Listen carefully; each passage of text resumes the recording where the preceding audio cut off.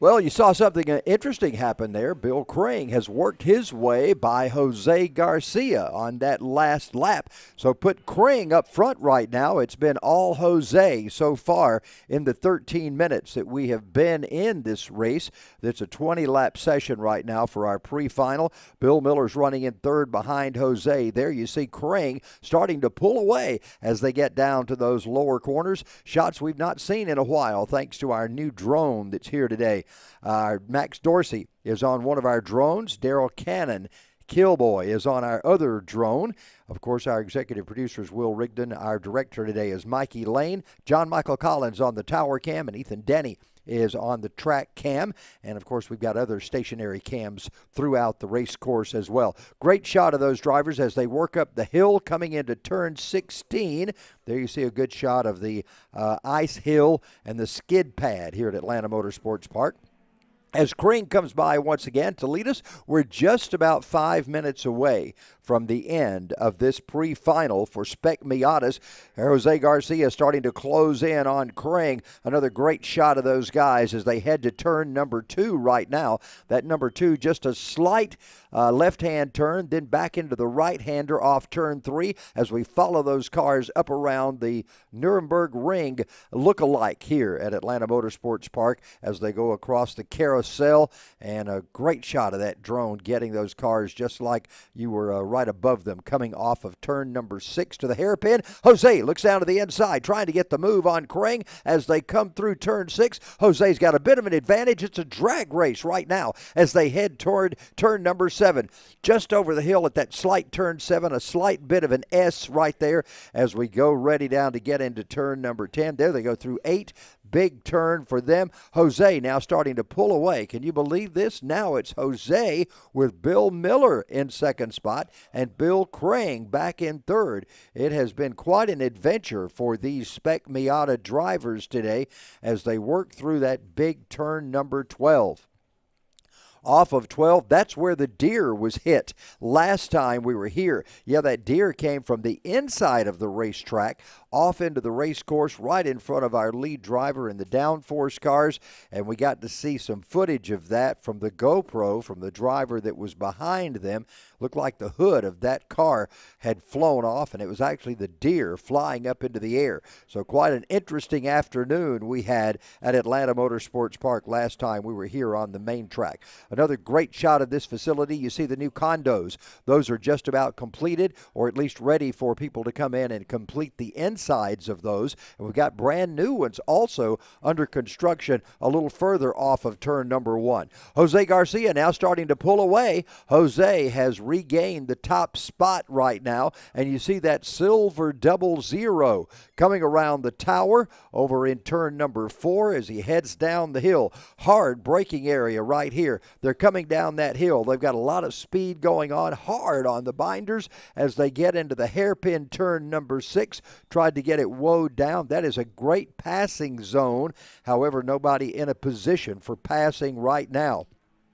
We've got just over 3 minutes to go in this pre-final for the Spec Miatas. This Spec Miata class, these are older cars, late 90s, early 2000s models Miatas, and they're just very few specifications that they can change on those. So that's why it's called Spec Miata, due to the specific things that they can do and the specifications they must adhere to. So fairly stock, but a little bit of extra things that they can do to those cars to make them a bit more racy. There you start to see the graying up of the racetrack. That is a good sign here on this hazy morning in Dawsonville, Georgia, as you look out over the foliage, which is mostly brown. Now, it's still very colorful last week when we were here at the Kart track, but beginning to turn brown. Still a little bit of color left in some of those trees here in the North Georgia mountains. Jose Garcia comes by. We have 17 and a half minutes completed right now. We'll probably be getting the one to go next time by from Timmy Hudson on the flag stand. We anticipate that. We'll see how that fits into the timing. Good shot of those 3 cars. Bill Miller and Bill Crane got a great race going back there for second and third. One thing about it, when you've got 3 cars on the track, you know you're going to have a podium finish no matter how you do in this race. So right now it's Garcia in the lead. This pre-final will set the field for this afternoon's final event. That will determine our podium finishes of the day. Garcia leads them off turn number 6 one more time. Bill Crane is trying to reel in Bill Miller. Miller in that red Mazda with the number 5, and Bill Crane in the number 91. He's trying to chase him down. Right now they're evenly spaced as they head to turn number 8. They cross through 8, get ready for that big right-hander in turn number 10. Later, we'll have the Downforce cars. They'll be coming out in just a moment. The Downforce cars will be heading on to the racetrack. They'll have their 20-minute pre-final. Then we'll get the Karts on the racetrack. Yes, we're adding Karts to the main track today. And Bandoleros will be out just as soon as the track dries off a little bit. We'll have the Bandoleros on the racetrack. They'll be running an abbreviated version of this big racetrack, so they'll be coming in about right there is where they'll come back on track as they make their turn and run just a small portion of the track.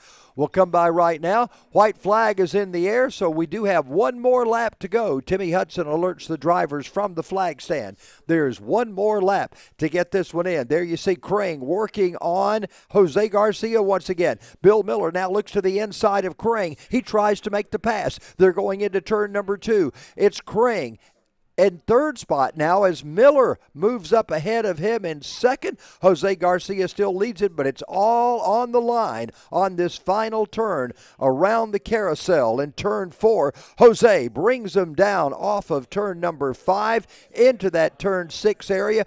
Crane and Miller still putting on a great battle. It's Miller in second. Crane is in third. They exit off turn number 6 down that bit of a back straightaway, I guess we call it, here at Atlanta Motorsports Park, heading into turn number 7. Jose Garcia continues to lead this race. Miller is a man on a mission right now. Look at Miller moving away from Crane. He's up into second spot. He's trying to chase down Jose Garcia. They go into turn number 10.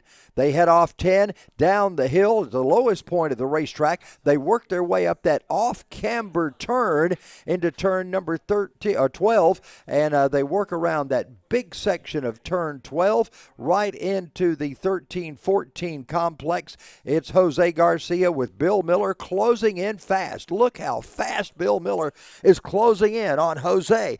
Can he get by him on this final set of turns as they work their way up the big hill coming into turn 16? In just a moment, they'll be blasting down the front straightaway. Off of turn 16 they go. Jose Garcia is going to get the win. Who's going to finish in second? It's going to be Miller, followed by Crane.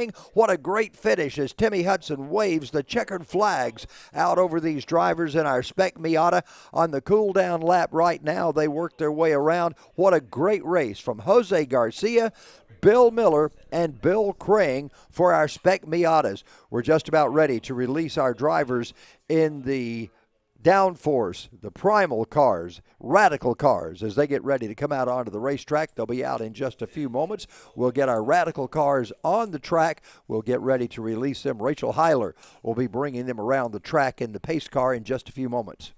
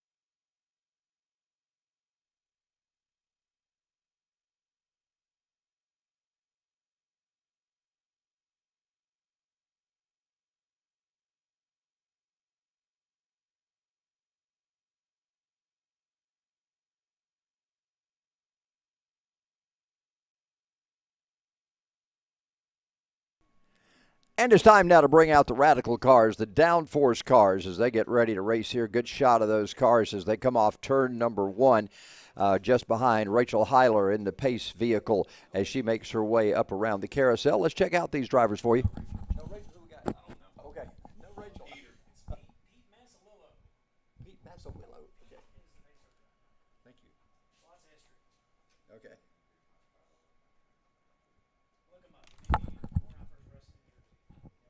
If I can figure out how to spell Massawillo, I will. And a correction, Rachel Heiler is not behind the wheel of the pace car today, replacing our pirate who was in there for Halloween dress-up weekend. We got Pete Massawillo. How about that? Pete's in the pace car today. So he is in our safety vehicle. Just behind him, Greg Folger in the 129. Pete Folger's in the 138. It's Will Layton in the 77, Andrew Nagy in the 139, and Chris Hune in the 53. So familiar names here in our Radical Downforce cars as we get ready for them to run their 20-lap pre-final. You see them working their way now through turn 8. They'll be coming.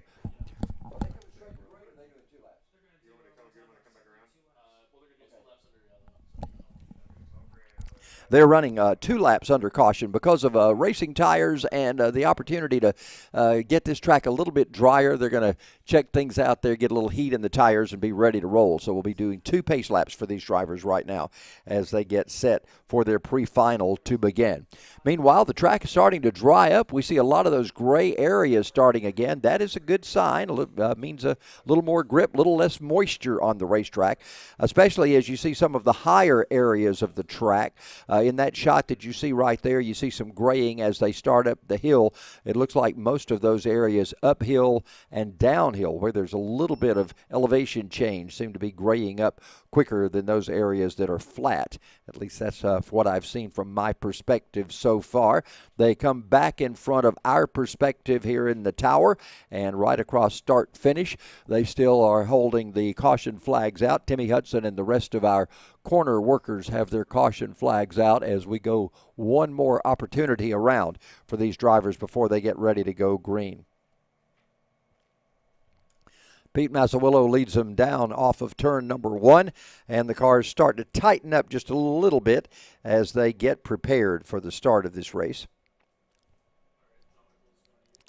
I noticed the Chris Hune was motioning someone by him. I think somebody wanted to start closer to the rear. Chris Hune motioned them around, so I believe we have our starting order now correct as we have it on the screen. We'll be getting ready in just a few moments to go green with these drivers when they make their way around the next time. They're going through turn 6 right now for the final time in slow motion. Greg Folger, Pete Folger, the dad, and Greg, the son, starting up front. Will Layton and Andrew Nagy and Chris Hune runs in that last spot in the 53. We got the video from Hune last week of our deer shot that was coming off of turn number 13, I believe it was, where he thought it was the hood of the car in front of him that went up in the air. Turned out it was the deer after all. So great shot from the GoPro that was attached to Chris Hune's. I believe it was on his helmet. May have been on his car, but anyway, we got a good shot of that. There you see the drying going on in turn number 10. So a lot of good action there will be had throughout the day. That should be a racy point on the racetrack, and they make that big sweep coming down into 14. Final time by in slow motion as they come through 14 right now. In just a moment, we'll see Pete Massawillo pull that car off heading to the pit area, and we'll watch our drivers get them lined up for our start. Once again, Greg Folger in the 129. He is the son. Pete Folger's the dad in the 138. Will Layton in the 77. Andrew Nagy in the 139. And Chris Hune in the 53. They get lined up 2 by 2 as they head up 16. We'll get ready for a start. They'll tighten it up just a little bit, and we'll be ready for the start of this race coming up in just a moment. As they come down the front straightaway, Timmy Hudson has the green flag in his hand. He waves the green, and they're on the gas as they head to that treacherous turn number 1. Now, on cold tires, this is a tough place to go. You've got to get it slowed very, very down in order to be able to make it through there. There you see a great passing zone. possibly we had a pass for second spot. We'll have to check the numbers on all those white cars in just a moment. They head up through turn 3. Getting ready to make the ring around turn number 4, the carousel. Up front, Greg Folger leads the way in the 129. His dad's got a battle going on with Will Layton. That's the 138 and the 77 car of Layton as they make their way down the turn number 3 area, heading toward turn 6. Pardon me, that was turn 5, heading into turn number 6. Out front, it's the 129 of Greg Folger. Up to second spot is the 138 of Pete Folger, and then the 77 of Will Layton runs in third. Chris Hune has moved up to fourth in the 53, and Andrew Nagy in the 139 follows him as our drivers make their way off of turn number 8. They get into 10 right now. Look at those top 3 trying to make a breakaway at the moment, and you've got Greg Folger up front as they make their way off of turn number 13 into 14, that big sweeping wide turn, and they make the most of that, getting all the way over to the rumble strips as they come down 14, down the elevation change, as well as that big circling sweeping turn, making their way to a very low point on the racetrack. They'll work their way back up the hill. A bit of S's right there. It's actually big longer S's as those converge into finishing lap number 1. Greg Folger is your race leader. His dad Pete follows him along. It's Will Layton in third spot. Chris Hune is in fourth, and Andrew Nagy now comes across the line to register in 5th position. So the drivers made it by in about a minute 35, minute 40 seconds for our leader, somewhere along in there. So that would indicate to us we're going to have about a 16 or 17 lap race, because it takes a little over a minute to run each of these laps, almost 2 minutes to run those laps. It's your leader, Greg Folger. Now he has separated himself from the rest of the field by quite a distance. Folger checking out on the field. There you see your second, third, and fourth place cars coming through turn number 6, and trailing the field right now is Andrew Nagy. He is in the 139, and he is in the back of the field. He's the one that has that red section on the back of his spoiler, so we can get an idea on the wing of that car, just a little bit of an idea of who's in what vehicle. But Nagy drags the field right now. There you see your leader, Greg Folger. Folger is out in front. Folger leads by 15, 20 car lengths, I guess you'd say, over our second place, which is his dad, Pete, and then Will Layton is in third as they make their way down through 14. Beautiful shot of that wooded area down there. A lot of leaves have fallen with the rain we've had over the last night and the days prior to that. There comes our leader, Greg Folger, by. He will continue to lead this as he goes to turn number 1. Folger already off turn 1, heading down in front of the condos as he makes his way up into turn number 2. You see that uphill. It doesn't look like it's that much uphill as you see on camera from our vantage point, but it's quite an uphill run for those drivers. Then they go downhill once again, and then up around the big ring that slowly brings that carousel off turn number 4. And we got some side-by-side action, and Will Rigdon has now joined us in the broadcast booth. Will, got a battle going on as they head to turn number 6. Yes, we do right now, Charles, and great shot from the Max Dorsey in the FPV cam right now as he follows those radicals through turn 6. Look at that, Charles. It's right on his bumper. That drone doing about 80, 90 miles an hour right now, chasing him out by Spectator Hill. And there they go, nose to tail through turn 8. We got another great shot from Killboy there on the back side of the track. He's got that Inspire 2 drone all the way up there in the sky. Get some great angles that we normally don't get here at the main track.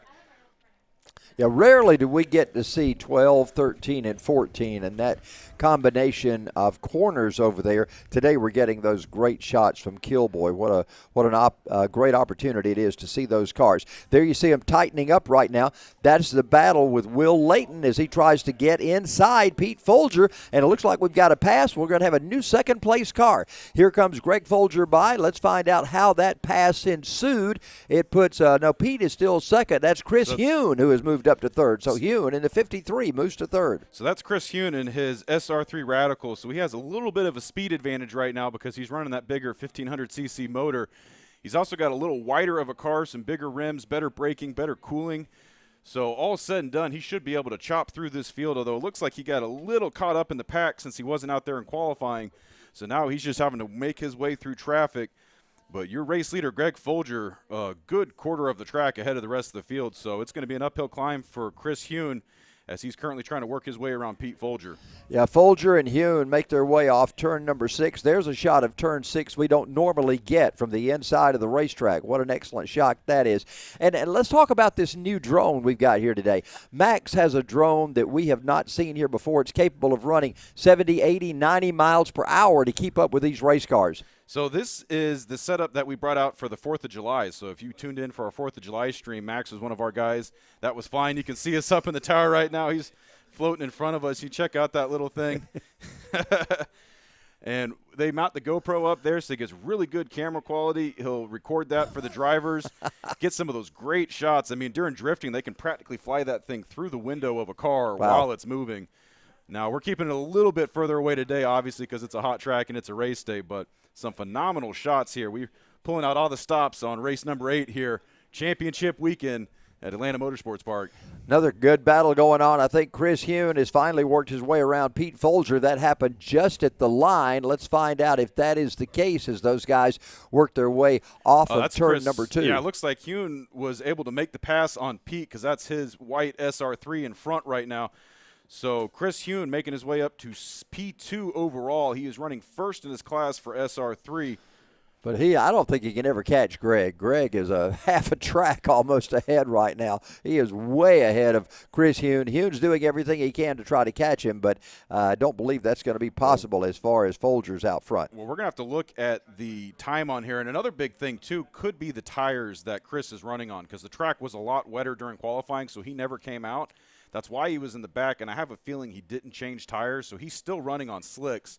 And that probably could explain the difference in lap times between Chris Hune and Greg Folger, because we'll see this time by.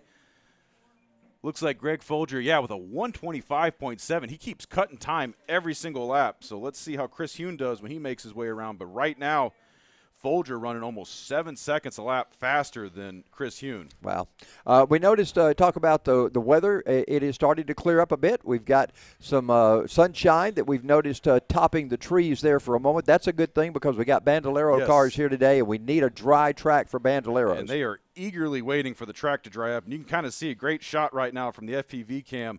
You can see those bits of gray peeking through the track. Once the track is predominantly gray, we'll be able to send those Bandoleros back out.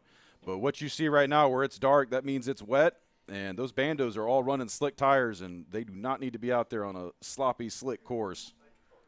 Drones keeping up with our action off of the big carousel area right now and doing a great job of getting us great shots from there. Look at what Kilboy's got going for us. He's got a good shot of the entire race course. We see a lot of things going on at the kart track today. A lot of colorful tents over there. There's probably 40 karts coming down the hill right now. What's happening at the kart track? They've actually got a 6-hour endurance race going on back at kart track today. So it's a full kart track buyout.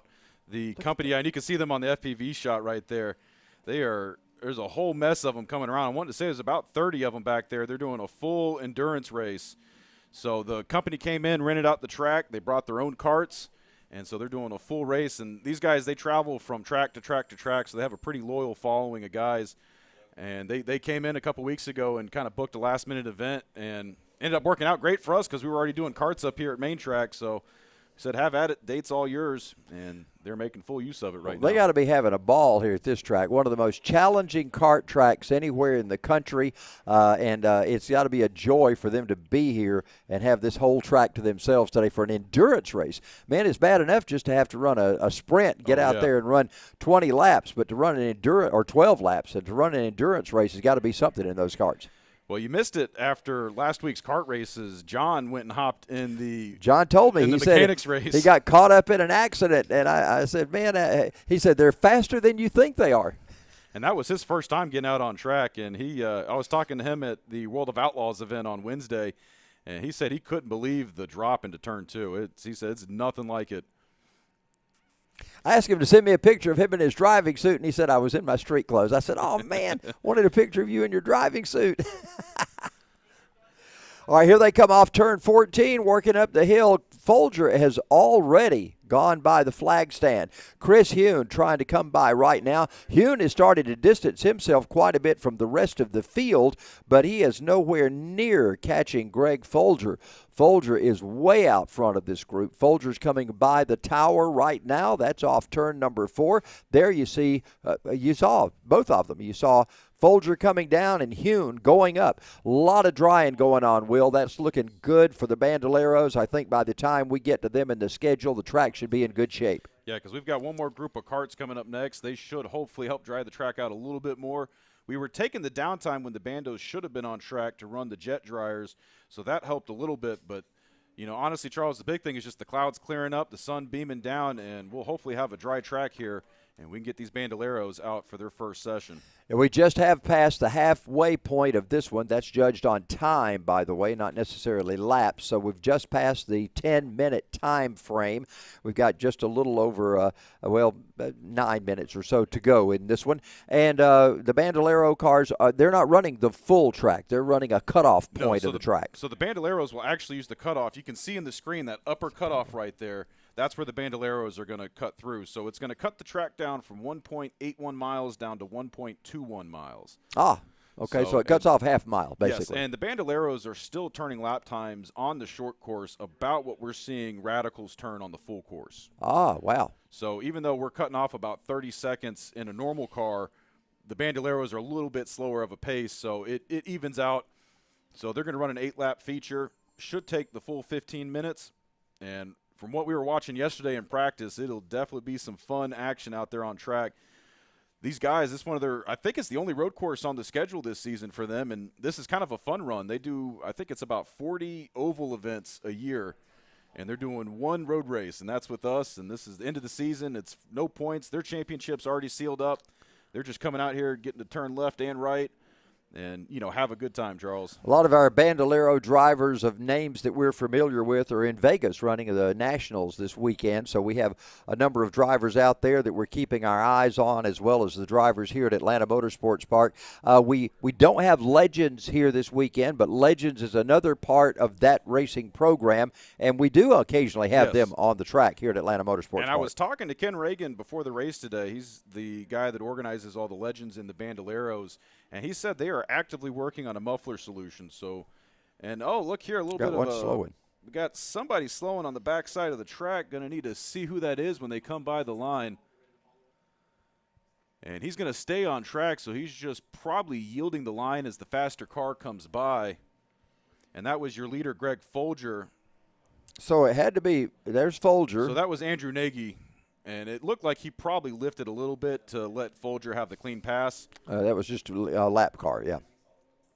But anyways, I was talking to Ken Reagan, and he said they're actively working on a muffler solution. So if we can get those Legend cars under sound, for those of y'all that remember, we used to have the Legend Car World Finals here, but once they released that new YZ engine, they were way over sound, and they've been actively working on trying to get a silencer solution for those Legend cars, because once we get them under noise, we can have them back out here. And Charles, I don't know if you were around for that race, but it was wild seeing 30-plus Legend cars all going at it on track.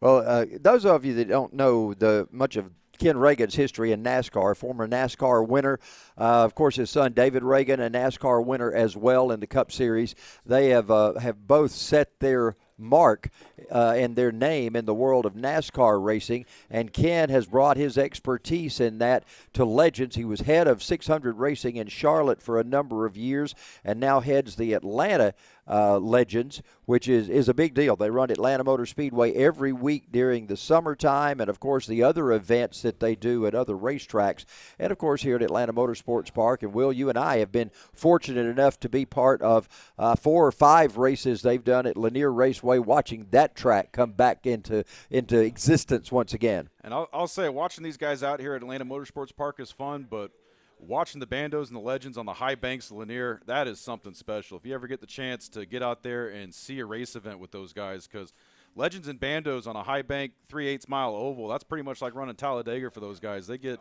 up on each other's bumpers. They get drafting. It is quite wild. They get 3-4 wide sometimes. Some really good oval racing. And it's good on those guys down at Lanier Motor Speedway for getting the program back up and running. Well, I have just about completed my announcing career. I'm retiring after this year, 49 years of announcing. However, Atlanta Motorsports Park is still on the possible schedule as races next year. Lanier told me they're going to be running probably once a month, so I'm going to try to squeeze in Lanier. Got to be at Lanier. NASCAR's asked me back for a couple of races, so you start to retire, and all of a sudden the phone starts ringing again. That's just the way it goes. Drag you out of retirement, kicking and screaming, Charles. John likes to say this. He said, "I've only built up so much equity with the wife to go racing." So that's the position I'm in right now. I'll see how much equity I have to be able to come to these places. John is cashing out all that equity right now. He's up at the World of Outlaws event in Charlotte. I had tickets to go, but I didn't know my wife was going to get pregnant when I bought them last year, so only made it up for one night this year. And I was up there sitting with John. We were chatting, having a good time. He was bummed that he was going to be missing the race today, but he's up there with his dad watching the World of Outlaws.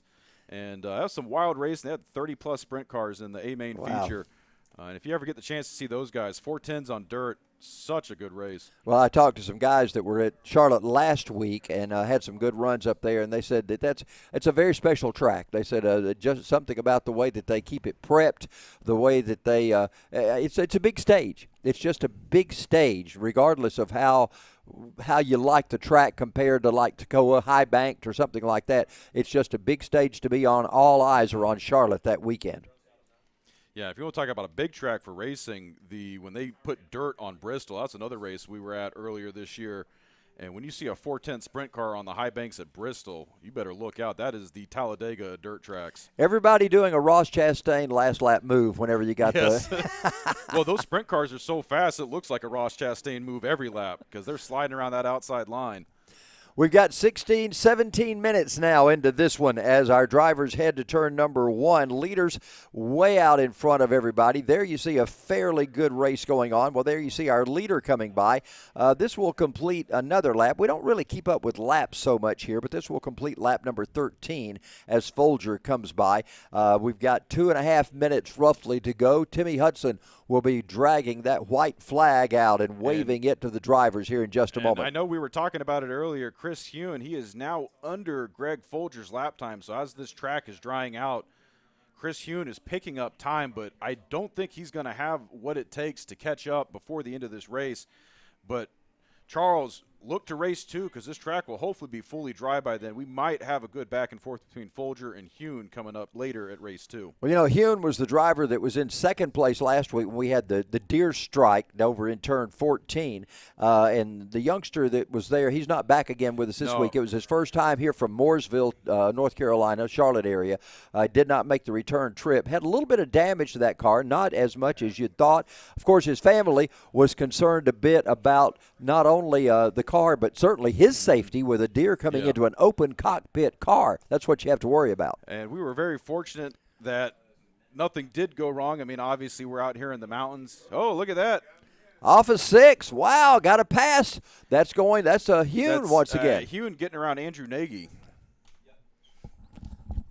As you can see your field, there's your leader, Greg Folger, making his way through turn 16 down the front straightaway.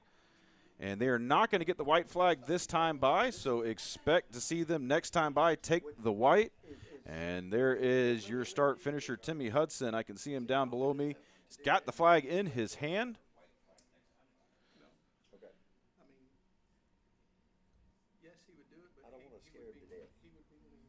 And there is your race leader, Greg Folger, making his way up through the carousel. And you can see that carousel is getting drier by the lap. We started this race, and it was almost completely damp, and now it is almost completely dry. Although we got some other parts of the track that are still drying out right now. Is your race leader, great shot from that FPV cam, making his way through turn 6, using every bit of that runoff. Does a little jib and a jive there through turns 7 and 8 as he makes his way down through the dip around Anna Hill. You're going to see these cars are almost going to bottom out as they make their way through turns 11 and up that big hill there in the back, all 98 feet of elevation change into that blind left-right turn that is turns 12 and 13. And there he hits the dip again in 13 as he makes his way onto that big double sweeper turn 14, the double apex at turn 14. And he should be flat-footed right now as he gets back on the gas, making his way through 14 into Eau Rouge right there, which is turns 15 and 16. There's about a 25, 30-foot elevation change as they make their way through there, which is a real complicated turn, Charles, because that whole car will lift up and shift to the outside. And we've talked about that off-camber turn and how difficult it is to work your way through there. You're carrying a lot of speed, yet you get there, and the car unloads completely differently from what you expect. And so if you're not on your toes, that car can kick out with you. We're on our last lap right now as Greg Folger comes off of turn number 4. Folger for the final time down into the hairpin turn in turn number 6. Folger leads the rest of this field. Chris Hune has worked his way up to second, but obviously unless Folger has some kind of very difficult situation, there's no way that Hune is going to be able to catch him. But now Hune heading around the carousel. Right there you see a good shot of Folger in his final lap as he heads into turn number 12. And I've got a special announcement. If you can hear me down in the paddock, we're going to switch Bandolero Rookie with Bandolero Bandit and Outlaw. So I need all Bandit and Outlaw drivers. You need to go ahead and make your way to your cars. We are going to grid you next and get you on track. So all Bandolero Bandit and Outlaw drivers, if you can hear me, go ahead and get in those cars, get them fired up. Start making your way to the grid. Once we finish this race, we're going to go ahead and switch it over to the short track, and we're going to get you guys up there for the next race. Well, it's going to be great to see those Bandolero cars out there. There you see checkered flag out. Timmy Hudson waves it. Greg Folger gets the win in the 129. He'll be starting P1 in the final coming up this afternoon. We await Chris Hune coming off turn number 16 right now. Hune was quite a distance behind Folger, but he'll make his appearance on the front straightaway. There comes Chris Hune. He'll be coming across the start-finish line, and Hune will take second spot. Pete Folger, his dad, runs in third position. Folger is followed by Will Layton in the 77. Andrew Nagy got a lap down earlier, and so Nagy, of course, is going to be last in this because he is already working a lap down from these other cars. Here comes our third place car, Pete Folger by. Nagy now takes his spot there. As I mentioned, he was a lap down. So we'll end our race right there for the drivers in the Radical Downforce cars as they're on their cool-down lap. Right now we're joined by Ken Reagan. He is the director of Atlanta Legends and, of course, the Bandoleros, a big part of the Legends program. And, Ken, we're so excited to have everybody here with the Bandoleros at Atlanta Motorsports Park.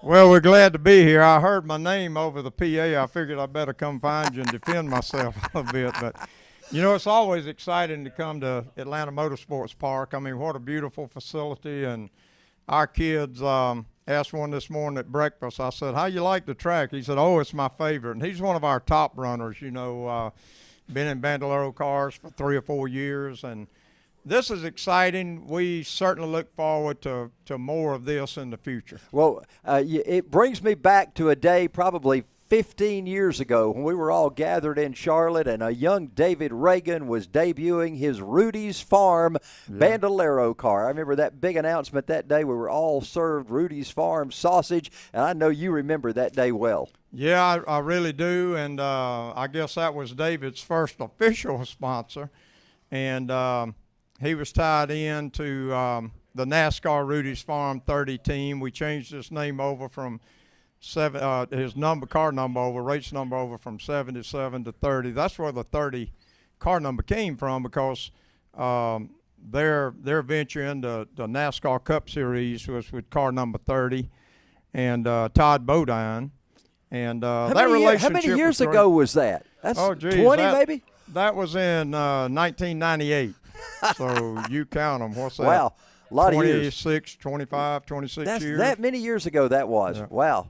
Boy. And David was a cool 11 years old, had a dream of racing, you know, in NASCAR, and started in his Bandolero like so many kids have done, you know, since that time. And it all worked out. And we've got great kids out here today, you know, 8 years old and some up into their teenage years that really get your attention when they take to the track, and they have a good future in the motorsports world. So it just tickles me to be able to come up and work with them and and watch them and be a part of their because you see that many years will go by like the snap of a finger, and some of the kids here today will be taking the seats of those drivers like your Kevin Harvick's and Brad Keselowski's that won't be around forever. That model changes real often. Well, we talk about everybody knows David's history because it's fairly recently in NASCAR. He's actually driven some races this year. You've got a rich history in NASCAR as well. Talk about some of your exploits in the NASCAR world back in the day. Well, you know, it was fun to me. I got to race with I'd call the all-time greats. You know, certainly Dale Sr. Every Cup race that I ran spread out over 10 or 12 years. Dale Sr. was in the field. And I certainly got a quick education on why they called Dale Sr. the Intimidator. But, you know, that was certainly a lot of fun. And the great ones like Richard Petty and David Pearson and Cale Yarborough and Buddy Baker and Bobby and Donnie Allison, Benny Parsons. You know, you name all the great ones. And those were the guys that were really making the headlines back in the late 70s through the 80s into the 90s. And man, do I have some special memories of all of those days. That was some great times in motorsports. Yeah, Will. 1 second, real quick. I need all my Bandit Outlaws, or all my Outlaws and Bandolero drivers. You need to go ahead and start making your way to the grid. All Bandit and Bandolero, or Bandit and Outlaw Bandolero drivers. Please start making your way to the grid. Bandit and Outlaw drivers. Yeah, Will, I can help you with that. I know the Bandits and Outlaws, they're raring to go. They're ready to get up on the wheel. And, guys, I'm up topside. The track looks good, especially in the corners where you need that traction. But you guys have a lot of steering wheel control. You'll be fine out there. A little bit of moisture still on the straightaways, but that shouldn't be an issue. And certainly after, Will, when they make their laps, Timmy down in the flag stand, he'll certainly be able to gauge if it's time to send the rookies on out. We've got a good group of rookie drivers down there. They've got some experience. So I think that Mother Nature's come around for us, and I think from here on out through the afternoon we'll be good to go. It's hard to call those guys rookies. They've got 30, 40 races under their belts already, so they, even though they're still in the rookie category, they got quite a bit of experience right now. Yeah, and again, Charles, you know, I certainly can remember Charles Head in the announcer's booth throughout the state of Georgia. You kind of took the role of Mostella, you know, when that great one passed on. But, boy, what an announcer he was. Mostella was a great guy. Yeah, he was. And I've enjoyed you announcing, you know, at all the short tracks around and certainly up here at AMP. And we appreciate you guys having us. We'll be back. I'll be back with you at Atlanta Motor Speedway in March. They've asked me to come back and do Atlanta again for the Cup Series. So that'll be great because we hear rumors out in the garage here about a retirement, but hey, you're not there yet, so just keep showing up. You never know. Well, you just never know.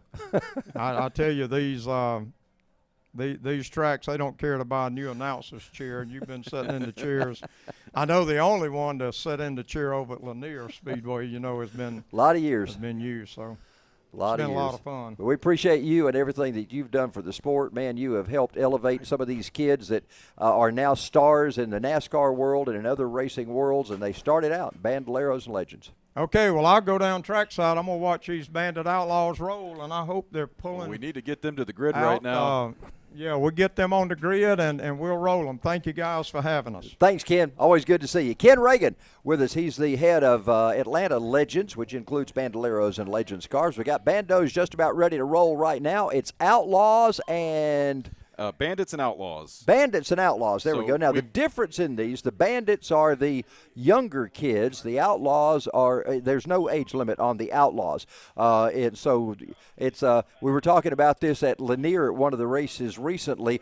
You go down to one of these little cars, and you're assuming it's a kid that's going to jump out of it, and a 6'3", 40-year-old man jumps out of the Outlaw car. What always amazes me is when the bandos pull in the pits and you see the kid hop out and the dad hop in and go from the rookie race to the Outlaw race.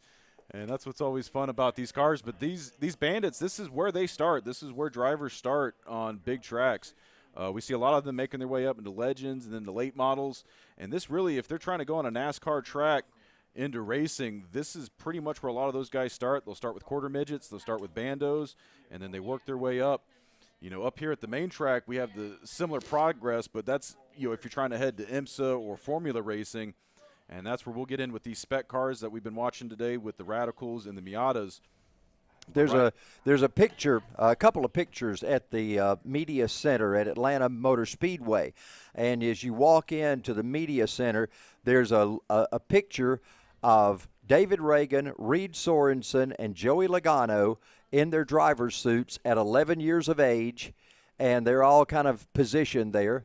I think that picture was taken at Talladega, and then you've got a picture of all of them in their driver's suits in cup racing, all together again in the same shot. Somebody captured all three of those. So all of those graduated from starting in Bandoleros to the top division of NASCAR, and that's what's possible with these drivers. Every one of them have that dream in mind of being able to do so. We're just about ready to get these cars on track. It's time now for the Outlaws and the Bandits of the Bandoleros to get them on the racetrack. And we are waiting for them to get fired up and on grid. They were kind of on standby today. We kind of done away with the program schedule because of the wet track.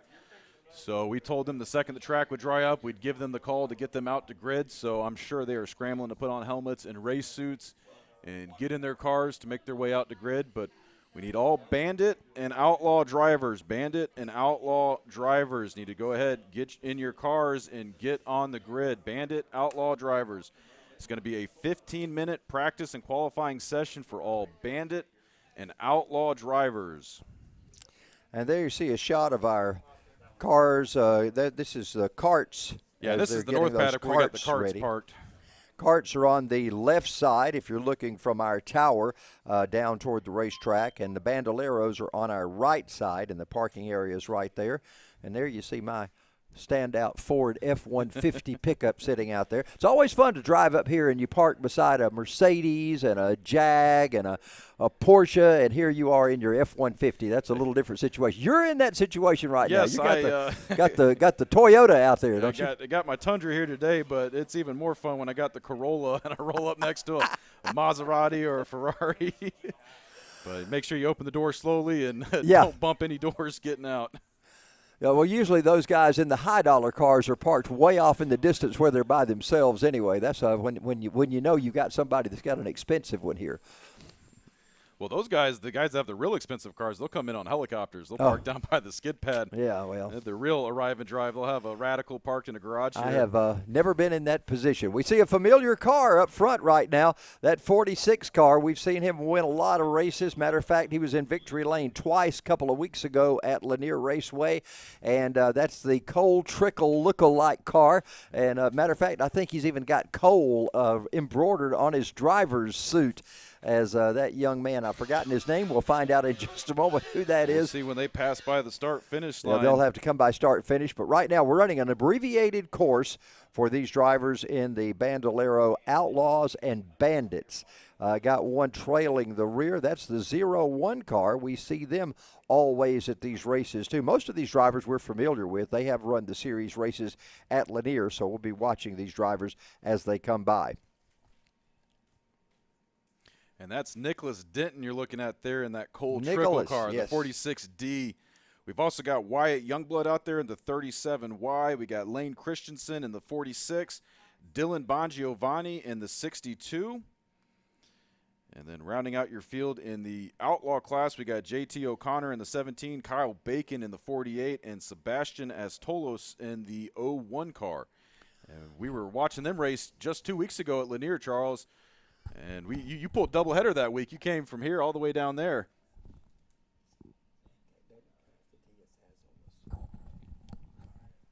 And my correction, Sebastian Astolos. And he is from Temple, Georgia. So if you are following trackside, get your Race Pass, My Race Pass app up. That's where we're following scoring right now. And they are just getting underway.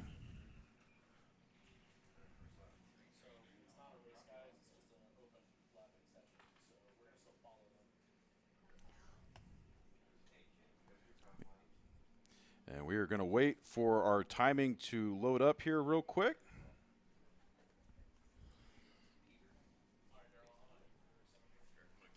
Green flag is out right now. Drivers making their way already off of turn number 4. Let's check them out as our leaders bring it down into turn number 6. Now, these drivers not accustomed to driving this racetrack on a regular basis. They've got to learn to do a little left turning as well as right turning on this track. Normally, they're just left-hand turns because they race on the ovals.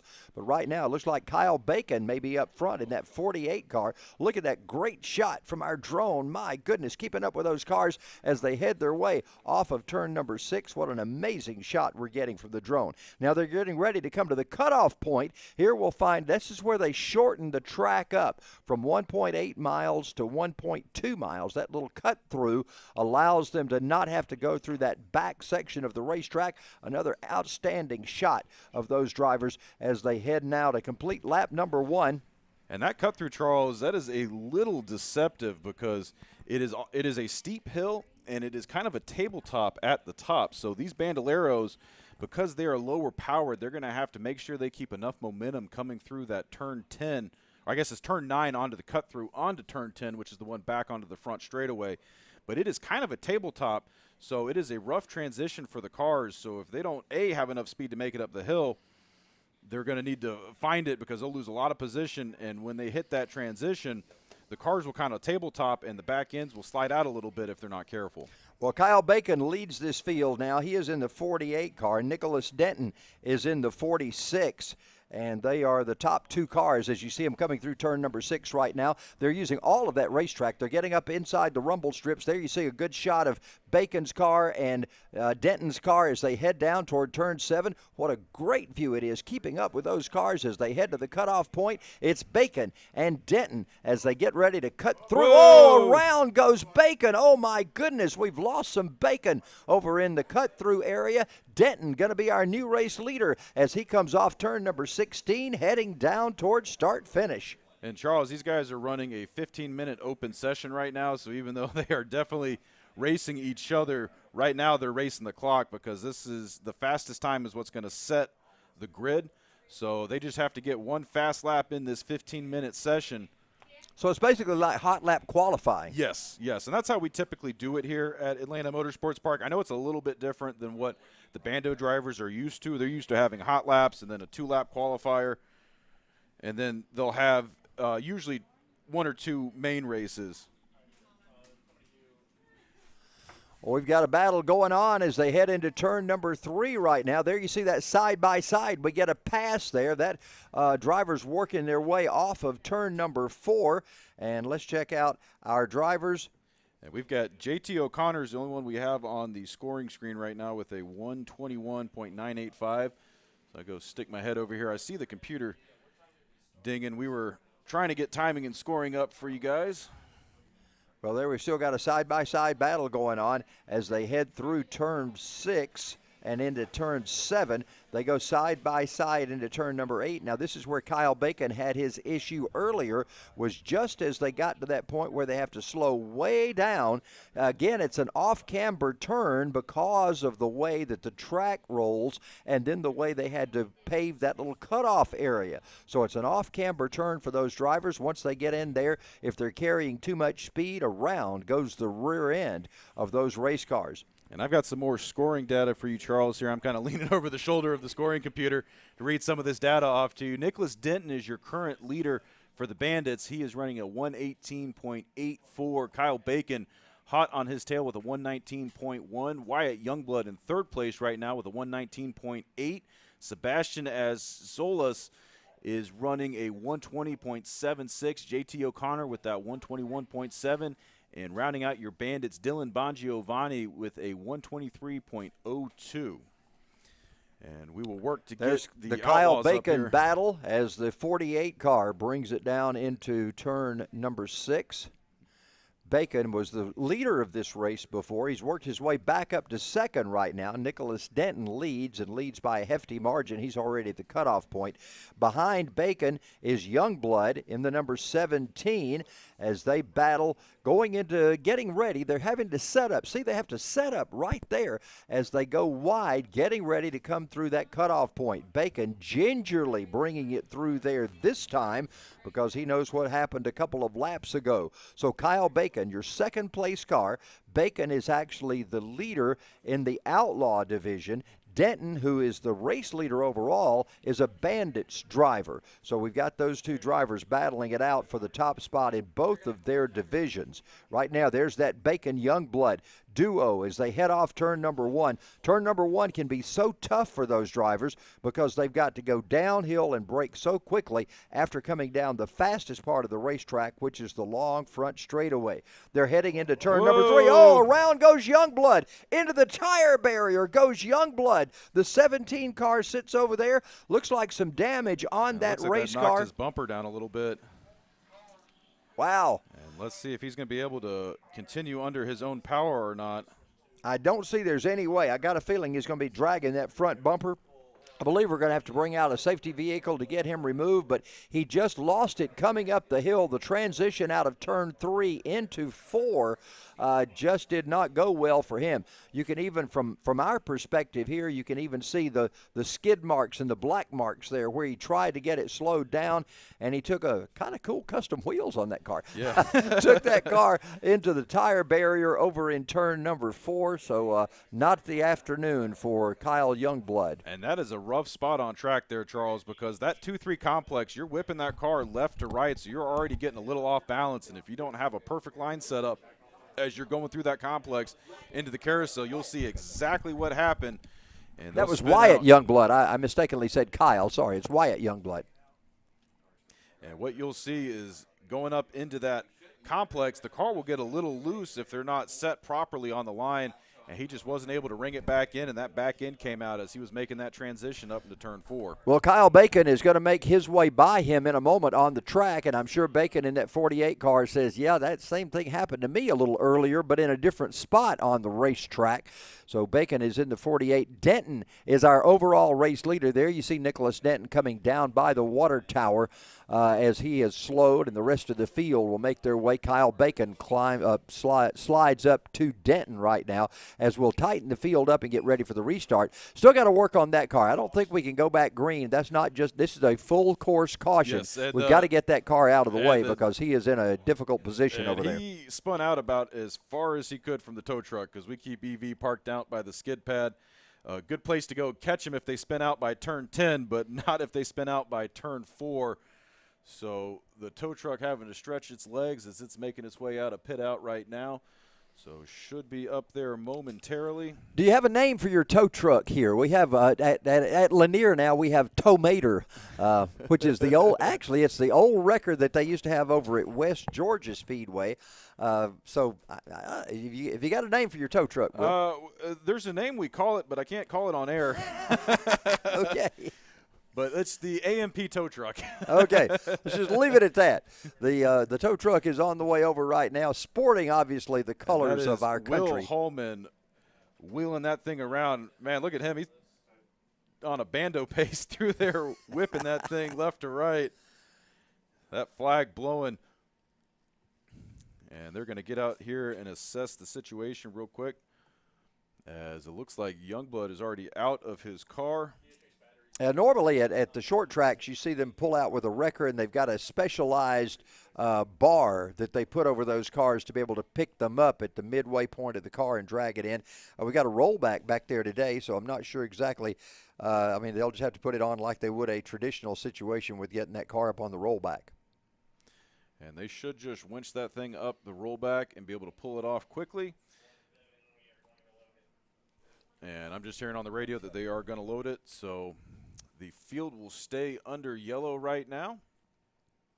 Yeah, too much damage to try to continue on with that one. With that front section, the bumper section on the front of that car is completely hanging down to the ground, so there's no way they would be able to continue to go with that. There's a look at the garage area. Yeah, one of our trackside condos right now. Oh, it's that. And I can see the owner walking through right now. Hi there. One of our members. That's Dave Capwell walking through. That's the garage he is into. Nice vehicle. And he's got that beautiful Porsche. I believe that's a GT2 out there. See if we can get the camera back up there to scope the badge on that. Well, it's not often you get into somebody's house with a drone. That's pretty cool. Yes, that's the GT3. Wow. And that's just his commuter car, because I know Dave has got one of the Cup cars directly below us. They've got some Rick Hendrick Time Attack cars, and those, no mistake in those things when they fire up. So that's just his daily driver, right? Yes, that's just his get to the track car. A grocery getter. All right, they got those specialized ramps that they have to use for these race cars. Remember, race cars are very low vehicles, and even a traditional ramp truck, a traditional rollback, is too steep for those cars to try to hit without taking the front spoiler, rear bumper, splitter, whatever you want to call those things on the various cars. So they're having to do a little bit to get that car up there with the extra ramps. So they'll be pulling that up in just a moment, and we will get ready. Another good Checking shot. all from the drone. camera angles from producer Mikey Lemon Drop Lane. And there's a shot of the drone from the drone. We've got the cameras. We're going to use them, folks. Well, and you talk about that. You laugh about that. You've put together a tremendous technology package here for our viewers to see. Far superior than any racetrack I've ever been part of. I don't know. Sometimes you'll have 7, 8 camera angles of different things happening on the track. Well, it just depends on the week, Charles, because we got a list of contacts. We've been doing this for about 3 years now, and it started with me, my wife, and my dad all working for free on the roof of the clubhouse, doing a single camera, trying to do announcing and run the whole show. And we've slowly expanded it over the last 3 years. Now we've got multiple drone operators, we've got multiple cameras, and we've really been pulling this thing together. It's real fun to get out there at the kart track every month. 130 drivers. That show is phenomenal to watch if you ever get a chance to watch it, and we're just happy to be able to bring it to you guys up here at the main track. With the Bandolero guys visiting, with the kart guys visiting, it's a lot of fun, and we do it for you guys. That's why we keep it free. We just go on the YouTube page, Facebook page, and I know a lot of parents at home enjoy watching, and especially with these young drivers in the bandos, a lot of these guys are traveling from all over, so I know they got family that can't be up here to watch it. And so it's just part of what we do here at Atlanta Motorsports Park, trying to be better than, some of the other country club tracks. Although, honestly, the phone rings a bunch now because we got other tracks calling us to see how exactly we're doing it. And so we're working with anybody because, I'm a firm believer that the more we can get this out there, the more drivers we're going to be in the sport, the more folks we can get to sign up and come join our race day. A rising tide raises all ships, Yes. and I think everybody in the sport, as long as you're positive about things, it's going to help our entire sport. I know it's gratifying to walk through the I don't know if you call it the garage area, the pit area, whatever we call it over trackside, and folks come up to you and thank you for highlighting their kid and telling a little bit about them. So that's one of the things that gives us an opportunity to do. I always said I've never been the star of the show. They're the star of the show. Yes. I want to make them the star. I want to be a star. I want to be the Dick Clark. I want to be the star maker of all of these young kids that are out there doing their thing in what little way that I can be, because that's the future of racing, and we've seen so many like Ken Reagan and I were talking about. Even his son David, we've watched him from the very beginning work his way up into winning cup races and on the higher levels, and it's gratifying to see those kids make the move. And that's what's the best part about watching these young kids out here is who knows, one of these guys, I'm sure some of these guys are going to be out there on Sundays racing. Yeah, you'll see names, and you'll say, man, I remember them when they were, knee-high to a grasshopper. Same way with now I look back, and I remember Jeff Gordon, and I remember Kevin Harvick, and Clint Boyer, and Carl Edwards, and those names, when those kids, Logano, when they just got started, they were little bitty kids, 8, 9, 10, 11 years old, starting in Bandolero cars and quarter midgets. And there goes the AMP tow truck making its way up the cut-through, so he should be off track momentarily. That's the amp ramp. The amp ramp, yes. And there he makes his way off track, so we should be able to get this field back under green. All right, Wyatt Youngbloods, number 17, taking off the track right now. There's you see another shot of that damage of that sticking down in the front of that car. Family will get that fixed up, try to get him back on the track here in just a moment. I see Timmy Hudson down there with his race receiver talking to the drivers. He's got the green flag in the air.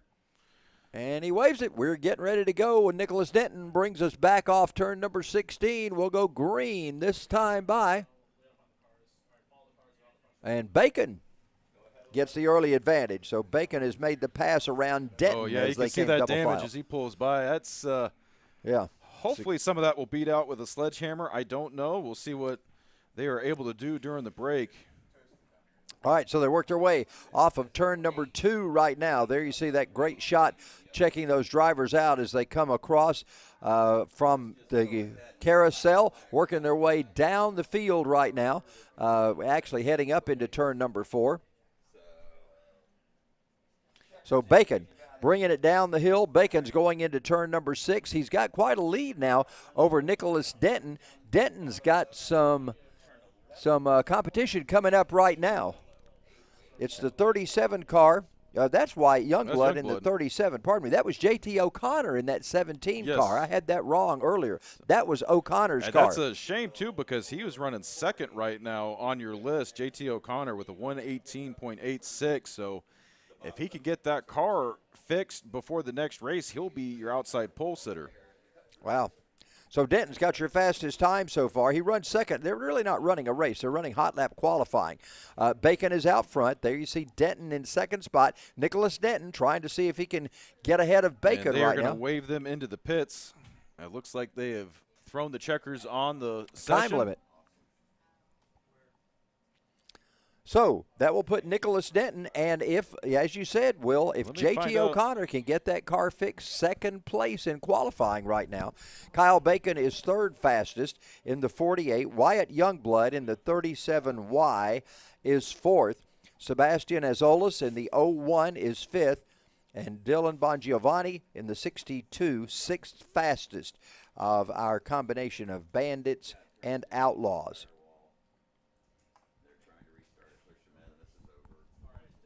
Karts will be out next. We got Karts coming out next, so we'll get Karts on the track. Looks like we missed it off camera. There is a car off at turn 10 that they are working on recovering right now. That's why they threw the flag on that session.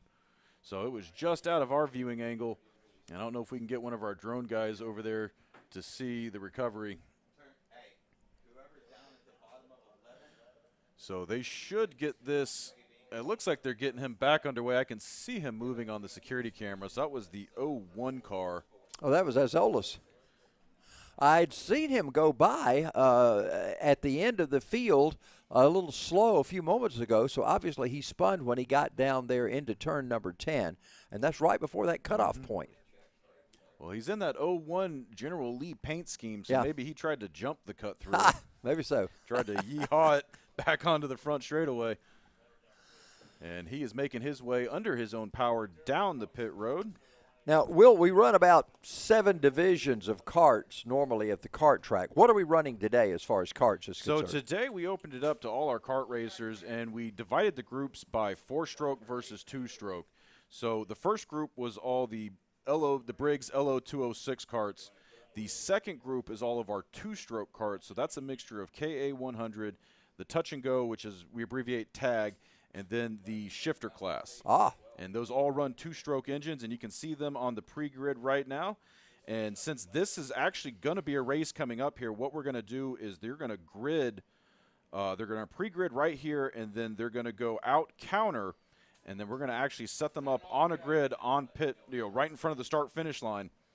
And then they'll drop the green flag, much like we do for the shifter races. They're going to drop the green flag, and everybody's going to go from a standstill. Everybody from a dead start. That's going to be interesting to see. So we'll get them lined up in just a moment. And which class is this going to be now? Is this should be the 4-strokes coming on track. 4-strokes coming out. Okay, so the 4-strokes will be out first. I'll check with race director Lucas Arnett right now.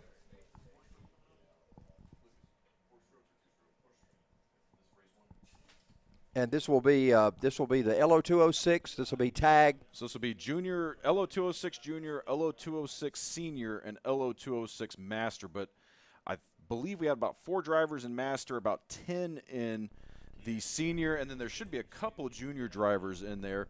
But this is all LO206, basically. Yes, this is all LO206.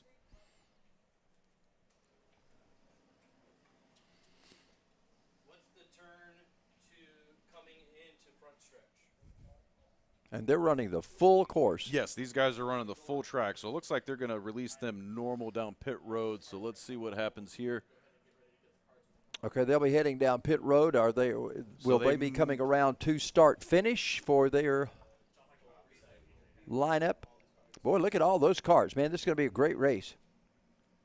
So let's see. They are going to So they're actually going to not go counter. They're going to do a slow warm-up lap. And they're going to take the cut through from what I'm hearing. To come back for green flag. To come back. Okay. And again, these won't be doing a standing start. They've got Eli out there at the start-finish, so they might be doing – I'm pretty sure he's out there to line them up side by side. Okay. All right, we'll check them out in a moment. Sometimes we don't exactly know all the information, and sometimes the information changes due to weather conditions and situational. Well, and this is also kind of a test run for us here, too, because we haven't had karts racing on main track since 2018, and we thought it'd be a good end-of-the-season treat for those guys because they just wrapped up last week with their 8-week season. We had a week off this week for them, so we said, hey, let's get them out to main track. Let's run karts on main track. And there was an overwhelmingly positive response from the community, so we went ahead and did it. So you haven't done this in 4 years. What's the reasoning behind having not done it up until now? Was there any particular reason? Some insurance issues. We recently changed track insurance so we can do this again. There was a little bit of a scuff-up with a event back in 2018. I'm not going to go too far into it, but we had a kart race out here, and we haven't done it since. But the drivers were definitely excited when we announced it. And as you can see, that field making their way onto the start or onto the pit out at turn 1. You know, it's crazy up here in the tower. They look like a bunch of little ants running around the track, Charles. And I know these guys are having a ball out there. This is such a big surface for them to race on. This is a lot different than what they're used to racing on back at kart track. You know, we've got 40-foot lanes here where they're used to working with 20-foot back at the kart track. You know, some of the places are a little hazardous for karts, and we went over that with them in the drivers' meeting, things like the alligator curbs that we have. There's a couple of spots where you definitely don't want to touch a kart tire on, and we told them you keep it on the asphalt, not on the rumble strip. Yeah, talk a little bit about that. You got alligator curbing versus what a lot of the drivers call sausages. Yes. Little different situation. And we've got some sausages out there as well. The inside curbing is a step off, so it's flat if you're driving it the normal way. So if you're going counter, each step goes down, so you're not actually hitting a bump with the wheel. You're kind of falling off a bump. But when you go outside that curb, in a couple places on the track, they actually have big fat bumps there that you definitely don't want to hit. Yeah, with turtles. A lot of yeah. Turtles or sausages, they're calling them. And so those are the parts we told them to avoid because you definitely don't want to hit those with a kart tire. And really the main spot is that turn 3 leading up into the carousel. 3, 4 have them on the inside. And you can see those when you're on track. Kind of hard to see from our perspective right here. But here come the karts slowly through this looks like turn 8 and 9. And this is normally a high-speed section for the cars, but these karts are going to take the cut through right now as they make their way up to the grid. So we're going to line them up here for a standing start, as I understand. So they'll be coming up. You can start to see them coming out of turn 16 right now. The way we normally do this at the kart track, and we will see how they do it down here at the start-finish, but when they do a standing start, the starter will hold the green flag. He'll hold his hand up in the air to indicate that he is ready. And then in a moment's notice, he can just whip that green flag out and the race is started. So the second they see that green flag wave, it is off to the races as we slowly pull everybody up here on the start-finish. Well, the good thing about a standing start is rarely do you have a false start when you have a standing start. So many times with these karts especially, they'll get several false attempts to try to get them going. This will ensure that we get a good, clean start at the very beginning. I'm going to go ahead and pull up the MyLaps here so we can hopefully get a grid. Normally they pass by the start finish and we'll pick them up, but since we went the long way around and they haven't passed the loop yet. Well, they'll be getting it here in just a moment. This is our on lineup. your screen right there. And I'm not sure this is the starting order, but let's tell you who we got out there. Oliver Nybert is in the number 10, Clabe Ferguson in the 33, Chris Orenzi in the 78, Alistair Edwards in the 711, Ryan Fiorentino in the number 2, Wesley Bacon is in the 206, Banu Yedla in the 014, Martin Nybert in the 25, Luke Kondrowski's in the 35, Shane Carruthers in the 45, Carson Craig in the 55, 88 is Harrison Browning, David Fusco is in the 102, Juan Pablo Garcia in the 198, Devang Mishura in the 304, Paul McElree in the 403. Jarvis Lee is in the 992. Roy Edwards in the 211. Danny May in the 9. And Camilo Ortiz in the number 202. So I've showed 21 entrants, Will. Yes, and the green flag is out as you see them humping those carts trying to get some speed up from that standing start. Good shot there of our drone as he follows those carts down into turn 1. Now, this turn 1 is a treacherous turn. These carts are able to turn on a dime, but look at that. And you can really see that elevation change as they're dipping down into that turn. They disappear. Yeah. They disappear off into the corner. And speaking of disappearing, that's why we had to put some extra corner workers out on track, because normally in a big track you can see them, but there's a lot more points where they disappear on track. And so we've got one guy specifically out there behind the water tower flagging in case anybody spins out there at the top of 4. Oh, we got one spun out over in turn 4 right there. We got one up against the wall in turn 4.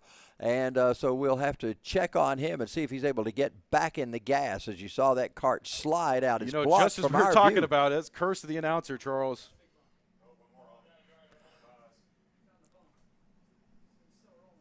They are, look at those top 3. They are glued together as they head off. Now, they're going to continue all the way around the track. So they're going into turn number 8 right now. There you see them looking out wide, trying to see if they can find a way around. They're heading off down past that cutoff point, down into turn number 10, working their way up the hill. That's quite a rise as they go into 11. That's the off-camber turn into 11. They'll make the big circle around 12. And there you see that trio of drivers working their way off of turn number 12 and down into 13-14 combination here at Atlanta Motorsports Park. And you can see those carts. I mean, it's hard enough to read the numbers at the kart track, let alone here at the big track.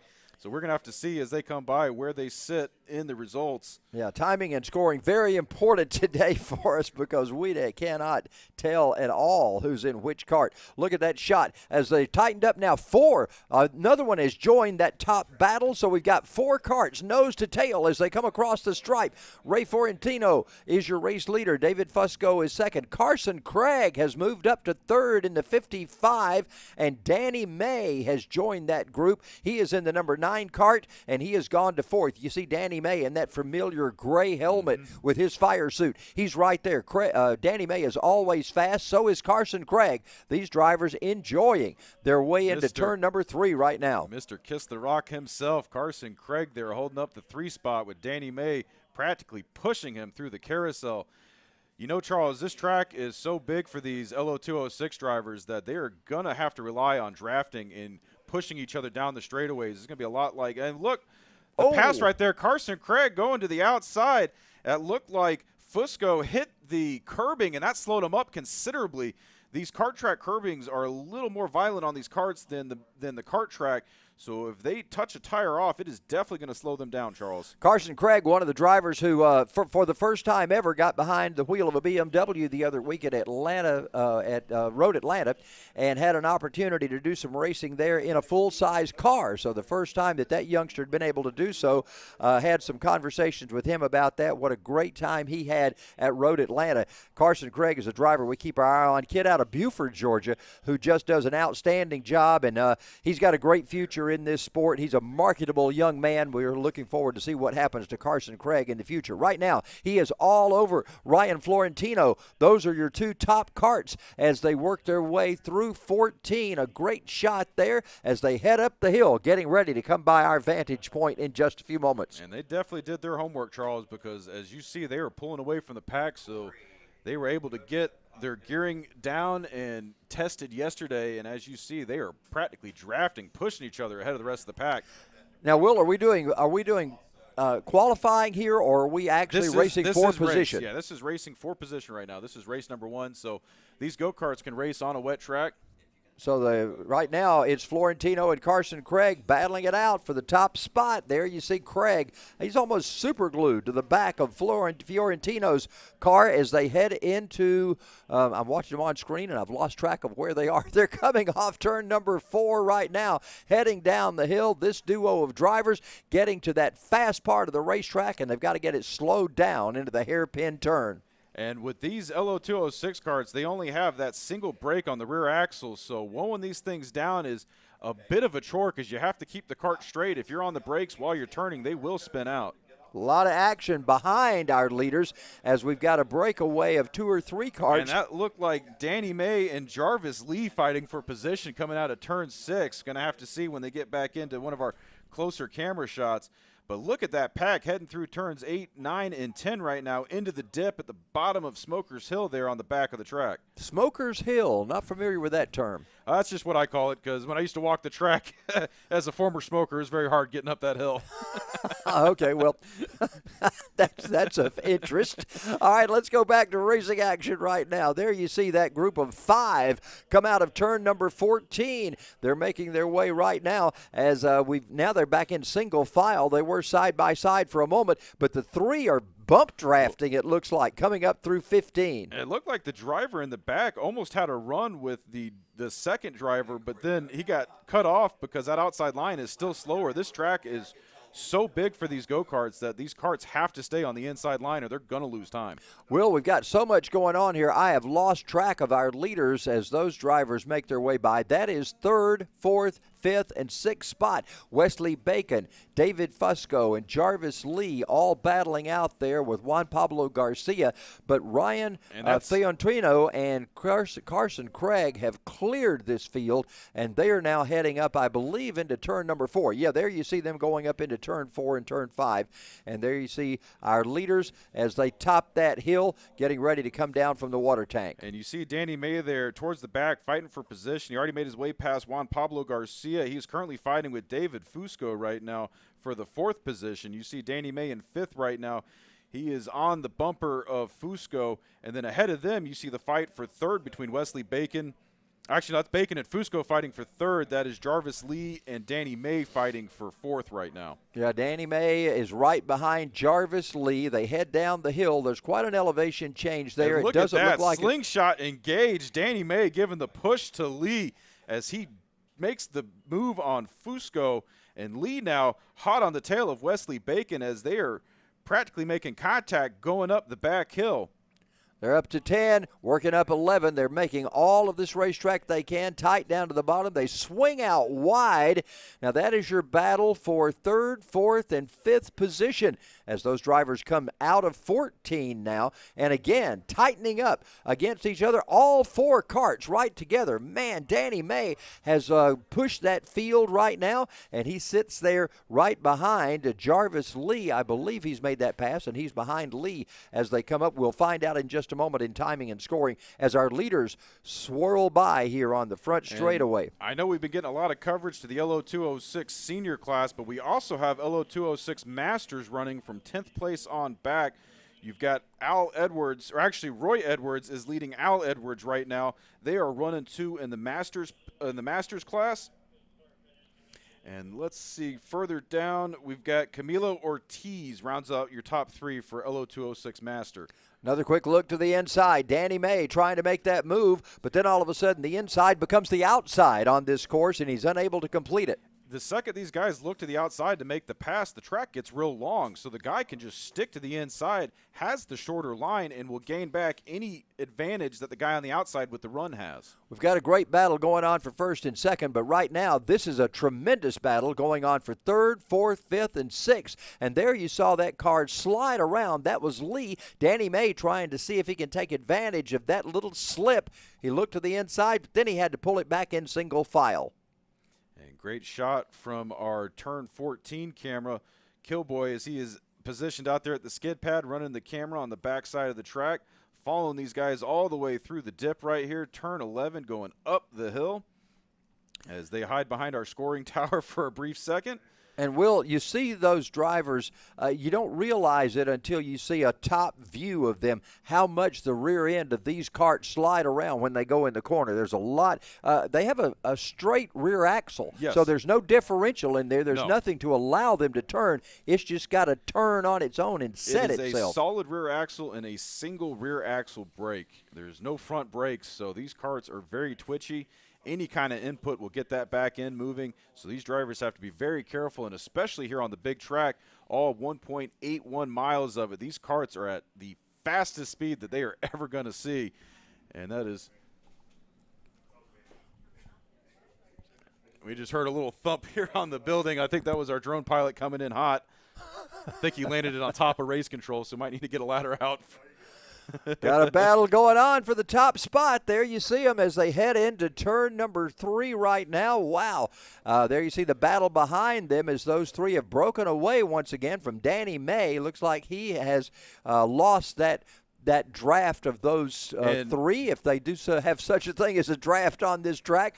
Carson Craig still trying to chase down our leader. Your leaders, both Carson Craig and Ryan Fiorentino, both ran their fastest laps that last time by a 152.9. Only 2 1,000ths of a second separating these two drivers right now. You see Fiorentino at that point, and you see many of these drivers ducking their head when they get to the fast part of the racetrack to try to reduce that airflow as much as possible, gain any advantage they can. And what's crazy is you could see these drivers sucking up on each other the second they get out of a turn, because they'll pull into a draft, get into a pocket, and you have to stay with that group or you're going to lose your ride and they're going to pull away from you. Yeah, such is the case with Danny May. You see him now having lost the draft from those three other karts that are there. Again, that's your battle for 3rd, 4th, 5th, and then Danny May in 6th. The leaders right behind the trees right now, they come off turn number 14. That is Ryan Fiorentino and Carson Craig. Craig had gotten right up on the back bumper of Fiorentino for most of this race. He's lagged back just a bit right now, trying to, I guess, see if he can get a run on him at some point. Now starting to see some stretching out between those cars running in 3rd, 4th, 5th, and 6th. There comes your leaders, and there comes those drivers by. And white flag is in hand as Timmy Hudson waves it as your leaders pass by the start-finish. 1 lap left. Oh, it looks like there's a little pass there. I don't know if that was a back marker.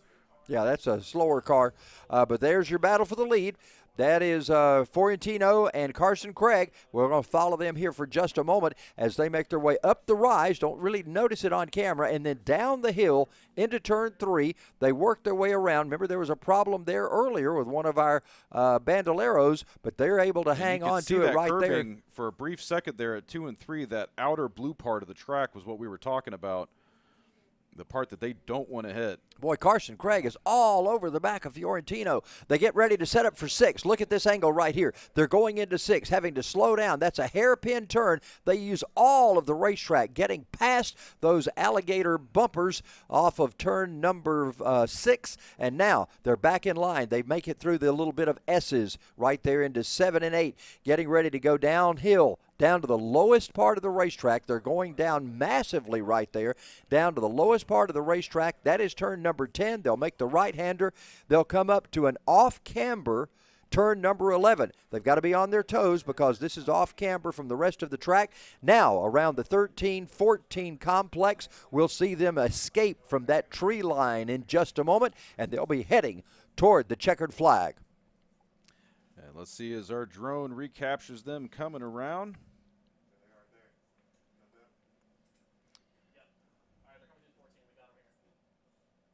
There's our leaders coming onto the screen right now.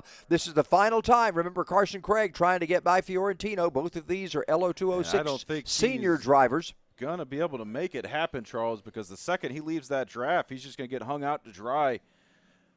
But he will. Going to have to finish right behind him. Ryan Fiorentino takes the win. Carson Craig in 2nd. Look at that. Danny May, well, for a second it looked like May had popped up into 3rd, but Wesley Bacon goes 3rd in the LO206. Danny May 4th in the number 9. Juan Pablo Garcia in the 198. Will bring us up to date on the Masters drivers. And as your Master drivers make their way around right now, actually, that was the tail end of the senior field. That was Fusco, McKillary, and Browning. And let's see, Roy Edwards and Alistair Edwards should be making their way around this time by. Oh, they're almost side by side at the line. Wow. Oh, Roy Edwards just barely edging out Al Edwards. And that'll be your 1-2 for LO206 Master. Clay Ferguson managing to make the pass on Chris Orencia, so he will be your 3rd place driver in LO206 Masters. Chris Orencia is your 4th place driver. Camilo Ortiz will round out your field of LO206 master drivers. You know, Will, I wondered coming into this if the action here was going to be as intense as we see it at the kart track. And I think it was even more so. What a great race. And I thought they'd probably just get spread out and we wouldn't see much racing action. But a lot of really tight racing action, side by side, nose to tail throughout the entire race. What an outstanding day. I was almost like watching a super speedway plate race, but on a road course, because those drivers, they had to stay in the pack. They had to be pack racing or they were going to get left out to dry. And, man, that was wild. You see these guys out here shaking hands, high-fiving each other. That was quite the run. You know, these karts, like I said, they're getting up close to 80 miles an hour out here. And, you know, they rarely reach over 60 on the go-kart track, these LO206s, because they're geared far differently to be able to handle the elevation back at the go-kart track. Here at the main track, they can obviously stretch their legs, let these things run a little bit faster, so they run a much taller gear. Takes them a little bit longer to get up to speed, but, man, Charles, these karts, when they get up to speed, you're seeing all that drafting action, the bump and go. And if that's race one, I can't wait for race two, Charles. Yeah, race two is going to be something else. Well, Smokers Hill may take on a little different connotation now as we get ready to bring out the two-cycle we're karts. actually got the Bandolero rookies are up we're going to next. run rookies Yes. and then the two-cycle Bandolero karts. rookies are going to be up next. I need all Bandolero rookies, if you can hear me. Bandolero rookies, go ahead and make your way out to the grid. We are getting the track sorted over to the short track. I will bring out the Bandolero rookies. We have watched them at Lanier, obviously, just a week or so ago to see what they could do, and a lot of good talent in these young rookies. Excited to see what they can do. Talking with Dave Sherman up here a little earlier, his son Carson was one of the winners at Lanier National Speedway or Lanier Raceway, Caffeine and Octane Lanier Raceway. Let me get it precisely correct for those folks there. Only took me about 20 tries to get it right when we were announcing legends down there. So anyway, we'll be bringing them out in just a moment. For those of you who don't know, Super Dave Sherman, who is now runs with the Tour of Destruction, he was a racer at Lanier Raceway back in the day, and he helped me with the Champ Show. He was my helper on the Champ Show every week for about 7 or 8 or 9 or 10 years possibly when we first started that program out. So it's always good to follow what he's doing, and now his son Carson is in the seat of a race car, and he was a Bandolero rookie winner at Caffeine and Octane Lanier Raceway a little earlier this month. You know, some of that excitement we saw the Bandoleros at Lanier, we just saw out of those go-kart racers out of the LO206, that draft, that pack racing. You know, when those cars at Lanier, when they get up on the high banks, it's the same thing with the Bandos when they're out at Lanier. That is about as fast as they're going to go at the tracks that they normally run, because with the high banks and the 3/8 mile at Lanier, those Bandos, they get in a pack, they get drafting, and it's crazy to watch because the cars will get going much faster in a pack than they do on their own. And these young drivers, they're learning the turns, they're memorizing the turns. So every time they go through, they're remembering, I turn in here, let off the gas here. Well, when they get in a pack and they get that extra speed from the draft, everything they learned when they were solo goes out the window. That's right. And that's where we saw a lot of the karts. They'd get a big speed run going into turns 1 or turn 3, and by the exit at turn 2 or turn 4, that back end would come out because they were carrying so much speed into the turns. And, you know, Charles, I was thinking that was going to be some of what was going to happen here with those kart racers. But the karts, the handling on those things is so intense. I mean, these guys can pull over 3 Gs in the turns. So I don't think they could be going fast enough to really spin those things out. The only thing that's really going to do it, Charles, is if they do some of that left-right, like in the 2-3 complex, and it gets that kart off kilter a little bit. That's potentially when you could see a kart spinning out. You know, if they get on the gas too soon, the back end spins out. But they've got so much handling that even at these speeds, they're just sticking in the turns. Yeah. But it's going to be a different story when the Bandos get out there. And the tires. The tires are good, sticky tires, if you want to call it that, for this racetrack. The moisture is gone now. Everything is clear on the track, and so that has made for a good afternoon of racing as we're in the afternoon hour already. We've mentioned Ken Reagan, of course, and his work with the Legends. Want to mention another person who is very involved with the racing program. Timmy Hudson is on the flag stand here at Atlanta Motorsports Park today. Timmy has been working with Legends for years at Atlanta Motor Speedway and all the tracks that they go to. Of course, he flags for the Cars Tour, for so many different tours. Was there for his very first race that he flagged many, many years ago, and we have watched each other grow throughout this racing industry. His wife, Brittany, does all the scoring, so they're very familiar with the Bandoleros and of course, the legends and all of that series, as they have been there through every race of the season so far. You know, and if I didn't know any better without talking to Timmy, I'd have thought this was his full-time job, because you see him just about everywhere, but turns out he has a full-time job. This is just what he does for fun on the weekends. Yeah, well, I always say this is my 40-hour-a-week job allows me to enjoy my passion of racing on the weekends. That's the way I look at it. All right, we've got our cars lined up, and there you see that bright red number 9, Carson Sherman, that we were talking about just a little earlier. Got all these karts lined up. We'll be bringing them out on the track in just a moment. Good to see a great number of Bandolero rookies here, and as we were mentioning with Ken Reagan, it's difficult to call these rookies now. They've had 40 races under their belt. Most of them have this season, and we're winding down the season, so it's not like it's their first time out on the racetrack, although it is the first time for many of them on a road course under competition like this. They've got 40 oval races and 1 road race, and right now this will be, if they weren't here yesterday for practice sessions, this will be their first time out today. Wow. So this will be an interesting group to watch. The track is dry now, so this should be good for the Bando drivers. Like we said, those guys were running on slicks, and it looks like we got I got our pace car driver up here, but he Pete's up here with us. So I expected Rachel Heiler and found out it wasn't Rachel at all behind the wheel. Peter tells me there's quite a story on Pete. Now, do we want to get into that? Don't want to get into that. Okay. Okay, well, since we only have a 4 or 5 hours, that's not long enough to get into this story, apparently. So we'll get the Bandoleros rookies out on the track in just a moment. There you see lined up behind. There you see a shot at Timmy in the flag stand, I believe, as he's going looks like over some things. We got a 9-kart grid here for this rookie for this rookie practice qualifying session. Oh, that's where they let the grid out. Pardon me, I'm looking at the wrong little cubicle down there. But they're going to be turning the grid loose in just a moment. We'll get these drivers on the racetrack. Now, these are young kids, basically. You've got, I think they've expanded the age range a little bit here in the last. That may have only been for young lions in the Legends division. 7 years old. Is that what it is, Timmy? Okay, as low as 7 years old, up to, have you got enough fingers to show me how old they can be? Timmy says we're not sure. So anyway, there is an age limit. Not sure what it is, but there is an age limit. Timmy's a good friend. We have been at this a long time together, and as I said, I was there when he flagged his.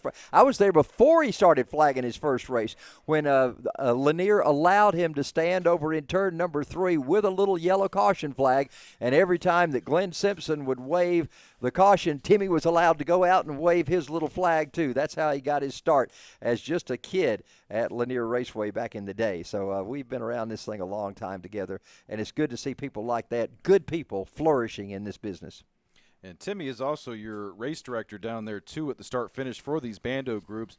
He has a direct line up here to the booth with the race director in the tower, but Timmy's got that receiver so he can talk directly to all the drivers in the Bando cars, and that is a good feature to have, especially when you're trying to get a grid ordered and back underway, especially with younger drivers too. It's easy to just talk to every single one of them, say, hey, you're in this spot, you're in that spot, let's get together, slow it down, let's work on this, let's work on that, and it's much quicker, especially with these younger drivers that need the immediate feedback. And that's a great system, that receivers that they use. You know, when we work at Lanier, the gentleman who invented Raceiver is actually there. Joe is actually there and helping us with those races. And they've got a new thing now, which is, I think, one of the greatest inventions ever. It mounts on the dash of the car right above the steering wheel, and it actually is a light system. So every time the green flag comes out, a big green light flashes to the driver. When there's a caution out, a yellow light flashes. When it's white flag, the white flag flashes. So the drivers don't have to worry about looking for flags. They don't have to worry about hearing what they hear from the receiver. They can see it as soon as it happens, and it makes quite a difference. And it costs $139. What driver wouldn't be happy to save their car if they paid $139 and were able to save the damage on the car from knowing about a caution earlier. We've got a system installed here called the Flagger system. It's a little bit different than the one they run that the Bandos are used to running, but in principle, it's the same thing that you just described. And at a road course, it is very important to have a system like that up and running because we don't do as many full course cautions as they do at, say, an oval track, because normally it's a local caution when someone spins out or has trouble, and they're given time to get back underway before we go into a full course caution, because the only time that gets thrown is if a recovery vehicle needs to go out on track. And these drivers, when they're racing hard, they're not always keeping their eyes up at the flag station as they're going by, and so having that LED on their dash flashing bright right in their face is a good indicator for them as they're making their way around track. Yeah, absolutely. Super Dave Sherman, as he has done for the last 30-plus years, helping me with information. He just came up and gave me this information.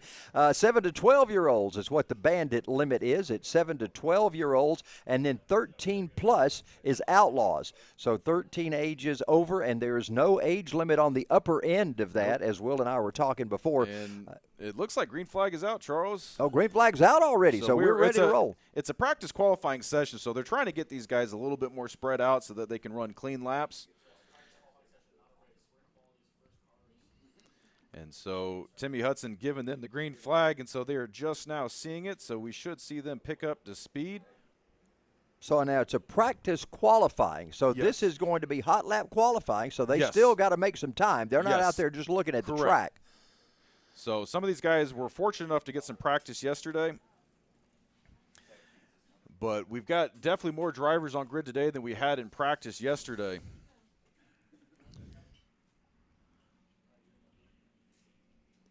And as you see your cars making their way through turns 2 and 3 right now, that great shot from camera operator Ethan Denny, the cowboy out there at turn 4 behind the water tower.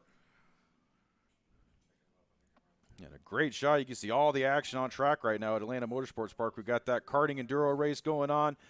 Bandolero rookies are currently on track right now doing their hot laps qualifying session.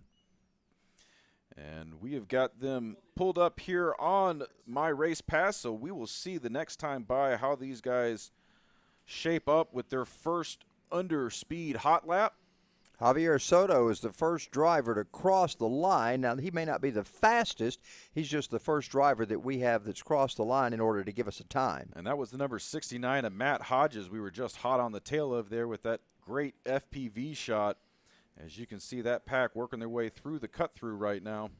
Now, the cut-through is a big thing for these drivers. Again, these are young drivers, 7 to 12 years of age, trying to see if they can get their teeth cut in the racing world. And this is a big deal for them to come to a race course like this that's different than anything that they've been on all year long. For them, they'll always remember this opportunity. And we were hopefully get to have them out again after this one, Charles. You know, we put this day on really not knowing what we were getting into other than we just wanted to invite everybody out here to have a good race. You know, this is the end of the season for the Bandoleros. They've already finished up, so this is a fun run for them. Same thing with the go-karts. The Downforce and Miata guys are still racing for a championship because this is the final race in their season. But the guys we're watching right now, this is a fun run. It's a no-points race, so they're doing practice qualifying right now. And once this session is done, we will grid them up for race 1 later in the day. Gotta love the race leaders, or the time leader's name in qualifying. Race Beckman is our leader right now. Gotta love that kind of name. It reminds me of the Lake Speed and those kind of names that were really big in the racing world. I mean, if you're into racing, what better to call your kid than Race? And it looks like I got some scoring just updated on my screen here. So right now, the number 95 of Javier Soto is your race leader, or is your current leader in qualifying for the rookies. He's running a 130.43. Second place is the 48 of Race Beckman. He's in a 131.224. Matt Hodges in that number 69 car, 136.173. Owen Bridges, the number 16, he is your fourth place driver right now, running a 141.172. So he is a little bit off the lead. Your two leaders right now, oh, look at that. Beckman just this time by, barely edging out the other Beckman. So Race Beckman and Jaden Beckman right now are your pole leaders. So Race Beckman just lowered his time to a 127.47. Jaden Beckman is now down to a 127.8.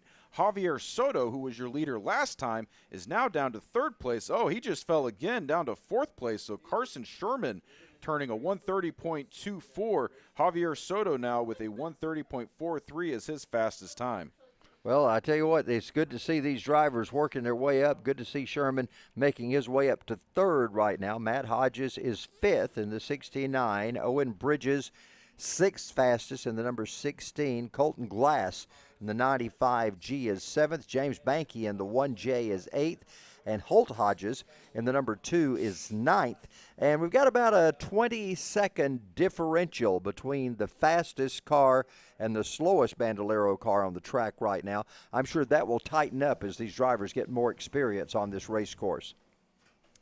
And like I was saying, the guys that weren't at practice, we should expect to see them make the most gains through this 15-minute practice qualifying session. I'm sure some of these guys towards the tail end, we've got some 151s, 152s. I'm pretty sure these guys are going to have to pick up some time here as they learn the track and get better used to turning laps.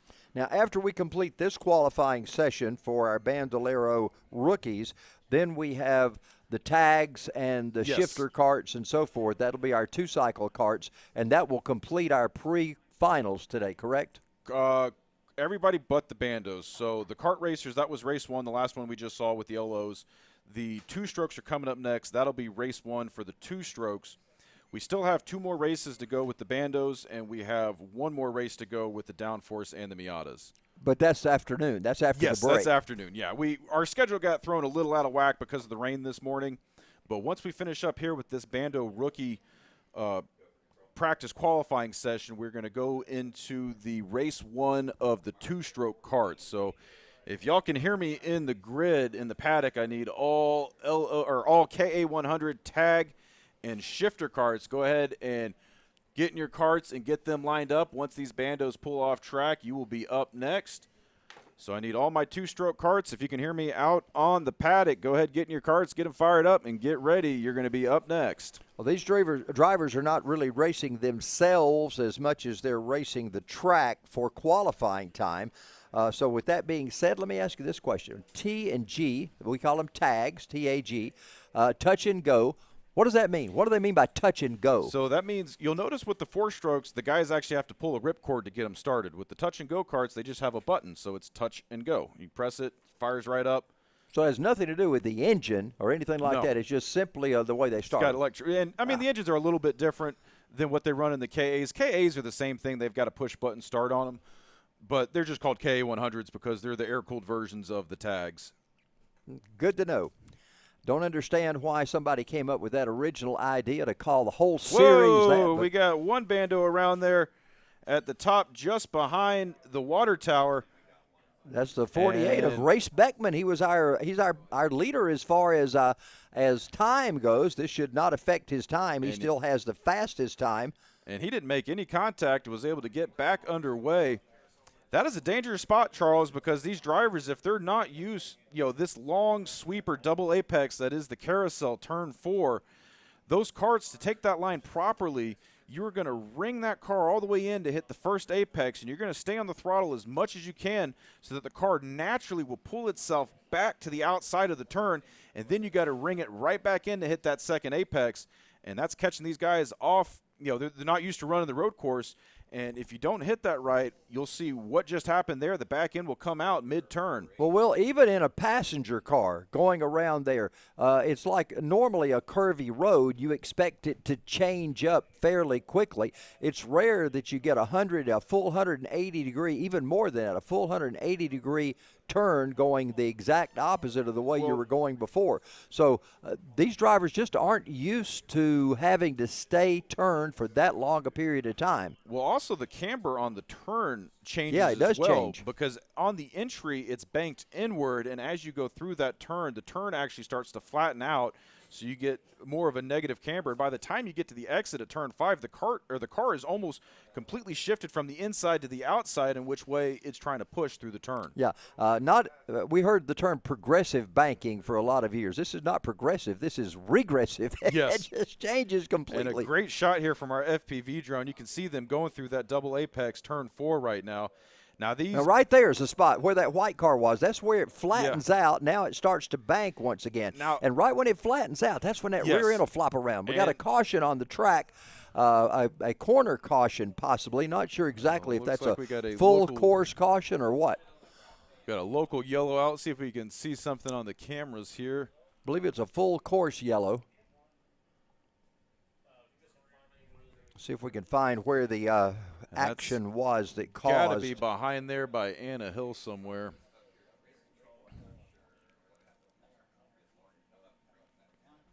We are. There's Carson Sherman's car sitting in the cutoff point down there. That must have been the situation because that car has come to a halt.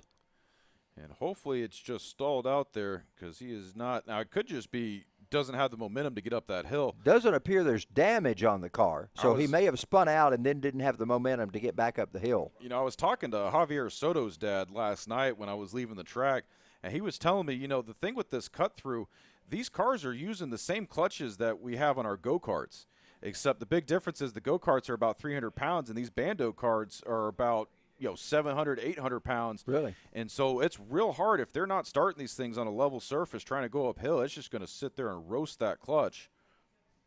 And it looks like he's waving right now.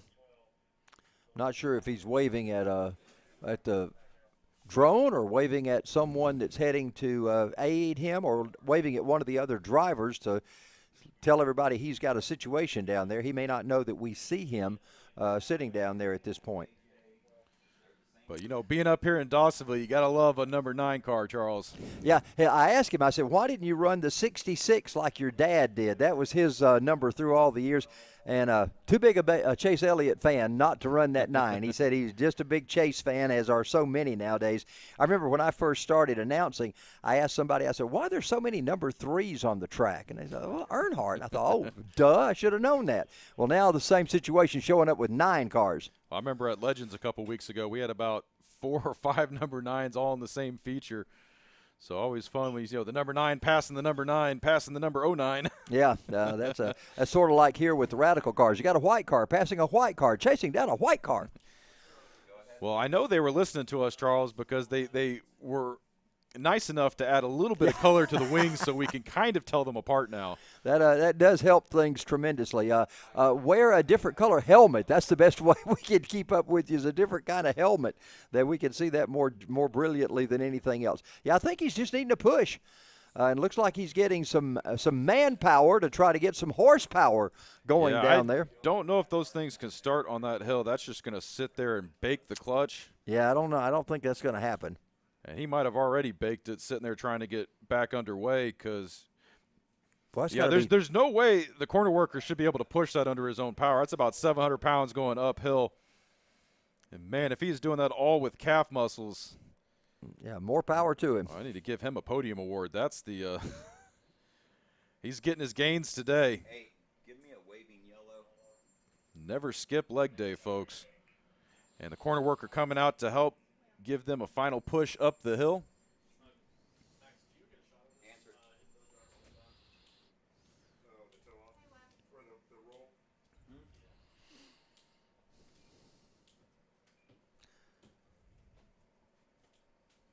All right, Carson's rolling now, so that's good. They got him restarted. He's under his own power coming up the hill looks through like turn he 16. Might have missed the cut through, though, so this might be. Let's see. He is. Looks like he's kind of getting back up to speed now. I bet you that clutch has probably seen some better days because he is slowly getting back up to speed.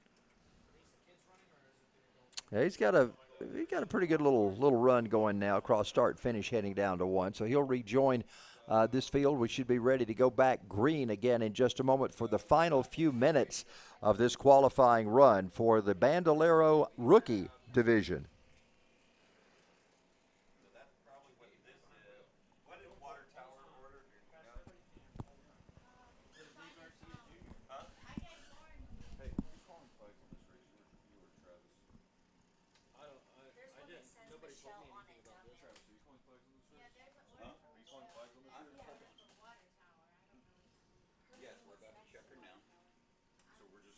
Following Carson, sorry to call him Carson Craig, Carson Sherman around in the number 9 car. I tell you what, we're getting some great shots from these drones today. He's almost in the pilot seat with the driver. Pretty amazing what we're getting today out of Max. He's doing a tremendous job. That's Mac Dorsey. Now, you call that, the FP? What are you calling this thing? The FPV drone. What's the designation of FPV? First-person view. So it's like you're, front seat in a fighter pilot. Well, there you see him. You see it. And these things are really fast, too, Charles. These drones can do about 80, 90 miles an hour. He was telling me about his RC car that he has that runs about 130 miles an hour, and he said you got to give it about 100 yards to stop whenever you pull off the throttle on that thing. That's pretty amazing. And these are things he's built himself. Mm-hmm. This is not something he bought from a catalog. He might have bought components, but this is something that Max built himself. Very impressive. Well, that's where I actually got the idea to do our own truck cam, because Max was out here at the 4th of July, and he would have had it ready to go then, except he accidentally clamped a wire and fried the ESC on it, so we weren't able to play with it during the 4th of July. And that was actually that next race. I just went and took our drone and duct taped it to my RC car. That's kind of how Truck Cam was born. Well, whenever you sent me the video of that truck cam, I thought, what in the world is this? I had to try to figure out exactly what that was. Checkered flag is out. Looks like that's going to end our session for the qualifying run. And with that being said, it looks like Race Beckman is going to be our fast qualifier in the 48. Jaden Beckman in the 28, second fastest. Carson Sherman posted a third fastest time. Matt Hodges in the 69, fourth. Javier Soto in the 95 is fifth. Owen Bridges in the 16, sixth. Colton Glass, the 95G, seventh. James Banky in the 1J, eighth. And Holt Hodges in the number 9. In the number 2 in 9th spot. So I think that's the way it's going to finish up as Timmy Hudson waves that checkered flag to all of our rookie competitors for the Bandoleros. And looking at these times, Charles, this is going to be a fun one to watch. About half a second separates first and second, and then third, fourth, and fifth also separated by about half a second. So when we get under green for race number 1 with the rookies, it should be definitely some fun action between the leaders and that mid-pack. Yeah, looking forward to getting the two-stroke engines be out on the track next. KA100s, shifter carts, and tags all going to be on the track. So we'll see some plumes of blue smoke coming up here in just a few minutes as we get ready to bring those carts out onto the track.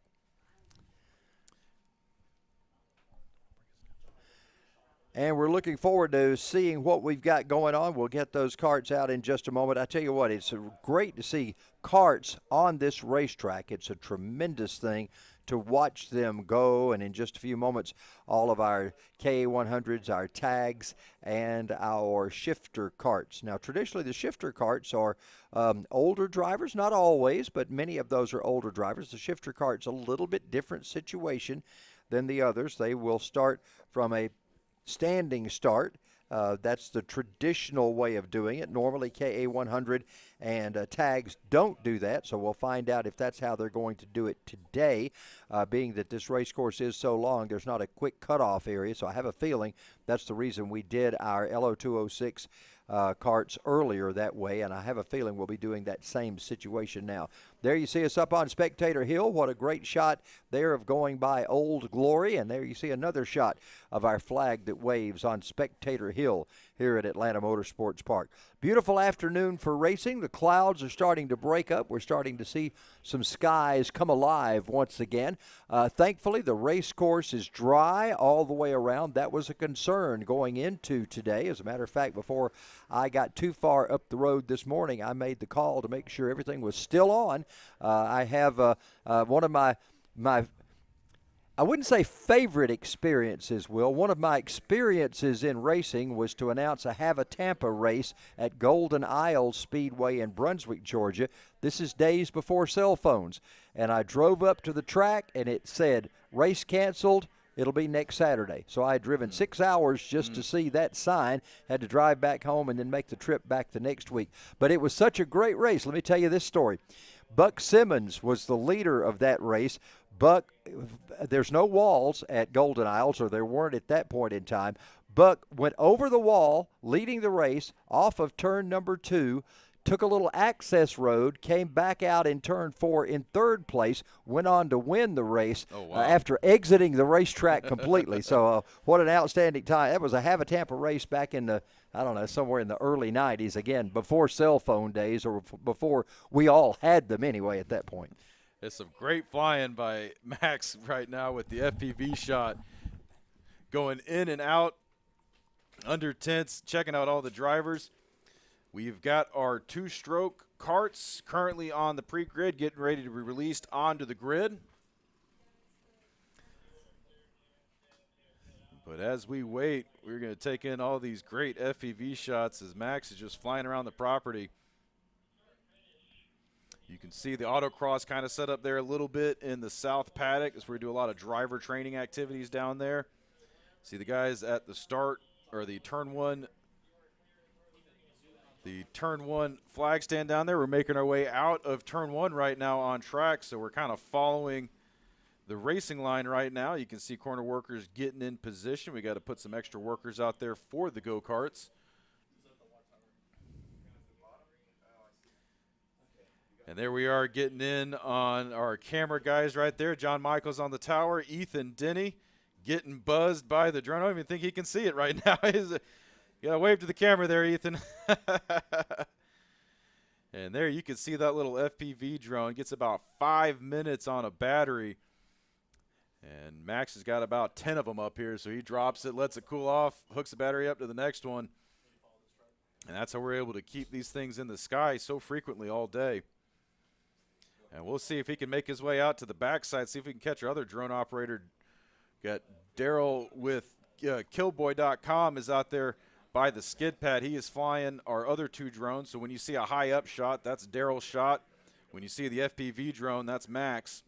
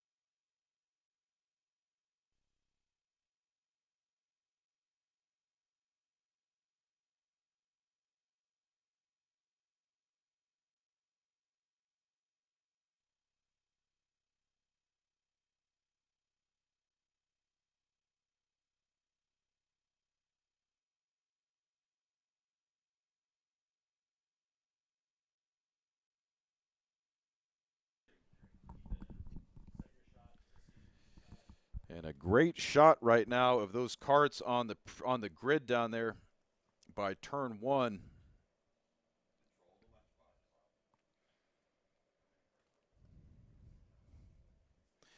And you know those are 2 strokes because you can see all that white smoke coming out of the back of them. Those are the oil burners.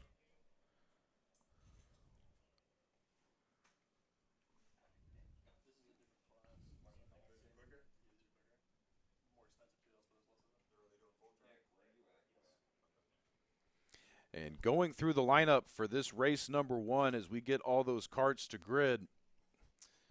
Guys, if you can hear me, all 2-stroke KA100 tag and shifter, go ahead and get to the grid. We are about to release y'all on track. But from the qualifying session earlier today, your grid is going to be in number 1, the 041 of Spencer Mast. He is a KA100 senior driver, followed by Rory Flint and KA100 senior, Grayson Ball, Frank Ball. That'll round up 1, 2, 3, 4 for your KA senior. Jack Rambo and his shifter kart is going to be in the 5th spot, followed by Steven Cerniak in the 6th position. He will be 2nd in class for shifter. Behind him is Cameron Davis in a shifter. Behind Cameron Davis, 8th overall in this group. The first one on grid for Tag Masters is Todd Brown, followed by Frank Baldozier. Those are your 2 Tag Master drivers. And then rounding out the field, Anthony Brumfield. He is a Tag Senior. That's going to line them up as we get set to go with a lot of different drivers.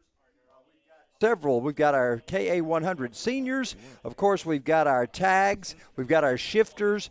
We've actually got tag master and tag senior. So a lot of different divisions are represented right here by these 10 carts that are on the racetrack. There you see that puff of smoke that we were talking about. These are 2-cycle engines, so a little different situation than our 4-stroke engines. And we always have a lot of power out of these carts. Now, this may be a situation for them. Being that they do have so much more power than the other carts, how is that going to affect them as they get on the throttle coming out of some of these turns, especially turn 4? They may want to get on the throttle too quickly in that carousel corner that they'll be going into in just a moment here in slow motion before they come by and go full speed. If they want to get on that throttle too quickly, the back end could come around. We've mentioned that these have a straight axle in the back. They are solid axles, straight axle in the back, so they do not have the opportunity for that left wheel and that differential situation that you have in most racing vehicles. That could play into why those carts want to spin, especially with as much power if they have. Somebody get on the gas a little bit coming out of turn 4, and we could see some in the tire barrier at that point on the racetrack. And these guys coming up have a lot more power than what we saw previously. So the slowest of these guys, technically, although they're the leader on the board right now, the KA100 seniors, they are running about a 22 horsepower liquid or air-cooled engine. The guys in tag are running the same engine, except it's bored out a little bit more to 125 cc, and they've got a liquid cool on them, so they're running close to 30 horsepower. And then the guys in the shifter carts, they're running anywhere from 30 to 50 horsepower, depending on the make and model of their engine. And they're liquid cooled as well. And those are liquid cooled as well, and they have a 6-speed gearbox. Yeah, a lot of difference in those shifters. You can see those guys, especially at the kart track, lumbering up the hill in turn 2. But the shifter carts can just grab another gear and fly up that hill. Expect to see those 3 shifters on this standing start just immediately obliterate the field. Yeah, they're going to be able to make power instantly. Plus gearing, they have a lot better situation to get in the proper gear area. And it looks like carts are going to take the long way around this time. Nobody to direct them through the cut through. And Will, I noticed that there's a little bit going on with the weather situation out there. Starting to get a little drizzle in the air, so that's concerning right now. Maybe it's just a little cell that's passing gently over us. Let's hope that's going to be the case. Hope so. The track still looks dry right now.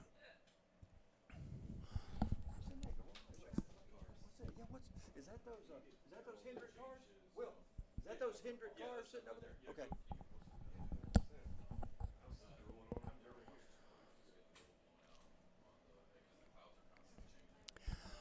Well, Max is on a mission with the drone. He's going to find out something for us. We've been eyeing something over there in one of the condos. We were talking about those cup cars earlier. Yeah, these are not just regular cup cars. These have had some differences from the way you'd see them on a NASCAR track. Tell us about that. These are Hendrick Time Attack cars, so they're actually set up for road, well, really anything. SCCA Time Attack. These guys just got done doing a track day at Daytona, so they were set up for the road course at Daytona. And I believe they're just getting back in from that because they took the silencers off of them to go run at Daytona.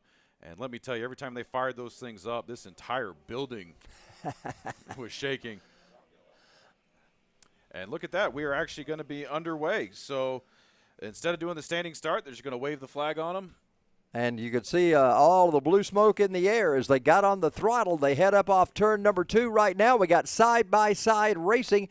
And look at this coming off of turn number 3. What a great shot there as they work their way around the carousel and around the water tank. In turn number 4, got a breakaway of the top 2 carts coming down the hill. It will not be long before we'll see those shifter drivers make their way up front. And we will catch their numbers as they come by. Looks like they let the shifters go to the front for the start there as they come into view of that FPV cam. Man, those things are flying, Charles. It's about as fast as the Miatas. They're quicker than the Miatas, although they lack the top end of the Miatas.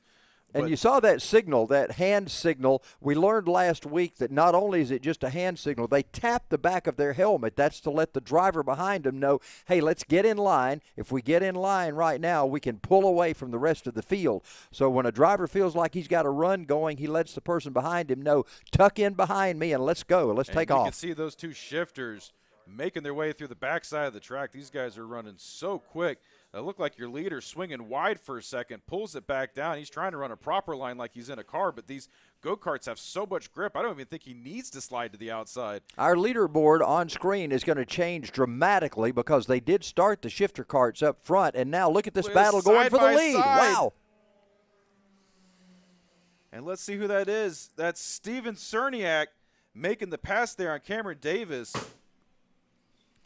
So Davis now in second spot, but they still continue to battle. Cerniak, we have not seen him. That's a name I'm not familiar with, Will. Is he a road course kart racer? Because I'm not familiar with him at our kart track.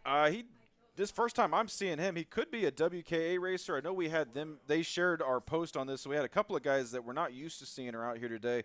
We need to go find him down in the paddock and find out where he's from and how he heard about us. Maybe during lunch we can do that. Cameron Davis, you saw that rear end of that kart slide out. Davis really on the attack right now. Cerniak trying to see if he can trace him down. Look at these guys pulling away from our drone. At that. Wow. Speed on these things. They are flying around this race course. They head down now to turn number 10. It's going to be that right-hander as they come off 10, and you can see those karts swirling around, the back wheels of those just jostling as they make their way through there. Now they're in turn number 12. They come around the big sweeping turn out of turn 12, work their way into 14, and they'll be coming up the hill now to our vantage point in just a few moments. And you can see Cerniak building on that lead right now as he pulls away from Davis. So we'll see how this stacks out, Charles. I don't know if Davis is going to be able to make his way back up front. Wow. Cerniak just on the move. And he might be figuring out the line as he goes because he was not out here yesterday for practice. So that could have just been, that first run was set the time. And now as he's learning the track, he's just, cutting seconds off that lap time. Impressive run so far from Cerniak. And he's running faster time than Miata's right now. He's a 132.7. Wow. And he is not even an inch off the ground in that go-kart, Charles. Man. Bringing it off turn number 4. There he comes by the water tower. And we haven't seen this fast cars on the track in a long time as far as karts. Well, certainly not karts in a long time, but it's great to see him out there today running like they are. Cerniak brings him off turn number 6. Davis not quite in his tire tracks anymore. He is, but he's quite a ways back right now. So Cerniak showing the way.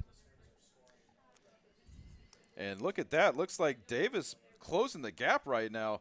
I feel like these guys have different strengths on different parts of the track because look at that. That huge gap is almost now down to nothing. Yeah, he is closing in a hurry. Man, what a run he's got going. He's trying to get to the back of Cerniak. He takes a little different exit off of that turn on turn 12. He went low while Cerniak went high. Let's see if that's going to net him some extra speed as they come through 14. And we will be at the halfway mark already, Charles. This time by 4 laps already in the bag. Look at this. Here goes Davis. Davis around Cerniak. He's trying to make the move. They come at 16. It's going to be Davis who now goes to the point. So Cameron Davis, wow, I didn't think Cerniak, didn't think there was any possibility for him to get past during this race. And it looked like Davis just had the run on him, although Cerniak was setting up that exit out of turn 13 better. But somehow Davis just got the run through 14 and had way more speed than Cerniak coming onto the front straightaway. Well, Will, you mentioned it when they got to about turn 7. They had quite a distance between them, and at turn 7 last lap, you saw Davis start closing in. I'm not sure if it was a combination of Cerniak slowing or Davis getting faster or both, but for some reason, Davis now is your race leader. They go into turn 7 again. That's about where he started his move last time. And it could be a combination of gearing, Charles, these guys learning their shifting, because like I said, karts haven't raced out here since 2018, so these drivers don't know a lot of data in terms of what gear to be in, when to shift, what gear to be in when you're exiting the turn, and so they're actively figuring this all out as they go. So you'll notice drivers will take a turn slow one time and they'd be quicker the next time, and the guy in front of him, he tries something different that's slower. They're just learning. So that's why we're seeing these crazy spikes where one guy will pull away real fast, and then the gap will just shrink right back down. Well, here comes your leader, Davis, bringing it up turn 14, working up the tall hill into 15. Around, you'll probably see our skid pad, ice hill, and so forth. There you see the garage area. He will come by, and it will be, we were just past the halfway point right now, so and Davis pulling away. Ran a 1:30.3 that last Wow. time, Charles. So he is almost 2 full seconds faster than Cerniak that last lap. Unbelievable. A good run for Davis right now. Currently third, Jack Rambo in his shifter cart. So he will round out your top 3 for shifter. Anthony Brumfeld working his way all the way from the back of the field. Something tells me he didn't maybe set a time during qualifying, but he has already cut through the tag senior field, and he is running up front in the 4th position overall. Guys that we normally see like Spencer Mast, not having the stellar day that we normally see Spencer Mast have. Normally we're talking about him in a battle for the lead, but even among the KA100 seniors, he is running 4th through that group of drivers right now. And you've got ahead of him Frank Baldozier in the number 110. He is your leader right now in Tag Master, followed behind Grayson Bell in KA100 seniors. So Grayson Ball is your leader in KA100 senior. Frank Baldozier, your leader in Tag Master. And Cameron Davis, all the way up front, is your leader in shifter class right now. Well, there's that battle coming from Davis, and it's really not a battle anymore. The only battle is Davis battling the time on the racetrack because he is quite a distance away from Cerniak. Davis crossing the line, and that will complete 5 laps for our drivers. I believe that's going to be 6 laps for the drivers. That'll complete 6. So they are coming by right now with the 2 to go sign being given by Timmy Hudson to the drivers. 2 laps to go to finish this one up for all of our 2-stroke drivers in their different divisions. Again, this is shifter karts. This is tag senior, tag junior, tag master, and the KA100 senior, all on the racetrack at the same time. And, Charles, this race going by a lot quicker than that LO206 race. That LO206 race took all of 15 minutes. These guys were at 8.5 minutes, and we're almost on the final lap.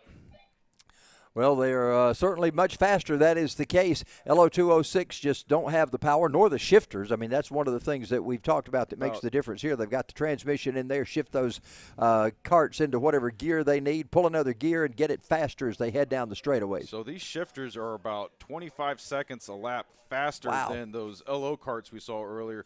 And even in this multi-class race, the shifters are about 10 seconds faster than the tags, and the tags are about 3 or 4 seconds faster than the KA100s. Bet Danny May now wishes he had brought his shifter cart today, too, in addition to his LO206 machine.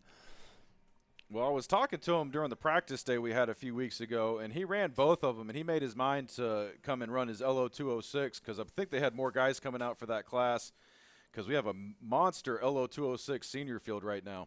Yeah. Good field. Good field. It's always fun to work the kart track and see how many karts we have. And, of course, great field here today as well of the LO206. We're on the final lap right now. There you see Timmy with the white flag in the air. So final lap is underway. Cameron Davis has just blown this field away. He comes off turn number 4 right now. He's bringing it down the hill into that slight turn 5. Hard on the binders in turn number 6 will he go as he goes through that hairpin turn. Sideways through turn 6. Wow, he had to check up a little bit because he came through so sideways. It is almost comical watching. It looks like a video game. I know, it looks like, man, what a great shot of that drone. The speed these guys are taking into the turns, I mean, the only way to describe this is arcade mode, Charles. I mean, they are not in the driving sim. This is arcade mode. They're going so fast through these turns. Wow.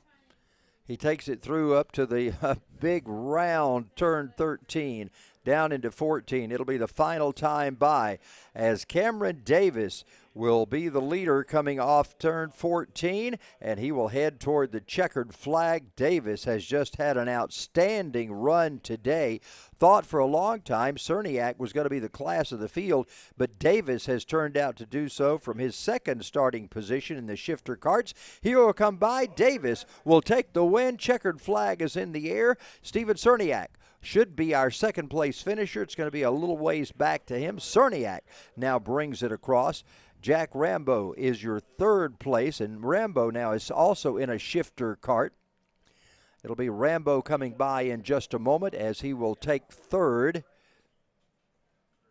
And as we're waiting for the rest of the field to make their way around, should be Anthony Brumfeld coming by. Nope, that's Jack Rambo making his way by.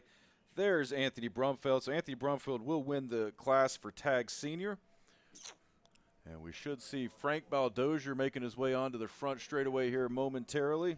Baldozier will be our first Tag Master driver.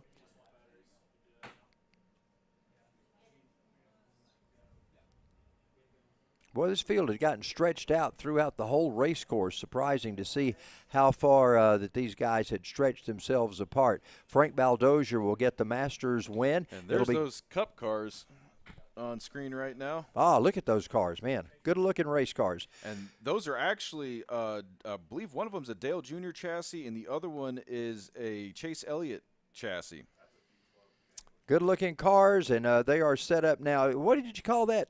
So they're Hendrick Time Attack cars. Time Attack. Is that a brand name, Time Attack? They are just former race chassis that have been converted for Time Attack. So but what is Time Attack? That's SCCA Time Attack events. So, they do them on tracks, in cone courses, and paddocks. Pretty much it's just one car against the clock. I got you. And those can be done just about anywhere. You set that up in a parking lot. But the guys that own these, they obviously take them out to a lot of tracks. They like to run Charlotte Roval. They'll run Daytona. Obviously, they'll run here at AMP. They'll put the silencers on them and run them here at AMP. But these are straight-up stock cars, Charles. There is nothing different from what you see in that garage versus what you see on Sunday. These guys are just set up for road. Wow. Now, that is all of the action that we're going to have in the preliminaries. We'll be coming back with the finals a little later. Yes. Is it lunch break time? What are we doing? No, we're going straight into it. We're running straight into it today, Charles. So we have got Spec Miata up next. I need all Spec Miata drivers. If you can hear me, Spec Miata, you're up next. You need to be on the grid. Spec Miata. I need all Spec Miata drivers. If you can hear me, go ahead, get in your cars and get on grid. You are up next. All right, time to run those Spec Miatas. We'll be getting our final of the day for Spec Miatas ready to roll here. We'll take a break, be back with you.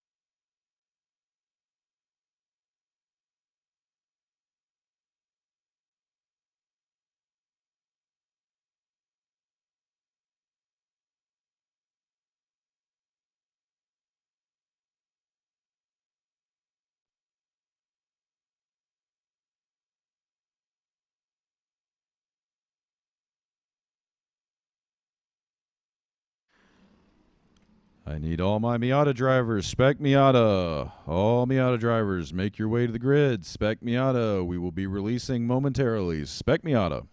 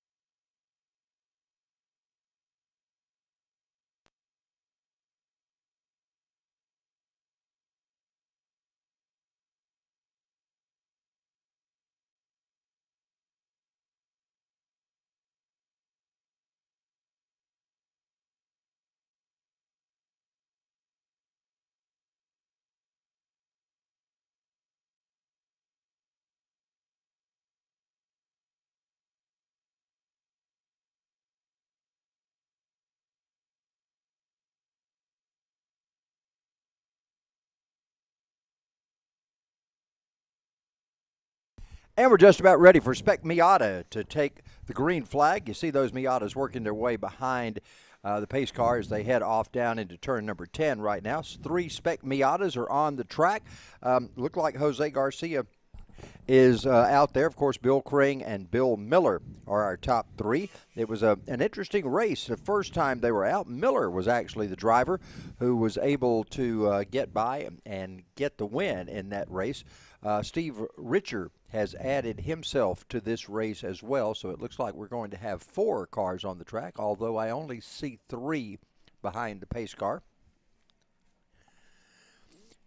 Pete Massawillo behind the wheel of the pace car. I had him up here a little earlier today, and he said his story would take way too long for us to find out all about him. Okay. Mikey Lane is going to be joining me on here, and Mikey is doing double duty today. Mikey is doing our directing work, so he is in front of the screen looking at all the camera views, and he joins me right now as we get ready to set this. Mikey, we got Jose Garcia alongside Bill Miller, Bill Kring behind him. Looks like it's going to be a good race for these 3 Spec Miatas. I'm excited, Charles. Yeah, Will had to go run and do some producer errands, so I'm filling in for him here, and green flag is out. Green flag's out. They head to turn number 1. It's Jose Garcia and Bill Miller side by side. Of course, they slow mightily as they go into that downhill, off-camber, slow hairpin turn. Jose Garcia comes out with the advantage. Miller looks to the inside. A great shot here as they go through the S's into turn 4, the carousel. Not much separating. Ooh, a little bump there. Yeah, Kring decided he wanted to let Miller know he was present and accounted for, I believe. They head down the hill off turn number 4, working through that little 5 kink and head into turn number 6 right now with Jose Garcia, your leader. I don't know if it was much of a bump or maybe just braked a little too early and didn't anticipate it, but contact nonetheless. As they head down the field, we thought earlier in the day this was not going to be much of a race because we only had 3 cars. Turns out they were right there tight together throughout the entire race. We anticipate that in race number 2 as well. It's not the number of cars that are in a race, it's the raciness of the drivers. Some of the best races I've ever seen had 2 or 3 cars in them, and they battled lap after lap with one getting the lead over the other. So some outstanding racing sometimes from just a few cars. We see that situation right now with our Spec Miata class as Jose Garcia leads them down through 14. Yeah, it seems we did get lucky and got the 3 drivers that raced the closest here on this finale race for the Summer Championship Series. Yeah, it's hard to call it a summer championship series when we're running here almost the middle of November, but that is the case for these drivers. Garcia leads them into turn number 1. Great shot there as we have Miller looking to the inside. Bill trying to take that spot away. Oh, is he going to do it? Jose's got the power on the outside. He and Miller are now door to door, mirror to mirror in these cars as they head into turn number 3. That little slight kink in turn number 3, working their way up through turn 4. Goodness, it's Miller who's got the advantage right now. Garcia comes back to the inside. Miller tries to cut him off as they exit off turn number 4 and down into what's going to be a fast turn 6. This is the passing zone. Garcia looks to the inside. Out of nowhere, Jose Garcia dive bombs into turn 6. He'll take the lead. Garcia across the rumble strips. Miller now squarely in second position. Bill Kring behind him. Kring may see an opening coming soon. He sees that there's a chink in the armor on Garcia and on Miller as well. Can he take advantage of it? They head to turn number 10. Up the hill here, the biggest hill at Atlanta Motorsports Park, turn 12. That sharp right-hander, it's a blind turn. Jose Garcia leads them into turn 13. You kind of get the feeling that any of these drivers could take this win, Charles. Yeah, I tell you what, Garcia has got him out front right now. He's got a little bit of distance on Miller and Kring, but the 2 Bills are trying to do what they can to catch up with Jose. It could be that we're going to see Bill Kring get up there right behind Bill Miller, and those 2 might be able to then tag up like we've seen happen in some of our racing earlier today as a pack of 2 and try to chase down Jose, who has about a 10-car length lead right now going into 1. Jose has opened up the lead, so yeah, maybe if you are in second and third, you're thinking we won't race each other as hard and try to catch Jose. Well, you would think that, but that didn't seem to be the situation as we got Miller and Kring side by side that time going through turn number 1. Now as they go through the S's, Jose got the advantage going up to that big it's more than 180 degrees, like 210-degree turn. They have to come completely around again as they work their way down the hill. Another fast area of the racetrack as they go to that breaking point in turn number 6 is coming down off turn 4 to that turn 6 position through that little jut that we call turn number 5. Jose makes his way off the rumble strips. They did change the ruling on this a couple of weeks ago. Used to, you could not get all the tires into that rumble strip. You had to keep the 2 right side tires off of it. They made that change, and now drivers taking full advantage of the width of the racetrack.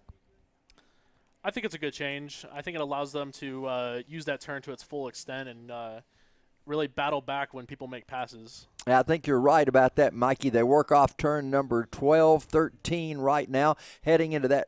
I guess you call that just a little small straightaway before they get into the sweeping turn of turn 14. And Garcia now extending that lead over Bill Miller, and Bill Kring is right behind Miller. As they head into 15 and 16, the Eau Rouge copy onto the front stretch, the fastest part of the track for these Miatas, as they barrel down into the start-finish line into the heavy braking zone. Yeah, Kring looking inside Miller once again as they go into turn number 1. And Kring's got a little bit of an advantage right now. Is he going to be able to hang on to it? Here comes Kring with Miller squirting back to the outside, trying to make a bid for second spot. It's going to be Miller who takes it away as they go into the S's. Mikey, you mentioned the Eau Rouge look-alike copy that's down there in 10, 12, 13, 14, well, at least 12, 13, and 14. We also have the Nuremberg Ring copy that the drivers just came through, paying homage to that great race course with our carousel in turn 4. They come through turn 6 once again. Miller has overtaken Kring again to get back into second spot. Kring trails him by about 8 car lengths right now. So we'll see if he can set his sights on Jose. About, 7 or 8 car lengths, maybe even more now as Jose goes up the hill. Advantage. Garcia works those rumble strips. Miller really on those, and then Kring just barely off the rumble strips as the drivers each fight for their fastest part on the race course that they can find through every different place on it. It's going to be Garcia coming out of the tree line right there. You see him as he works his way through that long sweeping turn 14, low point on the racetrack. Now they're working up the hill. The elevation changes tremendously from turn 14 up until they make an appearance right in front of us in the tower here at the start-finish line. Jose Garcia down into turn 1. We get a nice shot here of our static cam. And it looks like, kind of extending his advantage as he heads into turn 3. Yep, it's Garcia still out front, well ahead of Miller. Miller has got a little bit more distance between his car and the 91 of Bill Kring. So now they're pretty much evenly spaced out. If I had to guess now, I believe it looks like Miller may be closing in somewhat on Garcia. That seems to be what's happening. Of course, Garcia's having to slow way down to go through 6. Let's see how he accelerates off of that point on the racetrack and see if he's going to be able to stay ahead of Miller by as much as he has in the past. Or is Miller closing in a little bit? He has really got a fast race car right now. And if he and Kring still have as tight a battle going on as they had earlier, that would mean that Miller's car has gotten quite a bit faster because he's now been able to pull away from Bill Kring in the 91. You know, Charles, we've seen this so many times at Atlanta Motorsports Park. It's such a tricky track. Every lap, you have 16, chances to make a mistake. Jose Garcia, very familiar with the track, so I don't expect him to make too many mistakes. But, a couple slip-ups here and there, and they can easily be battling for the lead. Yeah, Garcia brings it through 14 once again. We are approaching the halfway point of this race. Just a little over 8 minutes complete right now. It's a 20-minute final for these drivers. This will determine the podium finishes, and obviously all 3 of these drivers will be on the podium today. We just don't know exactly in what order right now, but Garcia leads them Garcia's down in turn number 1 at the moment. Another good shot there of all of the condos and the beauty here at Atlanta Motorsports Park. The kart track, it's got a lot of activity going on today, as well as our main track here, as you see Jose in his Mazda Miata bring it off of turn number 3, heading around the water tower over in turn 4. All three of them up in the carousel. So, yeah, you mentioned it's a copy of the Nürburgring's carousel. It is a copy, but it doesn't have the banking that the Nürburgring has. So similar layout, but not a one-to-one copies. Yeah, and the banking here is odd because you go in with a very banked coming out of turn 3, it's banked pretty heavily. Then all of a sudden you get to a flat point on the racetrack. That's where the drivers want to lose the rear end of the car because they're not expecting that flatness. You normally expect that to be banked throughout, as you mentioned, Nürburgring having, and this is not that way at all. So the drivers have a tendency for the rear end to step out on them at that point before they get back into the banking to come down the hill. Right now they're in a section of the track that's reverse banked or off camber, I guess you would say, as they come out of 12, and they're heading around that sweeping turn that's banked pretty heavily off in turn 14 as they work their way back up this stretch of hill coming up by the ice hill and the skid pad that you see on the shot right there to the right of our track. Yeah, that turn 14, that sweeping turn, is really a turn you want to be banked. The car just wants to drift out to the right. Yeah, we've seen one driver back sometime in the summertime actually off the track into the trees over there.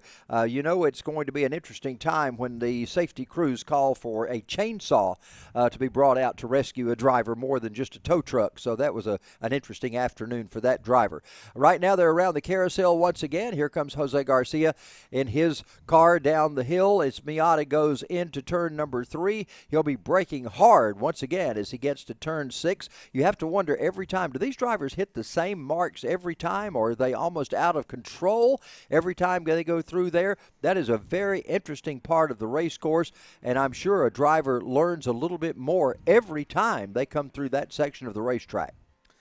I think you're right, Charles. And, with these drivers, specifically these three, they've been out at A&P for so long. They probably aren't looking for markers, more so just a feeling. They know how the car feels and how their body feels when they go through these turns, and they're probably driving on that.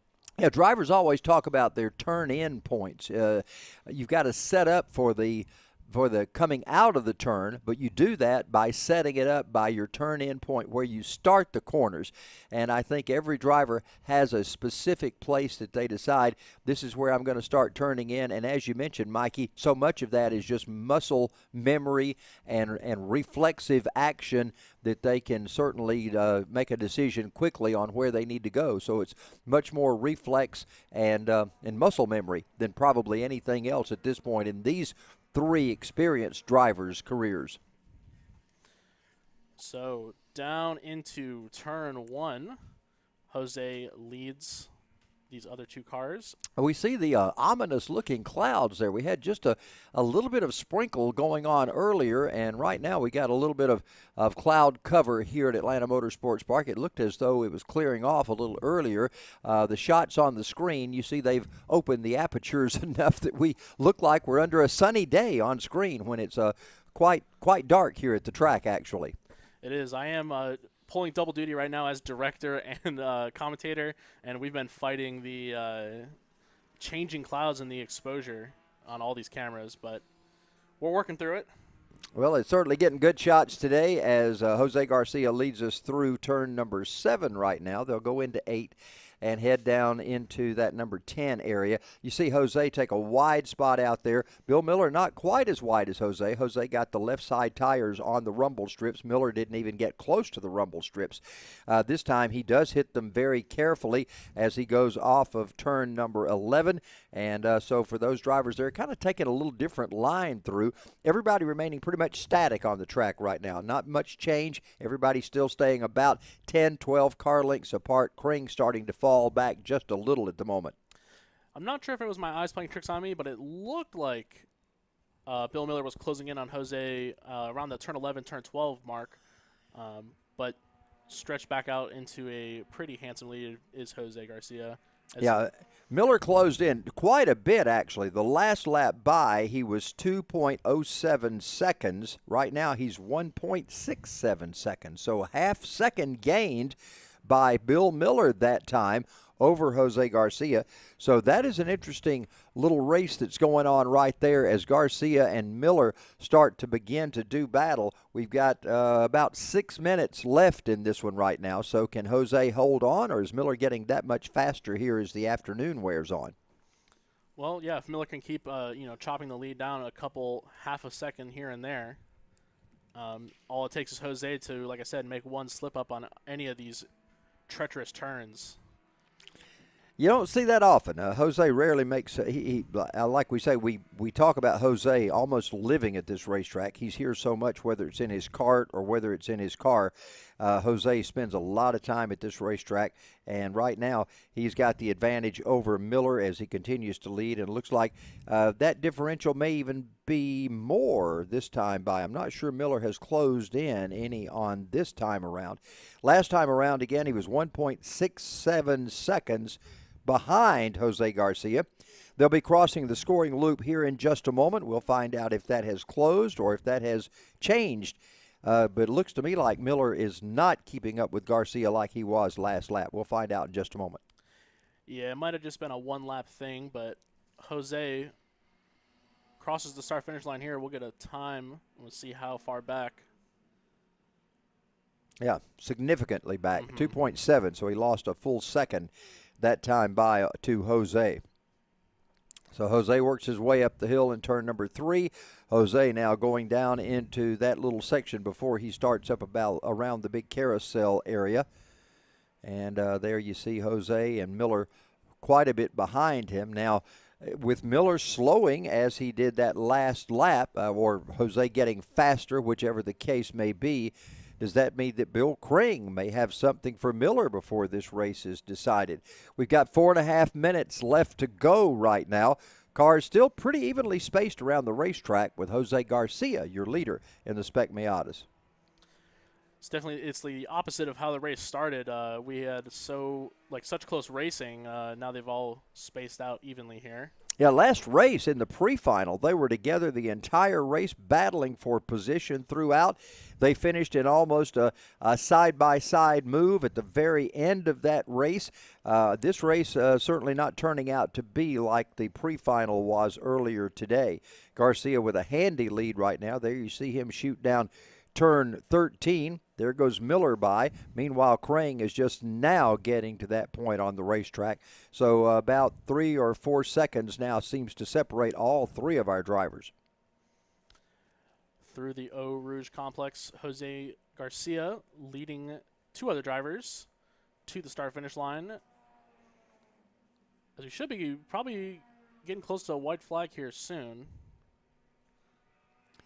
Yeah, Miller that time just lost a couple of tenths, 2.8 seconds back, and then it's another 5 seconds basically from Miller back to Kring. Kring is back 7.4 seconds from Jose Garcia on this lap. So I believe we'll be getting the one to go next time by possibly. We'll keep an eye on Timmy Hudson in the flag stand and see if that is the case. Jose Garcia brings it down into turn number 6 once again. Garcia on his possibly, what is that word? Penultimate? Penultimate. That's what I was looking for. Yeah, thank you for reading my mind on the penultimate lap here as Garcia takes it into turn number 7. Yeah, we just call it the white flag lap, right? Well, I did not because I didn't see Timmy wave it. I wasn't looking when the drivers came by. So, Timmy, have you waved the white flag yet? No, he has not. He shakes his head. It'll be one more time by. So, Timmy's got a white flag in his hand right now. He'll be holding it out for Jose Garcia in a moment. You know, not every track can you ask the person on the flag stand a question and they be able to respond. You don't just see that at many racetracks. Yeah, it's a nice setup because we can talk as much trash as we want, and he really can't say anything back. That is true. Timmy gives, I think that was a thumbs up. I believe that was thumbs up, correct, Timmy? Yep. It was a finger. It was a finger up anyway. One of the 5. Here they come off turn 16. It's going to be Jose Garcia. White flag this time by. Miller has stepped up the pace. Man, look at Bill. He is getting in the gas right now, 1.5 seconds behind. So Miller trying to chase him down. Yeah, kind of out of nowhere. Group 2, we need you to grid, please. Group 2, we need you to grid now, all Group 2 drivers. Looks like you're in your cars. Let's get gridded up, ready to roll. Group 2. Miller, check this out. I don't know if Bill was saving something for the end or if Jose has slowed up, but check this out. Coming down through turn number 5, Garcia is there. Miller is right in his tire tracks. Bill Miller is going to make a race out of this thing before it's over. Miller right there behind Garcia. They come off turn number 6. Miller takes a quick look to the outside. He has got something for Jose as they work down turn number 7 into turn 8. Wow, Miller got a fender up inside the quarter panel. He had to back off for the moment. Here comes Jose off turn number 8 with Miller right there behind him. I mean, I blinked, Charles, and all of a sudden Bill Miller is on the back of the bumper of Jose Garcia. This race has been turned upside down. It really has, and here's Miller right on Jose's bumper, coming out of 12 into 13. Miller trying to make a last lap bid for the lead and bid for the win.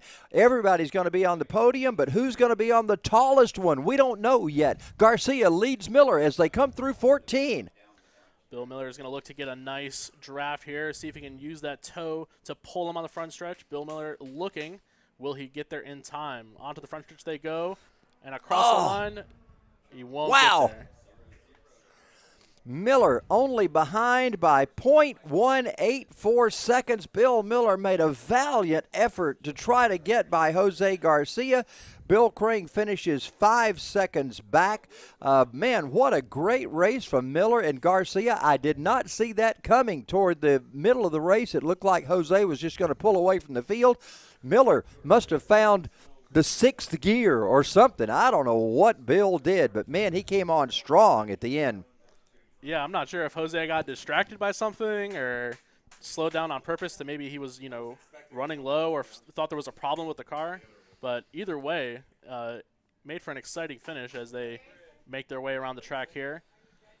We have Group 2 already down in the grid area. They are set to come out on the track in just a moment. These are our Downforce cars. We'll be getting them out on the track in just a minute. Checkered flag waves for the safety vehicle. It's on the racetrack. Timmy having a little fun with them today as all of our drivers in the Spec Miata make their way around for the final time. They'll be pulling it into the garage area, into the paddock, and we will get set to get our Downforce cars on the track. The Radical cars coming out in just a moment, and we saw an earlier race today where Greg Folger just checked out on the field and did a great job in the Radical cars. Let's see if he's going to be able to do so this afternoon. Chris Hune with a second-place finish. Hune running really strong today, and we'll see how those cars are able to finish up as we go back out on the racetrack with those 2 cars and the rest of all of our drivers that are in this field. Of course, Greg Folger has his dad, Pete, out there as well, racing against him. So it's good to see the Folgers back with us today here at Atlanta Motorsports Park. Last time we were here a couple of weeks back, they were not here in the field. So it's good to see them, or at least Pete wasn't. I think Greg was here, but not Pete. So we are ready to roll in just a moment. I think the safety crew has made a quick trip around the track, found that everything is okay. You also see the Toyota Tundra on the racetrack. That is Will Rigdon out there checking on our, I believe that's Ethan Danny out there, our cowboy camera, we call it, right there in front of the tower. So he's out there to check out Ethan all of a sudden, make sure that things are going well for him on this long race day here at Atlanta Motorsports Park. I got to get, shout out to Ethan who's out there. We call it the cowboy camera because, he's doing it all. He's spinning around in circles, catching all those cars. And why is that cowboy? I don't know where the name comes from. I showed up one day and they just told me that it was Cowboy Cam. Okay, So. well, I just wondered why spinning around would be called I consider to call that Linda Blair. I don't know, from The Exorcist. That's what, when your head's spinning around like that, that's a Linda Blair kind of moment. Well, we had Smoker's Hill, so if it was a nickname made by Will Rigdon, who knows the backstory of it? And sometimes we don't want to ask. So It's yeah. You you're just gotta take it better in. off not knowing. The cars make their way out on the racetrack. We've got our safety car out there with the drivers lining up behind them. Radical cars, as we mentioned a moment ago, drivers helping us out a little bit by putting some different color tape on the spoilers so we can get an idea as to who is who on the racetrack without having to find those microscopically small numbers on the cars. So the 129 is up front. Of course, that is Greg Folger. Chris Hune in the 53 car. He was the driver last week that had the GoPro, or 2 weeks ago that had the GoPro on there, that we got the good shot of the deer going up in the air. And Chris told us, he said, man, I thought it was the hood off the guy's car. He said, I didn't know what it was till all of a sudden I went by and saw it was a deer that had at that point succumbed to dust to dust and ashes to ashes, I guess you'd say at that point. And, that's actually not the first time I've seen a deer get hit by a car. Wow. Will showed me other footage at the top of turn 12, deer coming out of nowhere. But, up here in the beautiful mountains of North Georgia. Yeah. And, of course, this is the season when deer are, shall we say, on the move. They have a reason for that. But, again, we won't get into Mother Nature's exact explanation of all these kind of things. Right now they're making their way through turn number 12. They'll be coming through that section of 14 in a moment. They'll come down and get the green flag from Timmy Hudson, and we'll get this race underway for the Downforce cars, Radical cars. Most of those from the Primal, many of those from the Primal Racing School that's held here at Atlanta Motorsports Park. All right. We got a shot here of our Radicals gridded up onto the front stretch. We got one kind of lacking. He's a little in the back. We'll see if they wave off the start here. They do not. They'll give them the green flag anyways. We got a good start, so they head down to turn 1. Timmy with the dual green flags. Haven't seen him do that in a while. Off of turn number 1 they go. Looks like Greg Folger is going to be our race leader. Chris Hume's got a good battle going right there in second spot. I think he's battling with Will Layton in the number 77, so those two cars battling strong. Now we've got Hune, who has broken away and trying to take a quick look at Greg Folger as they work their way down the hill off turn number 5 into 6. Into the heavy braking zone of turn 6 they go. Ooh, maybe had a chance to take the lead there, but decides better of it. Tucks back in line. They'll use all of that rumble strip to exit out of turn 6, and down the backstretch they go. Yeah, there you see, if you look closely, you can see the different body styles on Chris Hune's SR3, different than the SR1s that all of the other drivers have. Hune's car looks like the wheelbase is a bit longer on that car as well, a little more horsepower, so quite an advantage for Hune in the 53 as he has the power of that SR3 Radical car. They head off turn number 13 right now down into that sweeping 13-14 complex goes our leader Greg Folger, and he's doing a great job of holding off Chris Hune in the more powerful car.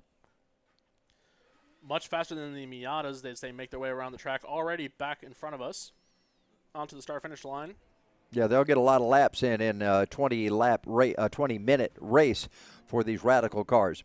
So it's Folger up front, Hune in second. Pete Folger, the dad of Greg, runs in third. Will Layton is fourth in the 77, and Andrew Nagy in the 139, just a bit slower than these other drivers as Folger makes his way around the carousel with Hune right in his tow.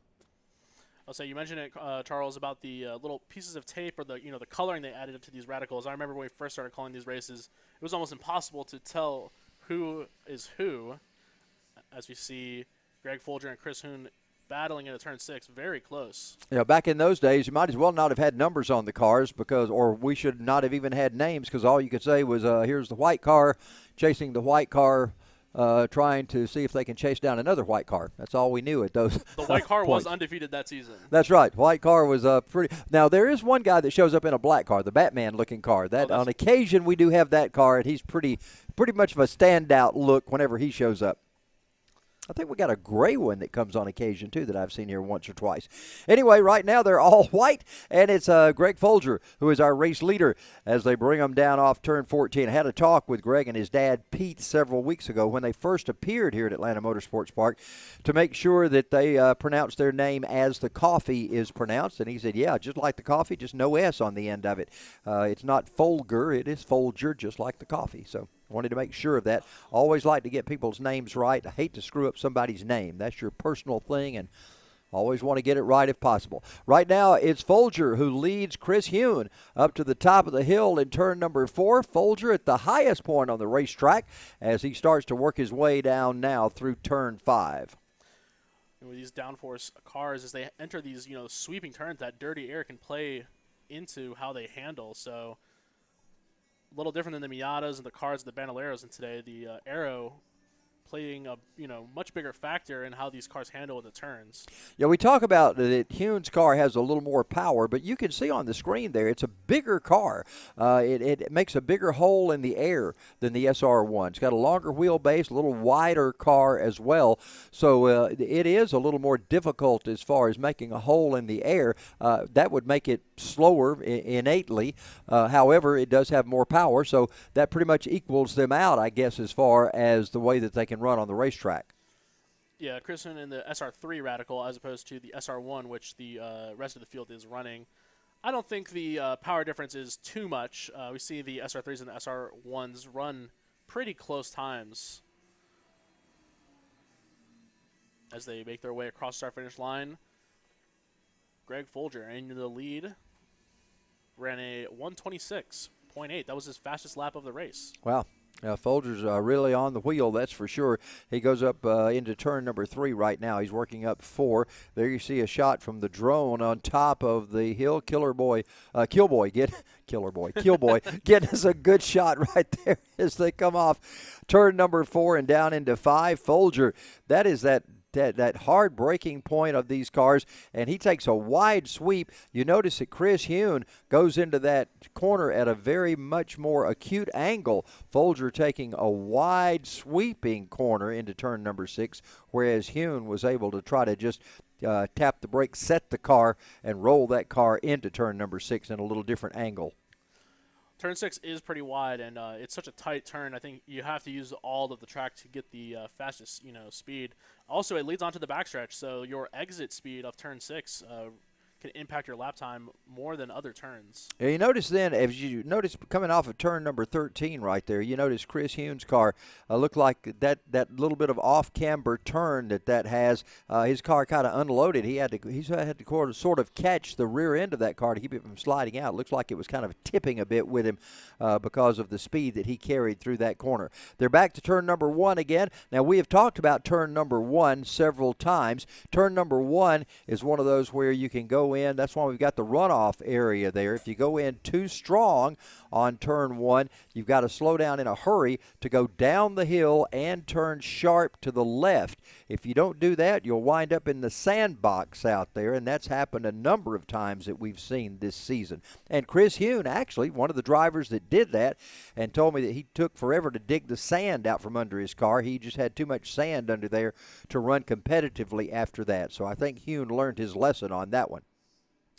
Taking a trip to the beach is what we call it. That is the largest sand trap on the course, and for a good reason. It's at the end of the longest straight, the fastest part of the track. But on the opposite side of the track is our leaders, Greg Folger and Chris Hune. They'll make their way up the hill, that big turn 12 hill into the blind turn 13 complex. And this is where that sweeping turn 14 starts, that off-camber turn. The car wants to just, list out to the right, but, you have to wrangle that in. Yeah, it's somewhat similar yet completely different to turn number 4. It's got about the same angles, but it's completely different the way that you handle it and the way that those cars work. We'll come around this time, complete 6 laps of our race, although we are in a timed format, not a lap format, so we're just past 7 minutes, a little over 12 minutes to go to complete this one right now. Folger not being able to distance himself from Chris Hune. Hune staying right there in the tire tracks on Greg Folger as they work around turn 4. Got a good shot here of inside the carousel. And, yeah, the carousel, it's a pretty tight turn. And, yeah, like you're saying, it's a similar, style of driving as turn 14. It's a flat turn, but you're turning the whole time. You have to really be cognizant of your pedals, your brake.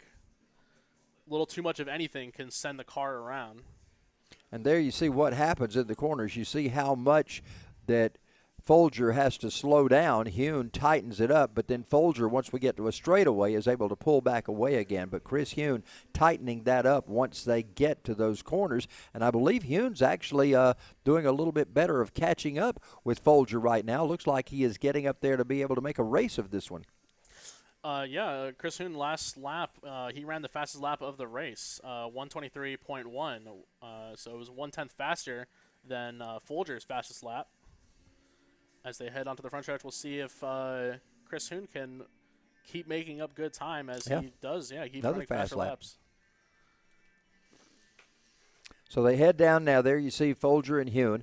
Looks like Folger may have picked up the pace a little bit, starting to see a little more gap there. We know Hune's running some fast laps, so maybe Folger has decided that he can hear the engine of Hune somewhat behind him and decides it's time for me to see if I can check out on this guy. There's Folger in the 129.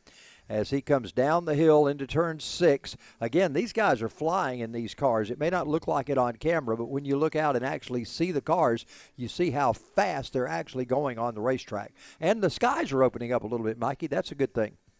Yeah, we do see a little sun creeping through these clouds. So that's good. We were a little worried when we got here this morning how rainy and gloomy it was.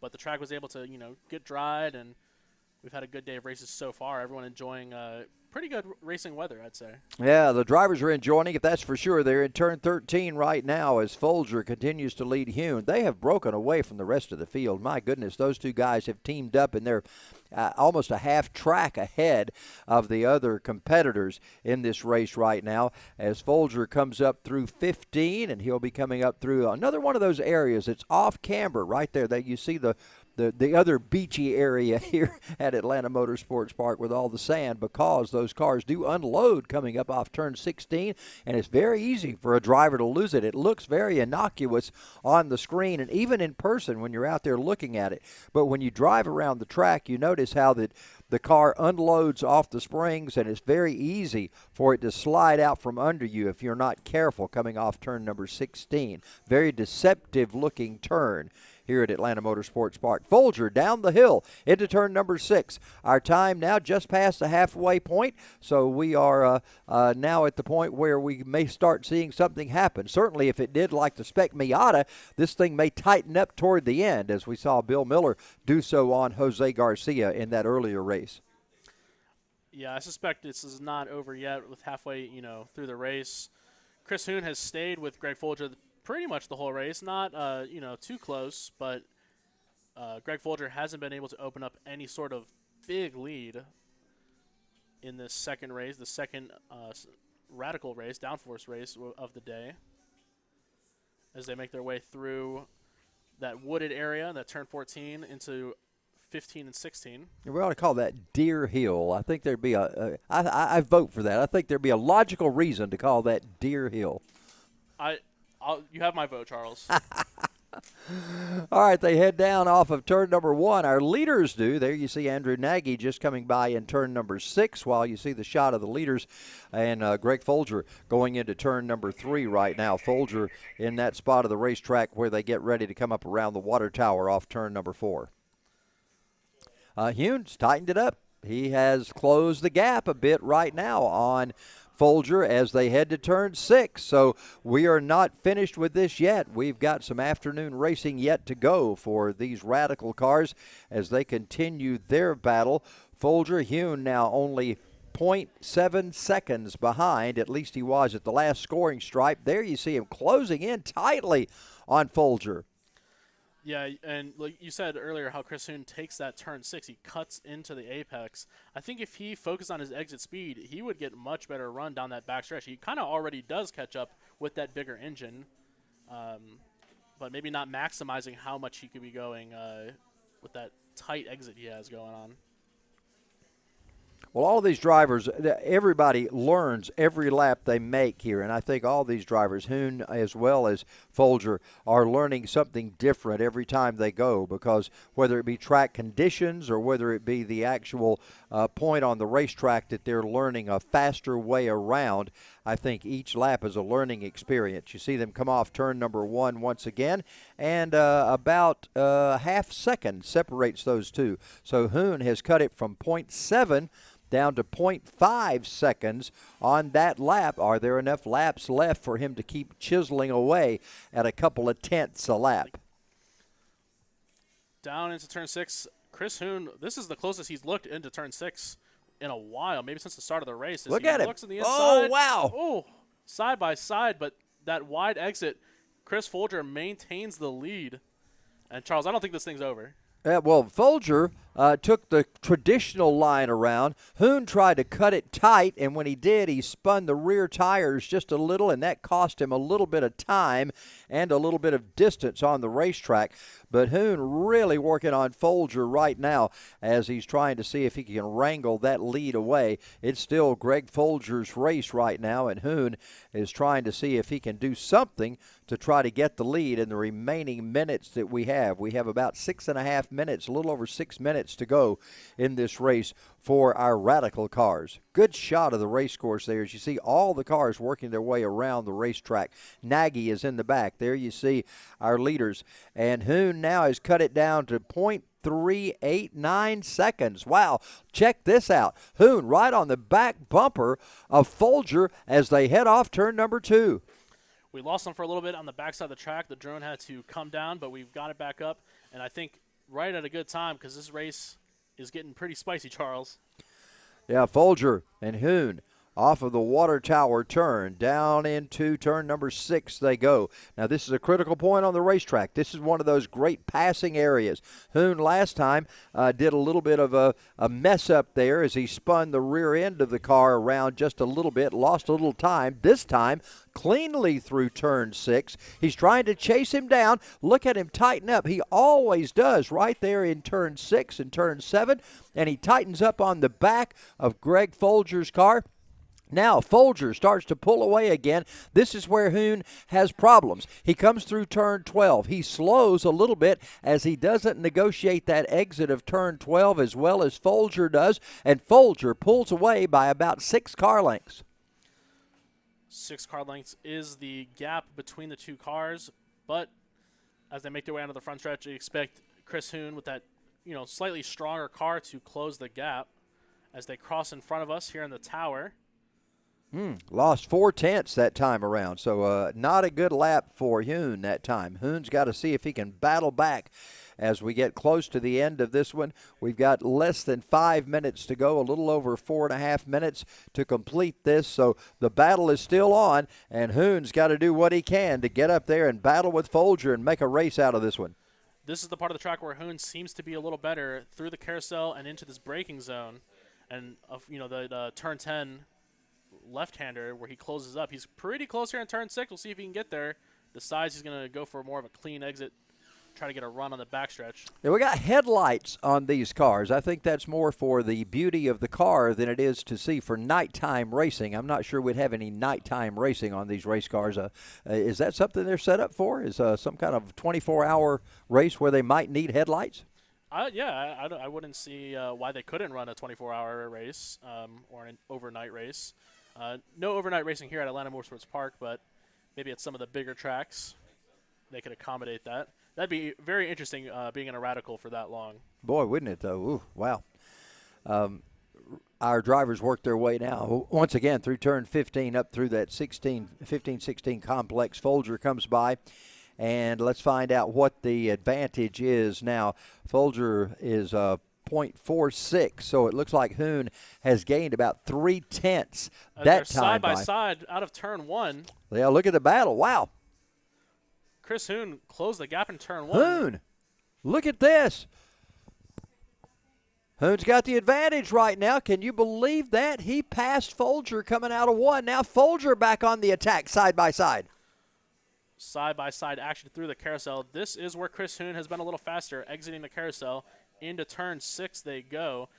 They are going to run up on a lap car here, Charles. We'll see if maybe that plays any factor, if they can use them as a pick.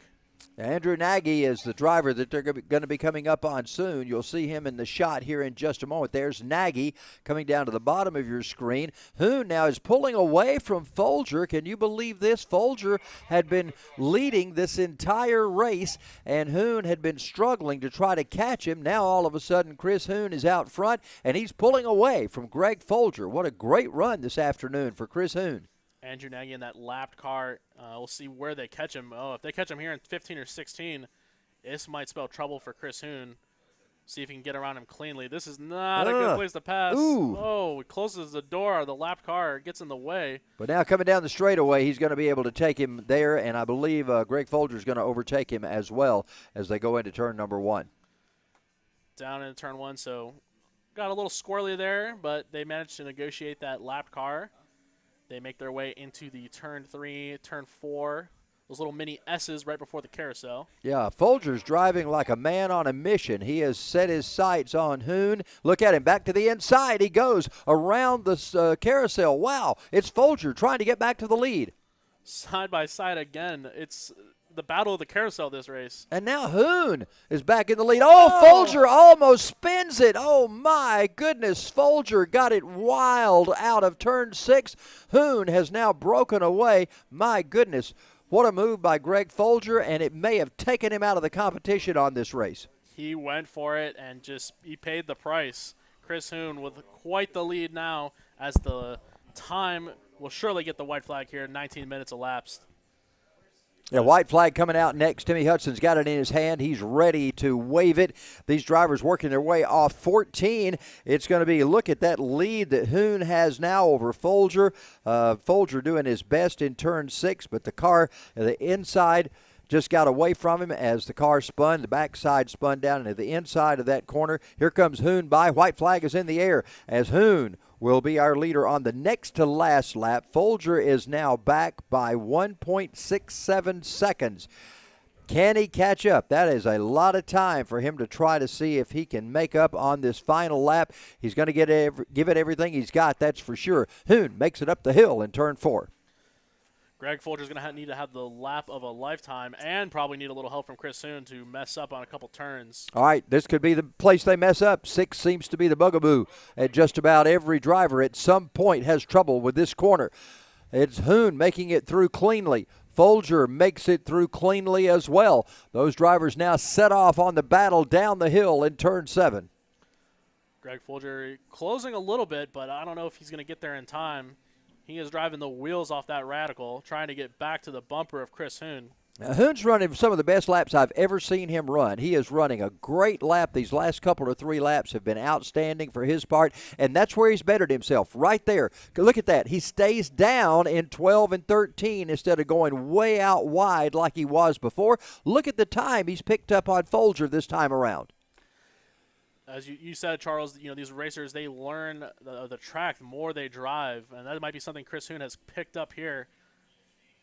And with that advantage, Chris Hoon onto the front stretch, he'll see the double checkered flag. Chris Hoon going to take the win here in the second Downforce race. Wow, look at that. 1.7 seconds back was Greg Folger, and Folger ran a good lap on that second, on that last lap, but Chris Hoon just really finding a way to make his car faster, especially in that combination of 12, 13, and 14. He learned a lot during that race, and he comes home with the win. Congratulations to Chris Hoon. Greg Folger second. Pete Folger, his dad, finishes in third, so podium finishes for the Folger family as well as Chris Hoon here today. Greg Folger ran some pretty impressive laps those last couple. That mistake in turn 6 cost him. If this race probably ran 30 minutes, Greg Folger maybe catches up, but it's a 20-minute race, Charles, not a 30-minute race. Yeah, and of course that happened right with 2 laps to go, so there was no way for him to have time to catch up at that point. A good side-by-side battle coming down off of turn number 4. They were side-by-side as they went through, and then all of a sudden you saw Hoon just start to slip away from Folger, and Folger did everything he could, but that little slip-up caused him the problem there at the end. So for the Radicals, that finishes their day. Their final has been completed. Coming up next, we've got Bandoleros, the Bandolero Outlaws coming out next. Bandolero Outlaws. coming out next, and Bandits, Outlaws and Bandits on their way out. So they'll be out next. Bandolero, Outlaws, and Bandits. All right, Charles. Well, we'll go ahead and take a quick break as they reset the track here and get it ready. It's been a pleasure calling with you. Hopefully, I think Will's going to be on his way back up. I can go back to full-time directing, but always a pleasure. Well, a man of many hats. Wow. Although your hat is a Terry Labonte hat. No, I don't know. What, number Kyle, 5? It's Kyle Larson. For Larson, of course. I'm thinking 2 decades ago. Peter, I was giving a nod to you with the Terry Labonte hat. Sorry about that. All right, be back in a few minutes.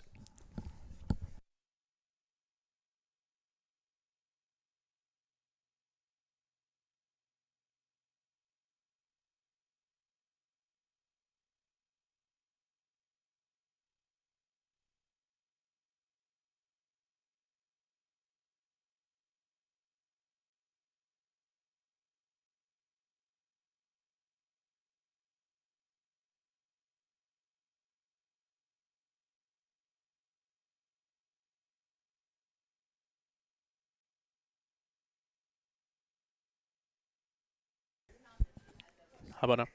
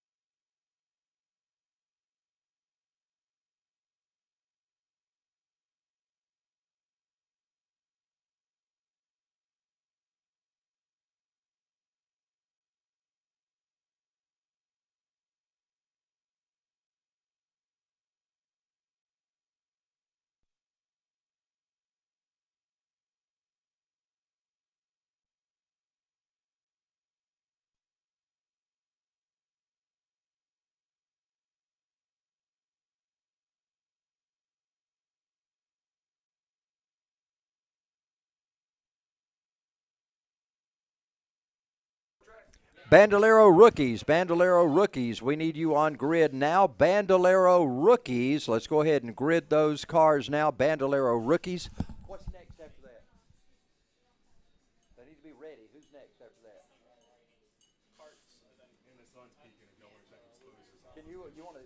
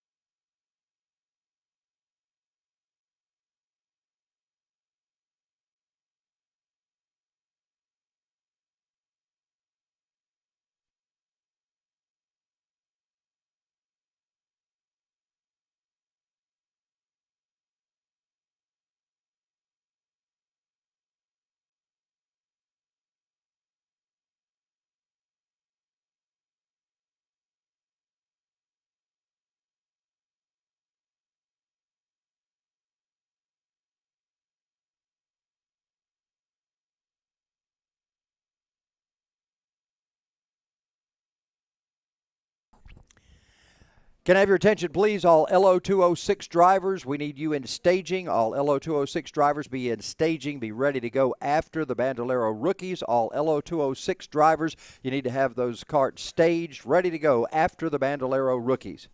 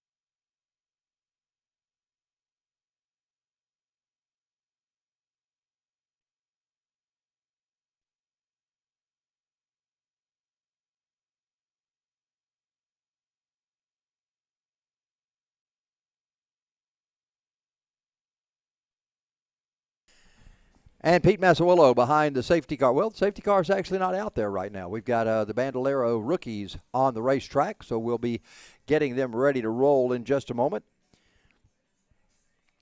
Here's the way that they qualified.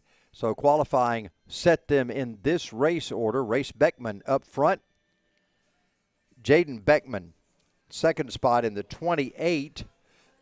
Do not see that car out there at the moment. Carson Sherman in the 9. Matt Hodges in the 69. Javier Soto in the 95. Owen Bridges in the 16. Colton Glass in the 95G. James Banky in the 1J.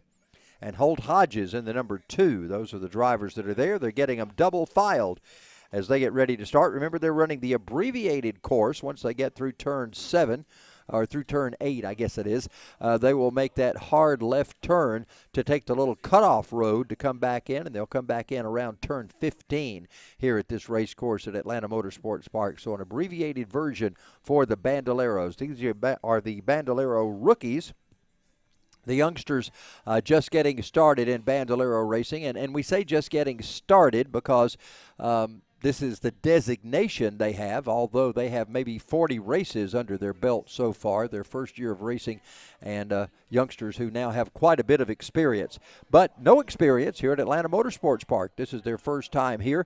This will be their first time to run a competitive race. They have been qualifying and running against the track. Now they run against each other to try to see how they can finish up and get podium finishes on this Saturday afternoon here in the 1st of November here at Atlanta Motorsports Park. There you see the beautiful facility and all the things going on with the kart racing today.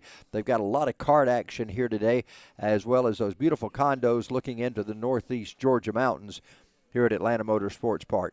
There you see the Bandoleros. They're parked to the upper part of your screen, past the tower, down to the lower part of the screen. That's where all the kart action is. LO206 Karts, you need to be lining them up. LO206 Karts. Let's go ahead and get them lined up and ready to go. We'll be getting ready for the green flag from Timmy Hudson here in just a moment to get these drivers underway with their first lap of Bandolero rookie racing action. It'll be Bandoleros coming to the line in just a minute as they'll get the green flag. They're still 2 by 2. They work their way up the hill in turn 15. They'll be coming onto your screen in just a moment. You'll see them as they sneak up through the bottom of the screen, and there they come around slowly coming out of turn number 16. They are not going green this time. They're not going green this time. That has been delayed for just a moment.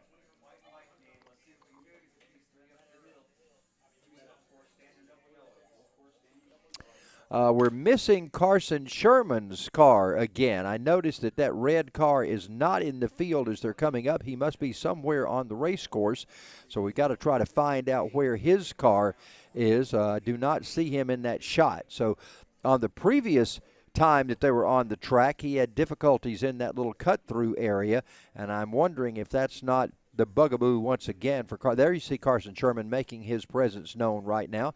He comes across in that 9 car, so we'll see if he's going to be able to catch the field. Actually, several cars over there. Carson involved in that late start for those guys, and another car as well. Not sure who the number is on that black car right now, but they'll catch the field, see if we'll get ready to go again. That was the 95 car. Brittany has told me that was Colton Glass in that 95G. That's the car that was lagging along behind with Carson Sherman. Sherman in the number 9 will take his place in line. Colton in the 95 will catch up with the field as well.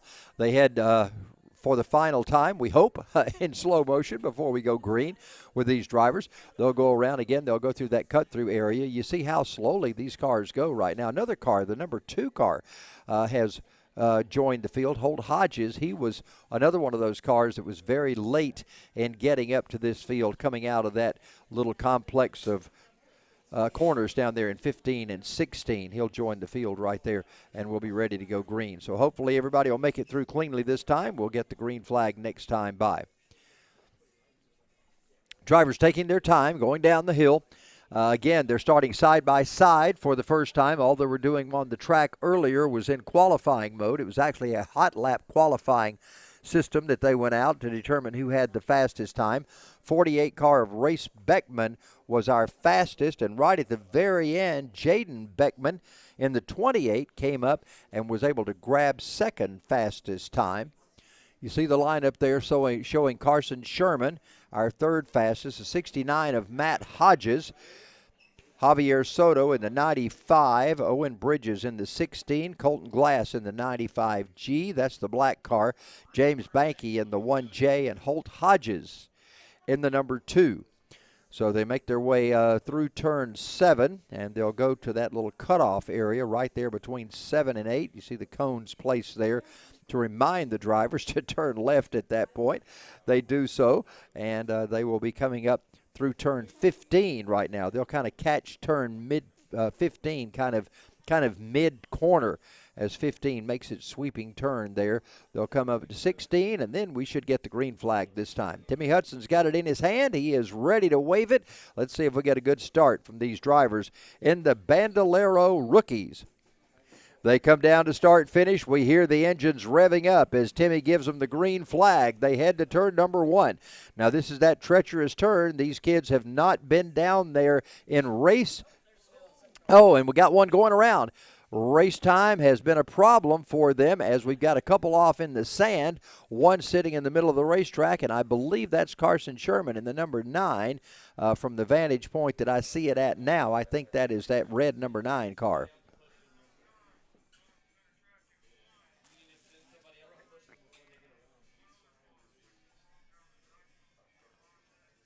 I thought he was rolling there for a minute. Looked like that car was under its own power and rolling a bit, but not sure.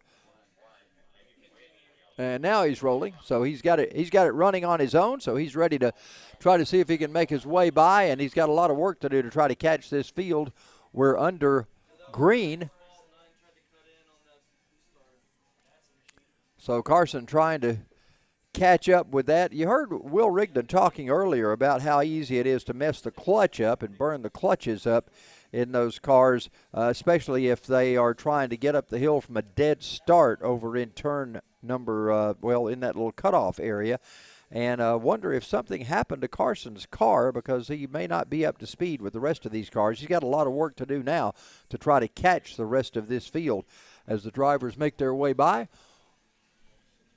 One lap is complete, and Race Beckman, who was our fastest car, is your race leader right now as he heads down into turn 1. Beckman is followed by Javier Soto in second spot. Soto crosses the line in his number 95 car. Then Matt Hodges should be our next driver by in the 96. Hodges, Owen Bridges actually has gotten by Hodges on the race course, so put Bridges up to third, and Matt Hodges is in fourth position right now. Cars spread out throughout the racetrack. We got another one off the track over there in turn number 1, so they didn't make that turn correctly and wound up in the sand over in turn number 1.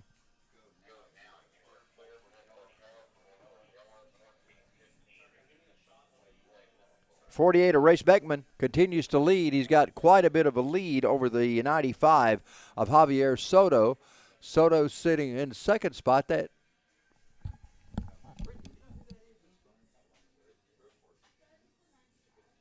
what I thought. I thought that was a second place car.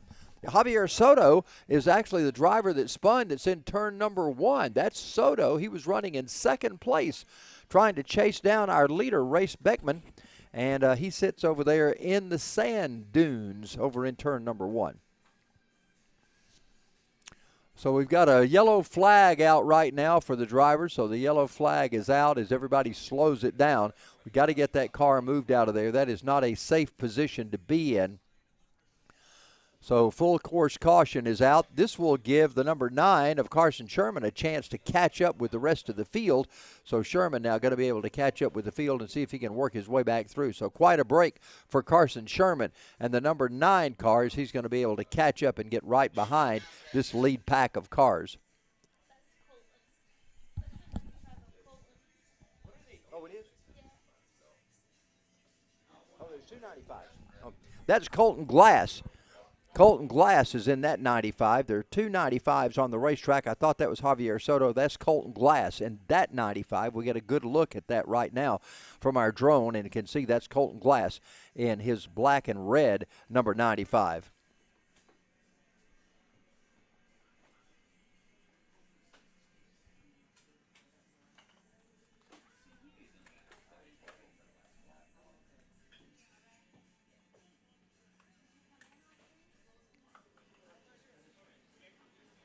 I think this is going to be manpower to get that car out of the situation it's in over there. There you see some track crew members working on that to get Colton Glass fired and back going once again. So there comes Colton out. Now he's under power, and he'll be able to catch the field and be ready to go.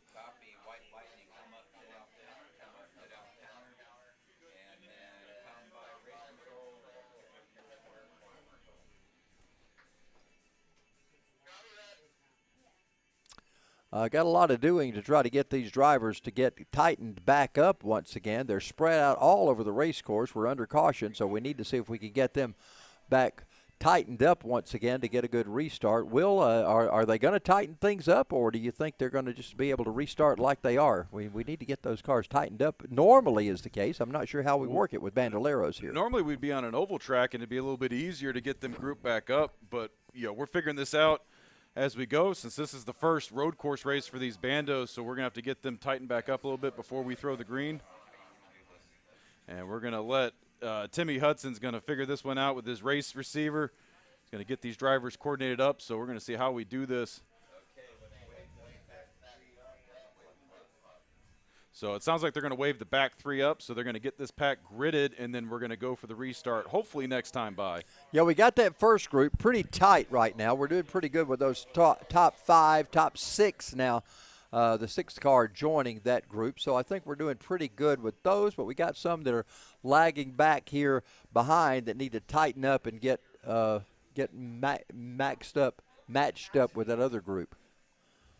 And this is a good example where those race receivers will come in handy, because our starter, Timmy Hudson, can call out to those cars and say, hey, you guys in the back, hurry up, catch up to the field. Yeah, they need to be running race laps to be able to catch up with these groups. Although this right is now. the rookie class, Charles, so hopefully they're not at race speed when they catch back up to the grid.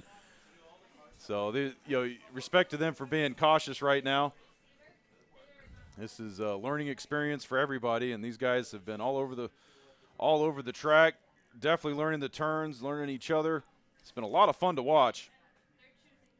And it's good experience for these kids, too. Really good experience, because they've got to I think that's going to make them better oval course racers. Once they get experience of turning right and left, it's going to, when they get into a skid or get into a situation where they have to turn the wheel to the right, I think it's going to help them quite a bit. This second group, I guess you'd call it, those three that are in the back trying to tighten things up right now. I'm not sure they'll be tightened up enough this lap to go green. They've still got some work to do to get with that top group. And we'll look to see if they're going to catch back up or not, but I have a feeling our flagman, Timmy Hudson's got the green flag in hand, so he is probably going to send this group as they come by next time. So let's look to Timmy to see what happens. He was just on the horn on the receiver talking to the drivers and telling them you need to tighten up as best you can. I think that we've done about all we can to try to get them back up with the group. We're going to go green this time by. That lead group's coming out of turn number 15 right now. We can spot them coming out of 16. So I think we're just about ready to get the green flag out once again. Timmy Hudson waves it. We are green as they take it off down to turn number 1. And there goes your leaders side by side past the start-finish line as they go diving into turn 1. Great shot from the FPV camera. Wow, what a great shot. Race Beckman leads the pack. That looks like, is that Javier Soto on the inside going up to the number 2 spot? Actually, that is the 95. 95 of Soto up to number 2 right now. And so he is in second position. Just behind him, it's the 16, I believe that is, of Owen Bridges as those drivers work around the carousel. And you can see that massive double sweeper carousel as those cars wind their way around, going down the hill into turn 6. Let's see how they handle this turn, getting hard on the binders as they make their way in, single file. That's the 28 car that's made it up to third. So put Jaden Beckman all the way up to third place now. So Jaden, and I'm assuming there's some relation there to Race Beckman. Yes. I would assume there's a relationship between those two. You've got a Beckman sandwich with Javier Soto in the middle right now. These other drivers in the rest of the field make their way through turn 6. Meanwhile, our leaders are already in the cutoff point. They come back into turn number 15. And here are your top three right now in camera view. Race Beckman, your race leader, number 48, the number 95, Javier Soto. Look at that side by side at the line. We're going to have a Beckman top 2, it looks like right now, if he can hang on through turn 1. As they fight for position, diving downhill into turn 1. It looks like Jaden Beckman's going to close the door on Javier Soto. You know, you got to hand it to these kids. They're using these rumble strips. They're using every area of the racetrack. They're doing pretty good to adapt to a race course. You know, just watching them drive the line right now, Charles, you wouldn't know these guys have only been out here since yesterday. Yeah, they're driving like they've been here all season. Pretty amazing stuff. Race Beckman, your race leader. Jaden Beckman in second spot. Javier Soto back in third right now as Soto's in that 95 car. The Beckmans make it through turn 6. Javier trying to close in on the 28 of Jaden Beckman, but so far not able to do so. And Beckman sent it a little hard into turn 6. He had the run, but unfortunately had to get hard on the brakes to keep that car on track as he went all the way to the outside of that rumble strip. And so he had to lift to be able to regain control of that car, and that allowed Soto to pull back away.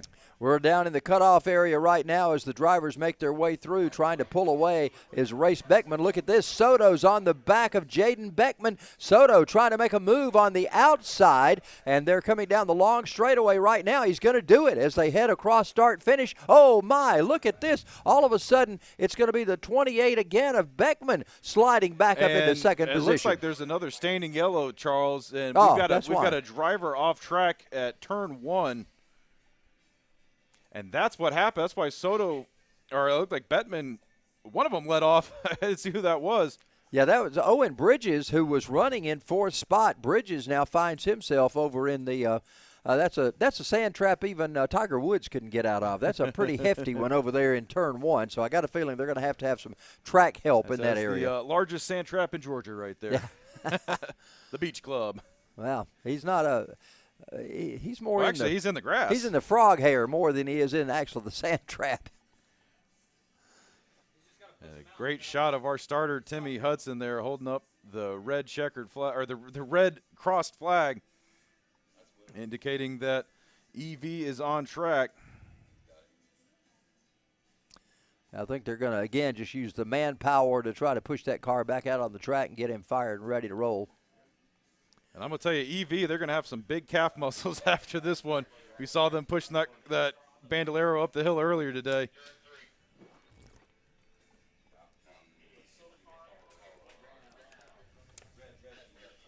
All right, they'll line them back up. We'll get ready for as close as we can for a tightened up field. We still have some trouble getting all those cars to get as tight as they need to be for a good restart.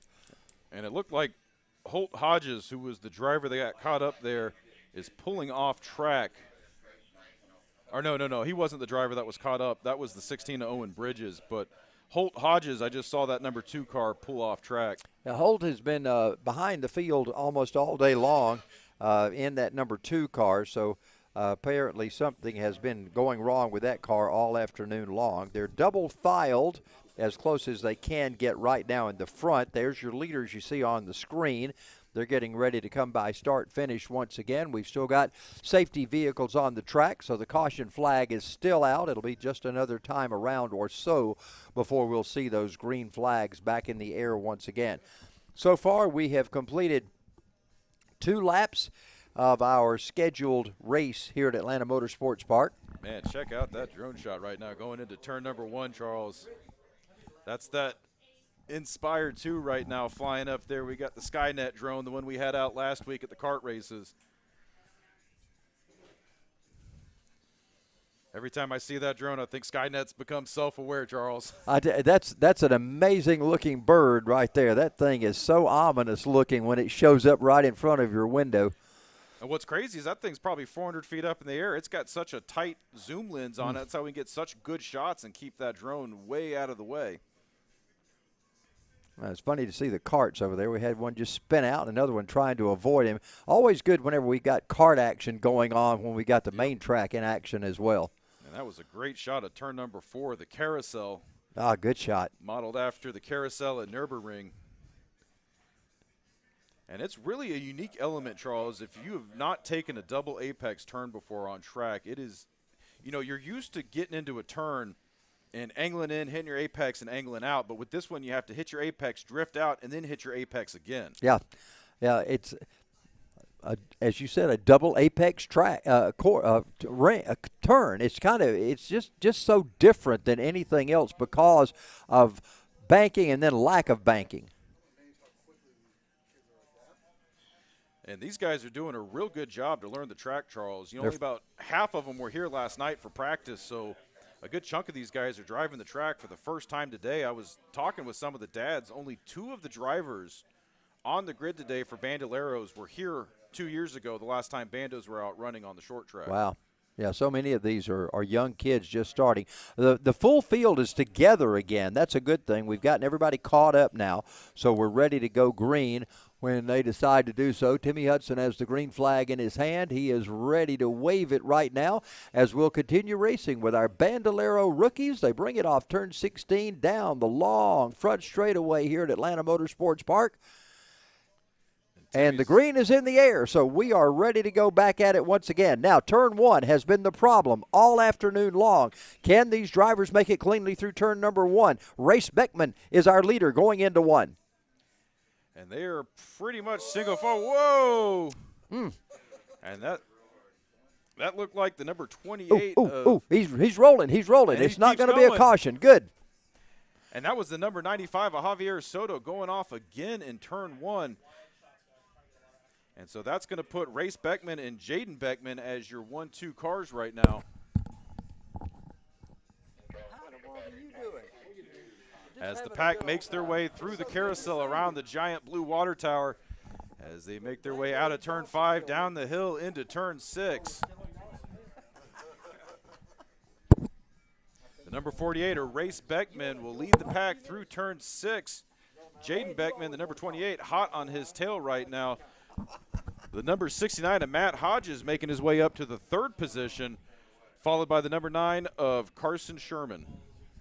Well, those drivers making their way right now down into the back section of the racetrack. They're getting ready to hit that cutoff spot, and there they do. That's our leader, Race Beckman. He comes off to turn number 15 once again. Beckman now has a bit of a space between his car and the second place, the 95 of Javier Soto.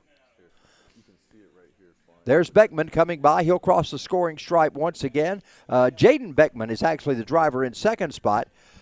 Matt Hodges is in 3rd. Remember, Soto was the driver that took an excursion off into the sand trap there. So we've got Race Beckman and Jaden Beckman now running 1 and 2. Jaden Beckman's got the run on Race Beckman. I don't know if Race Beckman just had a bad line getting through turn 1, but he wasn't on power as quick as Jaden was. Wow, those guys are battling it hard. The Beckmans, look at them going at it off turn number 4. We've got Race up front, Jaden in second spot, but Jaden's trying to take that spot away. And this battle for the lead is heating up, Charles. You know, Race Beckman was all alone in the front, and we had this restart, and now Jaden is hot on his tail, so anything can happen as they're making their way through turn 6 right now. Well, you got the 48 and the 28 battling hard. Look at that drone shot, man, right there with the drivers as they head down into turn number 7. My goodness, looks like we're right there in the race with them, Will. It's like following the chopper cam in a video game, Charles. You were right on their bumper, falling behind. This race drone getting awesome shots. This thing can do easily 80 miles an hour, which is more than enough to stay up with these Bandolero cars. As you see your leaders make their ways through turn 9 and 10 back onto the front straightaway. So I'm going to ask Max this question. When we come to the checkered flag, is the drone going to win or is one of the Beckmans going to win? Max, what you got there? You going to win this race? Well, he's flying multiple drones, so that's kind of cheating, Charles. That's tough to do. It's tough enough to fly one, much less two, and try to get good shots like he's getting. They make their way off turn number 1. They're heading to that little S section in turn number 2, right in front of the condos. Look at this battle. Once again, it's the Beckmans as they make their way into turn number 2. Another shot coming around the big carousel. Race Beckman, your leader. Jaden Beckman trying to take it away, using those rumble strips. Here comes Jaden on the attack down the hill. It's a big downhill battle as they go into turn number 6. And let's see who outbreaks who going into turn 6 here, Charles. Both Beckmans taking a clean line through 6, both staying off the rumble strips. And they will be happy to stay 1-2 as they make their way out of 6 into turn 7. Well, they'll be ready to go to the cutoff. Look at that. Race goes way wide, and then Jaden follows suit as they come through turn number 7. They're getting ready now to set up for that left-hand turn, coming off of that and almost get in the grass coming out of that cutoff area. They come back onto the main track on turn 15, and they work their way back up for another lap. This will be 5 laps complete. There'll be 3 to go in this 8-lap race. And that turn will sneak up on you, Charles, as you make your way out of turn 6. Turn 7, you see the rumble strips on the left side of the car, and you've got to just barely tap that, but the second you're at the apex, you got to swing that car all the way to the other side. And you saw Beckman, one of them stayed on the line, the other one didn't. And when you're in a bigger car with more weight, it's really important to hit your marks or else you'll get the weight out of balance, and that makes turn 8 real hard to take. Yeah, they come through the beautiful foliage here at Atlanta Motorsports Park, working their way around the carousel. It's still the battle of the Beckmans as Race leads Jaden off of turn number 4. Race is in the 48, Jaden in the 28. Down the hill they go again. That tight breaking point in turn number 6, Will. And you could see Beckman, Jaden Beckman was hanging a little to the outside. And look at that, Race Beckman getting a little squirrely. Jaden might have a run on him as they come up through turn 7 here, Charles. Let's see what happens as they make their way around the backside of the track. Well, they're getting ready to have to brake for that cutoff area. So how much do you brake? What do you have to do to set yourself up? They gingerly go into there. Here they make that hard left turn into the cutoff area. Again, almost off in the grass, but they do stay out of that area. But Race is trying to hang on to the top spot. He's being chased by Jaden as they come down the long front straightaway. Oh, here they go, side by side at the line, too wide. There's going to be 2 laps to go as Jaden Beckman makes the pass at the line. He's going to try and shut the door here. Ooh, they squeeze it, and Jaden gets the spot, forces Race to hit the brakes. I was afraid he was going to go into that turn too strong and wind up in the sand, but excellent execution of that turn 1, and now he's in turn number 3 and trying to pull away from Race. So Jaden Beckman is our new race leader going up through turn 4. Look at him, starts to stretch out that lead. And I think that might have rattled his cage a little bit there, Charles, because he was on the brakes, he gave the spot, and then he was not able to get back on the gas soon enough. And with these bandos having as much power as they do, you've got to keep the momentum or you're going to lose time on track. Well, they go through turn number 6 right now, and it's going to be, oh, my, off the rumble strips. Look at that shot there. You saw Race Beckman get just a little wide coming off the rumble strips, and Jaden has got a substantial lead right now going into turn 7. We'll be coming to white flag this time by. And we got just a little over 1.5 miles to go in this contest, Charles, so I don't know if Beckman's going to be able to have what it takes to catch back up to Beckman. So well, Beckman's got it. I got a feeling that we're right on that part of it, Will. We'll have a Beckman. Well, we'll have 2 Beckmans on the podium at this point. All right, and we've not mentioned Matt Hodges. He runs in 3rd spot. So Hodges in actually race. There we go. Hodges is now in 3rd. Yeah, that's the way the top 3, the podium finish looks at the moment as this last lap is underway. But Jaden Beckman is now pulling away. And it looks like the transponder might not have caught him that last time by because it's showing he ran a 2-minute 53-second lap, which I know is not correct. Yeah, I'm pretty sure that is Jaden Beckman out front. with Race Beckman in second spot. Matt Hodges is third on this final lap around. Timmy still got And the that white could flag be, out. That could be a dead transponder. We'll have to see if it dings this time by. Yeah, I think that's the situation because clearly that's Jaden Beckman out front. He passed Race several laps back and is now working on the final lap. They'll be coming through the cut-through here in just a minute. They'll be coming to the checkered flag this time around. Timmy Hudson going to be waving those double checkers to one of the Beckmans. Let's find out who it is as this final lap is underway. And Race Beckman has nothing but clean track in front of him as he navigates this final turn. Jaden Beckman. Either way, it's a Beckman coming to the checkered flag. We've got Jaden coming down this long front straightaway.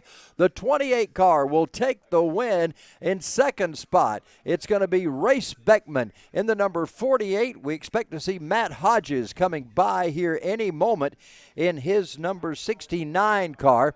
Hodges now coming up through that turn number 16 area, the 15-16 complex here as he makes his way by. Here comes Hodges in the 69 car.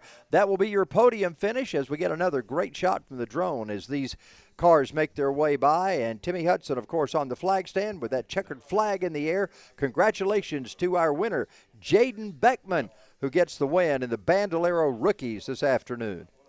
All right. Up next, we've got Bandolero, Bandit, and Outlaw. Bandolero, Bandit, and Outlaw. Go ahead, make your way to the grid.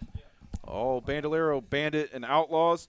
We're making a slight change to the schedule, so we're going to run Bandits and Outlaws next. And then after the Bandoleros, we're going to run back-to-back kart sessions. So we'll have LO206 first, and then we'll have the KA100 tag and shifter class following that. So up next, we've got Tag Bandit, Tag Outlaw. I see a lot of those drivers are already in their cars ready to go, so we will pull them out on grid as soon as these guys get off. And then after Bandolero, Bandit, and Outlaws, we will run back-to-back kart sessions.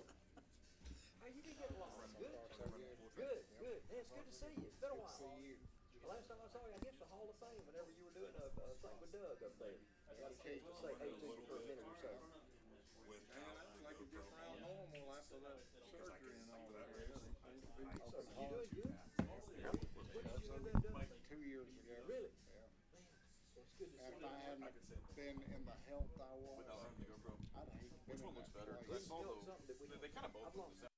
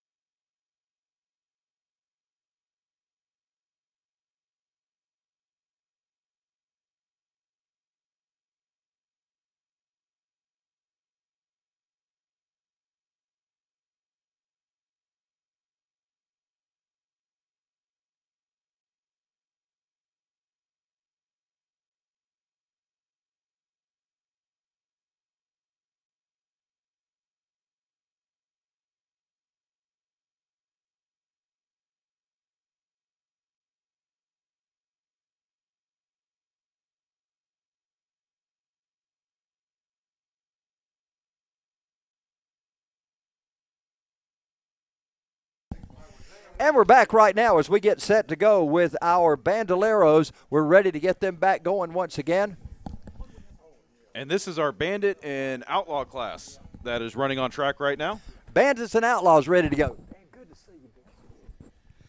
Bandits and Outlaws are ready to roll. We've got them on the track as we get set for another great racing action from the Bandoleros once again. Again, Brittany, 8 laps in this one as well. So a final 8 laps here. And, you know, Will, we see these drivers running 12, 15 laps at Lanier, but here we're getting 8 laps on the road course. So it'll be interesting to watch these guys go at it. And this is actually their first race. So the first session we saw them was a practice qualifying. So this is race number 1 as the team goes barreling into turn 2. Oh, looks like one car got around there.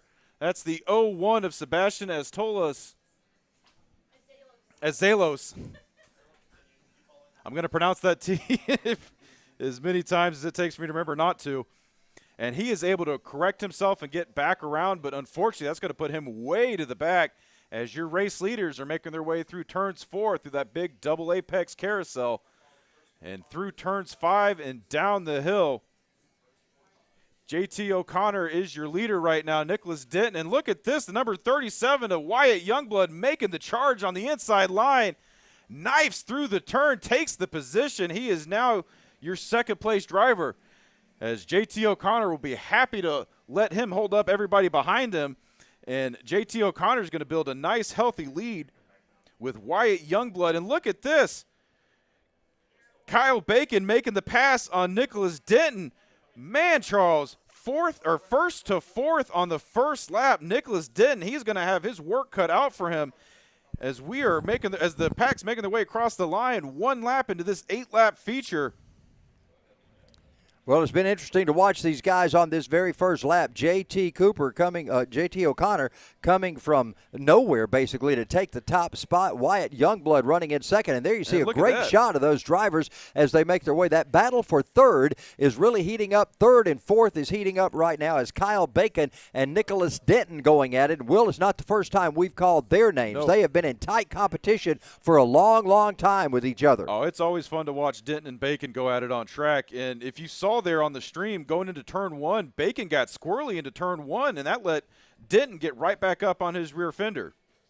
Well, here they come down into turn number 6. It's that treacherous turn. We see the 17 car of O'Connor doing a great job of battling through that. The 37 of Wyatt Youngblood in second spot. But there you see Bacon and Denton as they battle it out for third and fourth. They're just about ready to get to the spot where they'll cut off and come up through that little small area there in order to get back on 15. They set it up perfectly going inside there. Looks like that Youngblood's trying to find out a way to make a move. Now here comes Bacon making a move to the inside. Denton to the outside. Look at this, side by side with Bacon. He's going to have the run on them as they make their way onto the start finish. And that looks like Nicholas Denton is going to be your new third-place driver. Yeah, Denton has moved up to third. We're showing, not sure what we're showing, Dylan Bongiovanni as our leader, but I do believe it's the 17 of JT O'Connor that's still the leader right now in the 17 car as he heads up into turn 3. He's setting himself up for that big carousel turn, and I don't know that these cars, being as light as they are, have the aspect that the others do of the unloading as much. Because they're smaller and smaller wheelbase. Anyway, here they come down. It's O'Connor bringing them down into turn 6. Look how tight they're getting, Will. And they are getting almost side by side. Look at this. Youngblood shooting to the inside, not able to make it happen. Bacon's on the move. And Bacon, if he doesn't watch out, Bacon's going to take the spot. Man, look at the drone right there following these guys. What a great job we're getting of shots this afternoon as Bacon takes the inside on Youngblood, trying to take that spot away. Youngblood dives down to the inside. Oh. Bacon's holding him strong right there to the inside, and Bacon going to take over second. And Bacon staying wide is going to have the run, easily clears Youngblood. He is your new second-place driver. But leading your pack right now, the number 17, JT O'Connor, will lead them down the front straightaway. We are 3 laps into this 8-lap contest. Man, look at those top 3. They have got a great race going, and if he doesn't watch it, Nicholas Denton is going to lose this top 3. Inside. Oh, battle for the lead. Bacon's going for the top spot. And JT O'Connor hung it wide. That left the door open for Bacon to shoot to the inside, and he's going to have the run on him as they go through turns 2 and 3. Kyle Bacon has got to be excited. He has come from back into the pack to work his way to the top spot. Now he's starting to pull away from O'Connor and Youngblood and Denton as he heads off of turn number 4. And you can see Bacon taking a perfect line through the carousel, hitting both apexes. He had the better setup coming through 2-3, and that's what gave him the run and allowed him to get around JT O'Connor. Look how wide he sweeps out going into turn number 6. Oh, and Bacon loses it. Oh, okay, too much speed. Comes around into turn 6, but he is back under power, so the caution flag will stay in the pocket. We are under green, and we are back underway. I was just commenting on how great he entered the corner. I didn't get a chance to talk about how poorly he came off the corner. I think he entered it too good, Charles, because he had so much speed coming into turn 6. I think he hit his brake marker like he was used to, but he had more speed than he was used to having. Wow. Interesting turn of events right here. That puts JT O'Connor back in the lead right now. Youngblood is in second spot. Now Nicholas Denton is caught back up, and we got another battle for the top spot. And Youngblood dives to the inside trying to take that top spot from JT O'Connor, and he's able to get around him, and he does. But let's see, Charles, did that move to the inside cost him any time? As you know, they'll lose momentum going to the inside, but it looks like he was able to get in front and maintain his speed. Yeah, Youngblood's got the advantage right now over O'Connor. Here comes Nicholas Denton. He's not through with this race yet. The Days of Thunder look-alike car up to third spot as he gets ready to come down the hill. This has been the problem so far all day today, turn number 6. Let's check it out. And there go your drivers clean through turn 6. JT O'Connor still on the tail of the 37 of Youngblood. Nicholas Denton getting a little bit of a run there out of turn 6. Let's see how this shakes out as they make their way around Anna Hill to the backside of the track.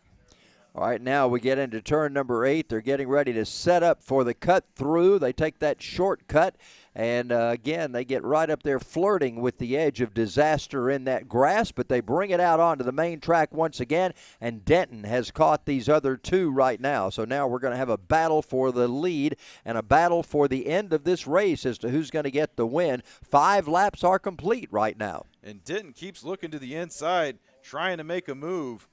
Let's see as they make their way side by side through turn 1. JT O'Connor, Nicholas Denton. They are neck and neck right now. I don't know who's in the lead, Charles, but Denton's got position going into turns 2 and 3. Well, let's see if O'Connor has to yield. Man, it's hard to tell when you've got inside-outside turns like this. You never know who's got the advantage. Denton goes wide, and here comes O'Connor back on the attack. Almost hit him with the crossover there, but Denton able to crank that car back to the inside, shuts the door, gets the position. Your new number 2 driver, the 46D of Nicholas Denton. Wow, look at this move. Youngblood goes to the inside, or O'Connor goes to the inside and just absolutely dive bombs it to take that spot away from Denton. And as soon as we call it, JT O'Connor takes it right back. Although JT O'Connor had the high side through the carousel, so he was able to carry a lot more speed coming down the hill into turn 6. Well, they're trying to chase down our leader right now. Wyatt Youngblood is the leader. They're in the cutoff as they get ready to come back out onto the main track on 15. These drivers doing a great job, making it very exciting. It'll be 6 laps complete, 2 to go. And there goes Wyatt Youngblood taking the 2 to go from our start finisher Timmy Hudson. As the pack goes diving into turn 1, Youngblood will lead them.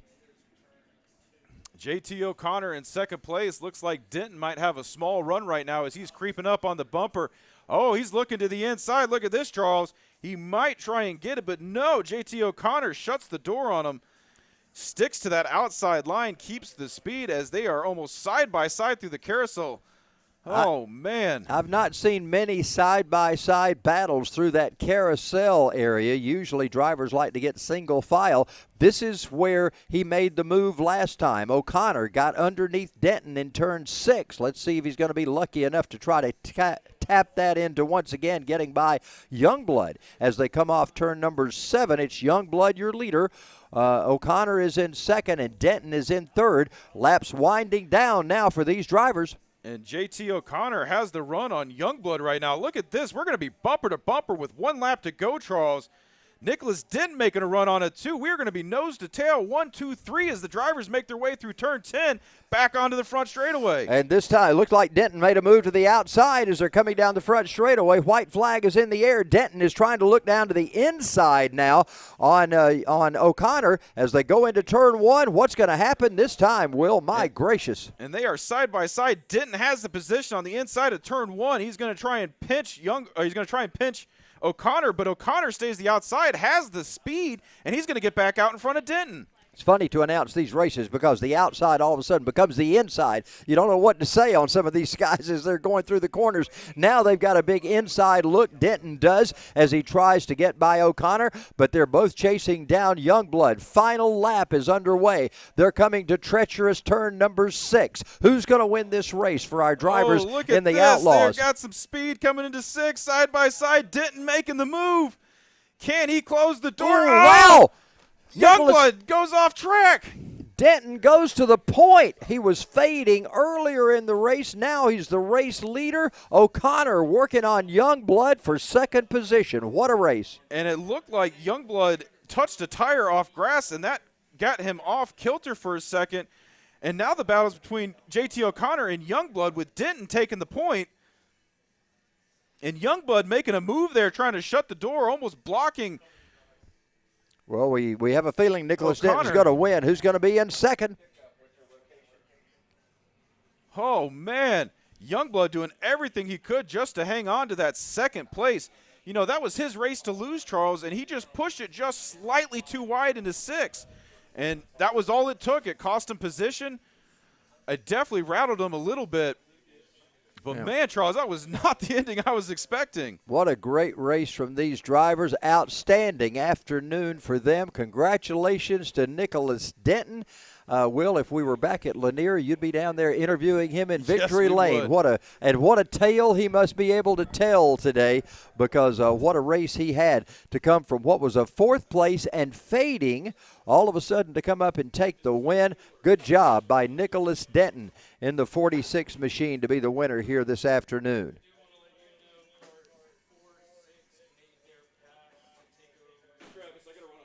The 0-1 of Sebastian Azolas over there right now out of the car. Troubles for him in the 0-1 machine. But what a great race for our drivers in the Bandolero Outlaws and Bandits. They put on another great show for us. We've got LO206 Karts on the way out. LO206 Karts are on the way out now. We need LO206 Karts on the race, ready to come out onto the racetrack. And then we'll, of course, be bringing out our 2-cycle powered karts. We'll be bringing out the KA100s, the shifter karts, and the tag senior, junior, and masters will be out as well. Got to do a little rescue work on the racetrack, get that 01 back to its garage area, and we'll be set ready to get this next group on the track. Kart racing will end us up here today at Atlanta Motorsports Park. It's been quite a day to have karts, to have bandoleros, and to have our regular spec Miatas and radical cars all running on the same afternoon and morning here at Atlanta Motorsports Park. What an excellent day it has been. The weather started out being a little precarious at the beginning of the day. It has cooperated so much better with us here toward the end of the day. Thank you, Mother Nature, for giving us another great afternoon to watch some good racing here at AMP.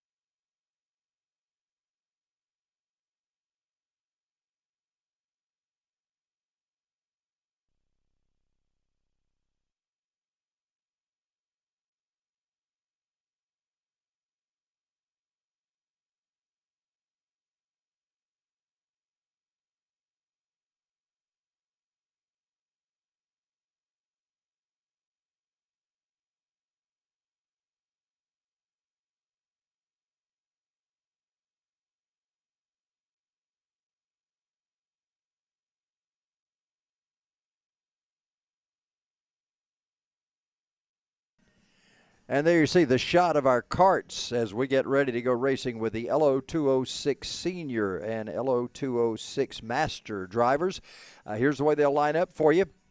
It's going to be a standing start, as I understand. We're going to bring the drivers onto the front and stop them and get a standing start from these drivers. But here's the way they'll line up. Ryan Fiorentino in the number 2 and Carson Craig in the 55. They'll be side by side in row 1.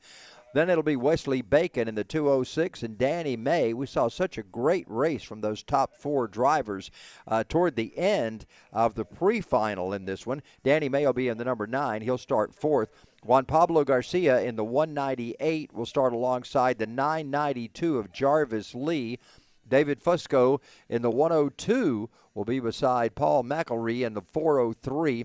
Harrison Browning in the 88 starts beside Roy Edwards. Now, Edwards is the top senior finisher, the top master finisher. It's a group of seniors and masters. And the masters is Roy Edwards in the 211, Al Edwards in the 711, also one of the masters drivers. Banu Yedla is in the 014. He's a senior driver. And also Martin Nybert is a senior in the 25. Clay Ferguson is a master in the number 33. Also another master is Chris Horencio. Shane Carruthers is a senior in the 45. And another master is Camilo Ortiz. Luke Kondrowski is a senior. He's in the 35. And Devang Mishuria is a senior in the 304. So that's the way we're lined up right now. 21 strong here in this kart race for the LO206 Senior and LO206 Master drivers.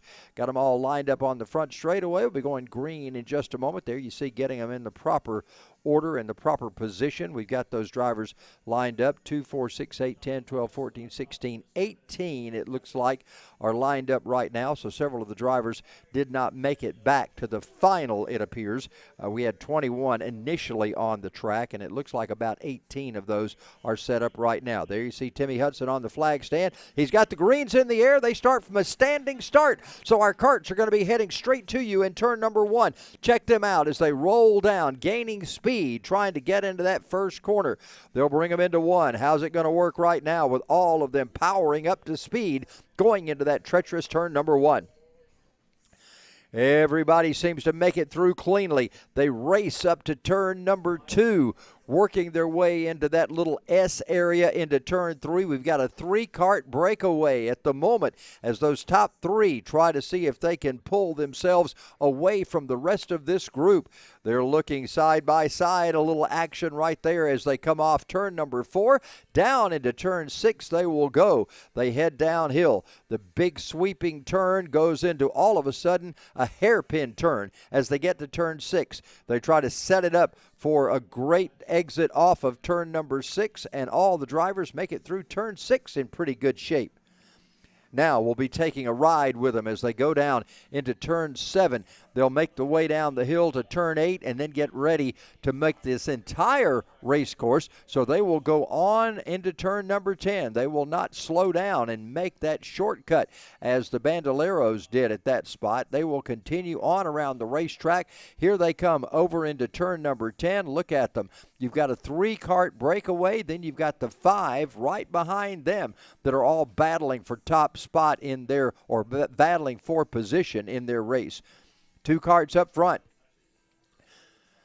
They make their way off. Paul McElree, check that out. We've got Carson Craig and 4 karts now in that top position, with the 5th kart trying to join them as they make their way up the hill. They have really consolidated that pack. It is pack racing, certainly, as they make their way off turn number 16. They'll come by the scoring loop this time. Let's take a check at that as we've got some side-by-side racing going on. Ryan Fiorentino in the number 2 kart is your leader. Carson Craig is second. Wesley Bacon is third. Juan Pablo Garcia has moved up to 4th in the 198, and that puts Danny May back to 5th. But that is your top group of karts that have separated themselves from everyone else. Now we got a side-by-side battle going on. Carson Craig has stepped out. He's trying to see if he can make the move. On the outside, loses a couple of spots right there as the outside was not the way to go. And they will make their way into turn number 6 again. We've got 3 karts trying to break away from those 2. Now that 6th kart, joins back up with this battle, looking to the inside. Riding with Danny May in the number 9. Right behind him as he makes his way into turn number 7. Up front, the battle continues. Those top 3 karts battling it out. Last time by, it was Ryan Fiorentino, Carson Craig, and Wesley Bacon were the top 3. Let's see how that changes out this time as those drivers enter turn number 10. They make that hard right-hand turn. They go around a blind corner in turn 11 and off that 12, 13, 14 complex. Here they make their way out of the tree lines and work their way back up. They'll be heading uphill. That's the lowest point on the racetrack. They'll be heading uphill right now as they work their way to start-finish once again. And at that point, our scoring monitors will change and we'll find out who the top 3 are in this first pack and the second 3 in positions number 4, 5, and 6. As they work down the front straightaway, that second pack now catching the first pack, and they are looking like they're going to get very racy heading into turn 1. It's Fiorentino and Carson Craig and Wesley Bacon, still your top 3. Juan Pablo Garcia. Jarvis Lee has made his way up to 5th spot. Danny May is back in 6th.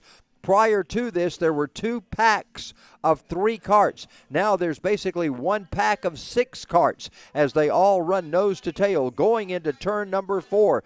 That second pack has tightened up over this group right now. The leaders make their way by the water tower.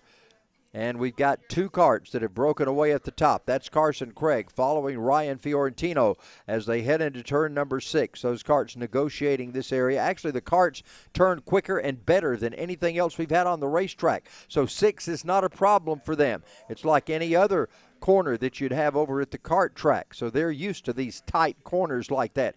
Carson Craig glued to the bumper of Ryan Fiorentino as they go through 7. Down into turn 8 they go. They sweep wide as they get ready to cut off corner number 8 and then head down to 9 and 10. Trying to join that group is Wesley Bacon. He is part of that 3-kart breakaway. They head off 13. It's going to be Fiorentino, Carson Craig, and now Wesley Bacon. That's the top 3, then the other 2. Then Danny May is back in 6th spot. So they'll bring their way up the hill once again. It's quite an elevation change, about 5 stories from the lowest point there all the way up 50 some odd feet in elevation change as they come up to the top of 16, and they'll come down this straightaway right here across the scoring stripe. We will have completed this time by, we'll have completed 4 laps out of our 8.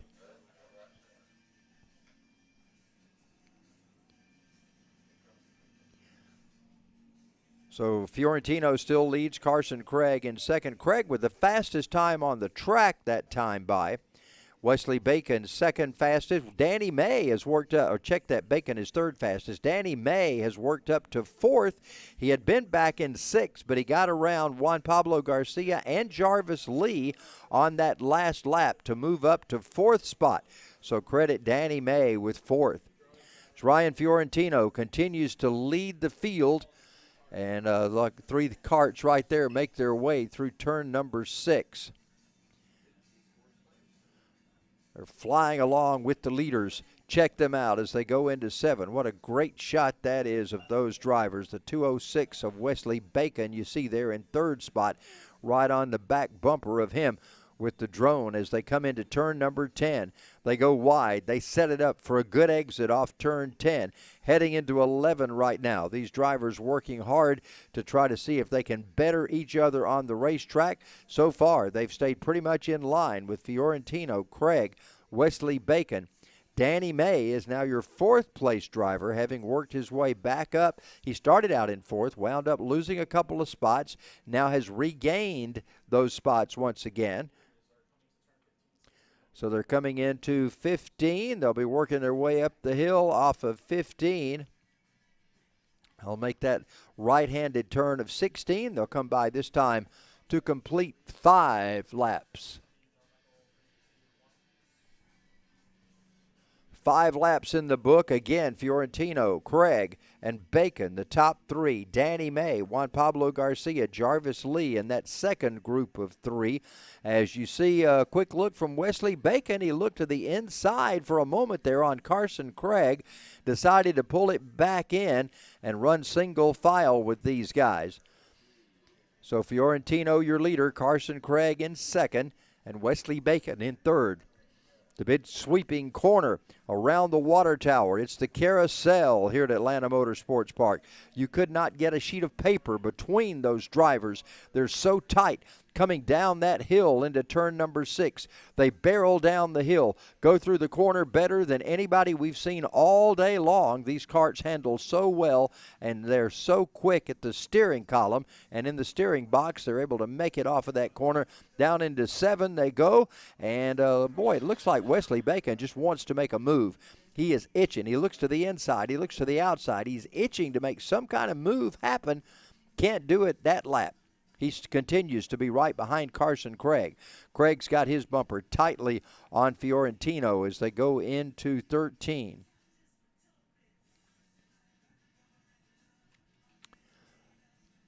And once again, I thought they were going to try to break away from Wesley Bacon, but Bacon has gotten right back up along with them once again. So not able to break away from him. He continues to run in third position.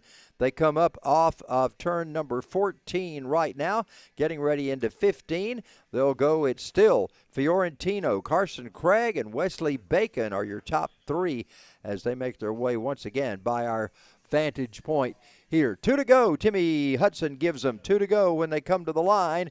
So Carson Craig trying to see what he can do to wrestle this lead away from Ryan Fiorentino on the final 2 laps. Those 3 karts still stay tightly connected as they work their way off turn number 1. They're into the S's in turns 2 and 3. So they head through there with Fiorentino, Carson Craig in the 55, and Wesley Bacon in the 206. Ryan Fiorentino down off of the back chute, down the hill into turn 6. Next to last time, they'll be coming into turn number 6. Everybody comes through cleanly. Wesley Bacon took a quick look to the inside. Could not make the move on Carson Craig. It's still Fiorentino in the number 2 car. And you see these drivers ducking their heads just a bit as they can to try to gain all the aero advantage possible as they head down these long sections of straightaways. Right now they'll get into the curvy part, so this is the last bit of straightaway they'll have for a while. Now they're heading into turn 11. This is the big left-hander as they go around that left-hand turn, 12 and 13 complex. Little bit of a straightaway, a short shoot, if you will, until they get into the sweeping turn of turn 14, and then they'll continue to make that long turn around to get up to number 15. And then it'll be the left-hand turn or the right-hand turn, number 16, to bring them home down the front straightaway. It'll be coming white flag this time, so one more lap by for these drivers as they make their appearance off of turn 16 down to the long front straightaway. The longest part of this racetrack is this front straightaway here right in front of the flag stand. Timmy puts the white flag out. They head into turn number 1. Final time through that turn. They all make it through very well. They're all right in the tire tracks of each other. Nobody ventures out on either side. Wesley Bacon has had an opportunity to try to take a look, but he always ducked back in behind Carson Craig. What's he going to do this time? It's the final lap. Anything goes. It's every man for himself. They come off turn number 4. They're tight down against the rumble strips in turn 4. They bring it down the hill to turn number 6. It's still Fiorentino, Carson Craig, and Wesley Bacon as they go into 6. Oh, my, final time. Bacon looks to the inside. Bacon thinks he's got a run, but no, he pulls it back in single file. We roll right along with him as they head down into turn 7 right now. It's still Fiorentino in that red driving suit. Carson Craig just behind him with the green fairings on his go-kart. And then behind them, Wesley Bacon in the 206. Bacon is right there. He's trying to see if he can make a move to the inside once again. Lets the rear end hang out just a little more than Carson Craig does that time, but it actually slows him down a bit as there's a little bit of a gap between those karts right now. Carson Craig still, as he's been all race long, just tied up against the bumper of Fiorentino in case he makes some kind of bobble on this final lap. Turn 14 is being executed right now. The top three are still nose to tail. It's Wesley Bacon tight on Carson Craig. Craig up on Fiorentino. They'll come through 14 for the final time. Up through turn 15 they go. Around that right-hander in turn 16. Here they come to start finish. Whose race is it going to be? It's been Fiorentino all day. Fiorentino will take the win. Carson Craig in second. Wesley Bacon making a bold move to the inside to try to take the spot away, but he couldn't do it. Danny May finishes in fourth. Juan Pablo Garcia in fifth. Paul McElree takes sixth. Then it was Martin Neibert coming up into seventh spot. Jarvis Lee finishing back in eighth. Harrison Browning in ninth. And Luke Kondrowski rounds out the top 10. Now the top finishing master driver is Roy Edwards, just as it was before. So congratulations to Roy on his win here this afternoon. The second best finishing master was Clabe Ferguson, and the third best was Chris Orencia, so they'll be your podium finish drivers. Okay. So Roy was a senior driver. So second, third, and fourth will be your podium finishes. So that will be then Clabe Ferguson, Chris Orenzio, and Al Edwards, I believe, is the way that's going to be our podium finishes today. So that's the way it's going to end up for our drivers in our LO206 Senior and LO206 Masters. Will, what's coming out next? Okay. So now it's time to bring out more karts. We're going to bring out the KA100s, the shifter karts, and also the tag senior and master, I believe it is, the tag karts. Anyway, they're going to be on track. So we're bringing out the karts will be out next. The two-stroke karts will be on the track next. So we'll get ready to watch them. Remember, they were so much more powerful and had such better lap times than the LO206 karts last time by. So this race ought to be a really good one as these drivers go at it. We've got drivers, of course, the Masters drivers do have the shifter karts, which means they can change gears, which means they are faster than everybody else because they can reach down and grab another gear to go up these awesome hills here at Atlanta Motorsports Park. So we'll be ready to get them underway in just a moment. Do we have more legends after this? Yes, Bandos will be the one final round after this. One full round, both divisions? Yeah, both divisions. If you want to announce that too, just so they know that. Okay. Which one's first, rookie?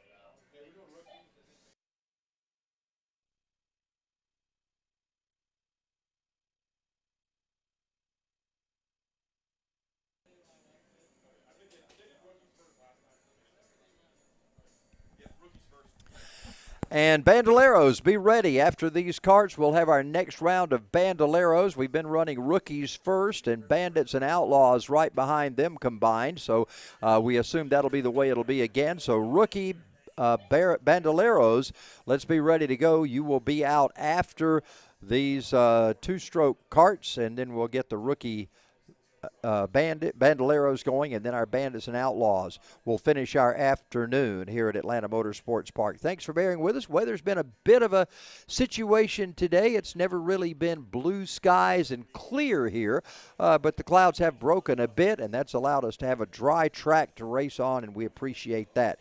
Flag still flying in the air, as you can clearly see. The wind just not brisk, but a slight wind out there, not much to affect anything as far as handling on the track is concerned, but enough to be just a bit breezy if you're standing outside on this Saturday afternoon. We're just about ready to bring out our next group of karts. They'll be starting from a standing start, as they always do with shifter karts, and of course we'll be joined by the tags, and also our KA100s will all be on track as the two-stroke karts get ready to race for you.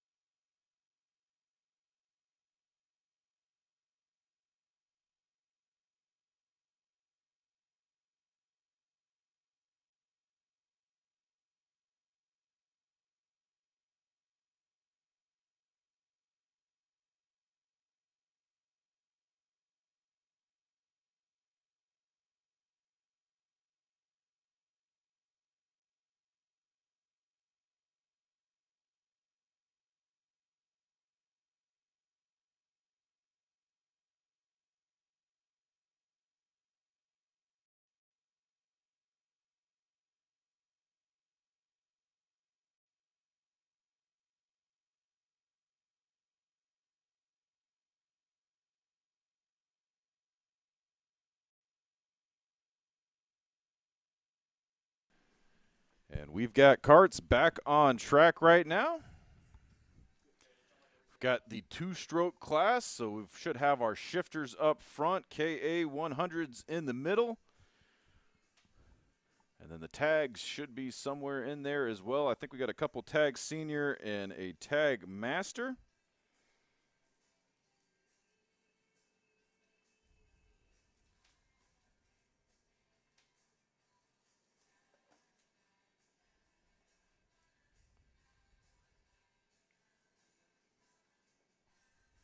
Last time we had our shifter carts starting up front because obviously they're faster, so they just go ahead and let them start up to the front area.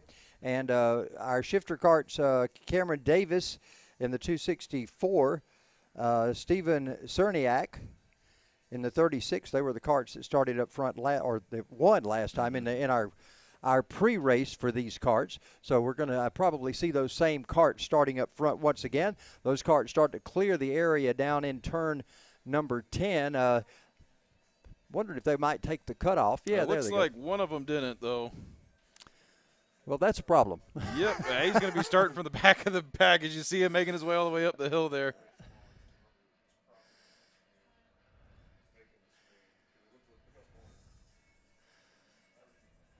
So how are we going to work this? We're just going to wait on it, let him stop and wait on him to get there? He missed the bus. I don't know if they're going to start this or not. I don't know how Timmy we're going to Hudson, handle this. flags in hand. All right, we're going green, so tough luck for one of our drivers. But you know what? These carts are fast, and he might have a chance to catch up with the field in case something happens. And that was Cerniak is your pole sitter right now, Charles. All right, so Cerniak. So the shifter carts are up front. Cerniak, Davis, Baldozer up front as they work their way now off turn number 2. Look at these drivers. Man, they are flying in those shifter carts. And that was, I believe, Jack Rambo that missed the cutoff there. So he is going to be in the back. Although that'll be some fun for him because he's in a shifter cart. So look to him to make some ground on this pack right now. Man, they're flying down the hill into turn number 6. You know, we talked about those LO206s and how quickly that they got through turn 6, but that's nothing compared to what shifter carts can do. And right now, the tightest battle we have on grid is for third place right now. You've got Frank Baldozer battling it out with Anthony Brumfield. This is a battle between the leader and tag master and the leader and tag senior. Although this is one giant multi-class race. But those are the carts on the lower part of your screen right now.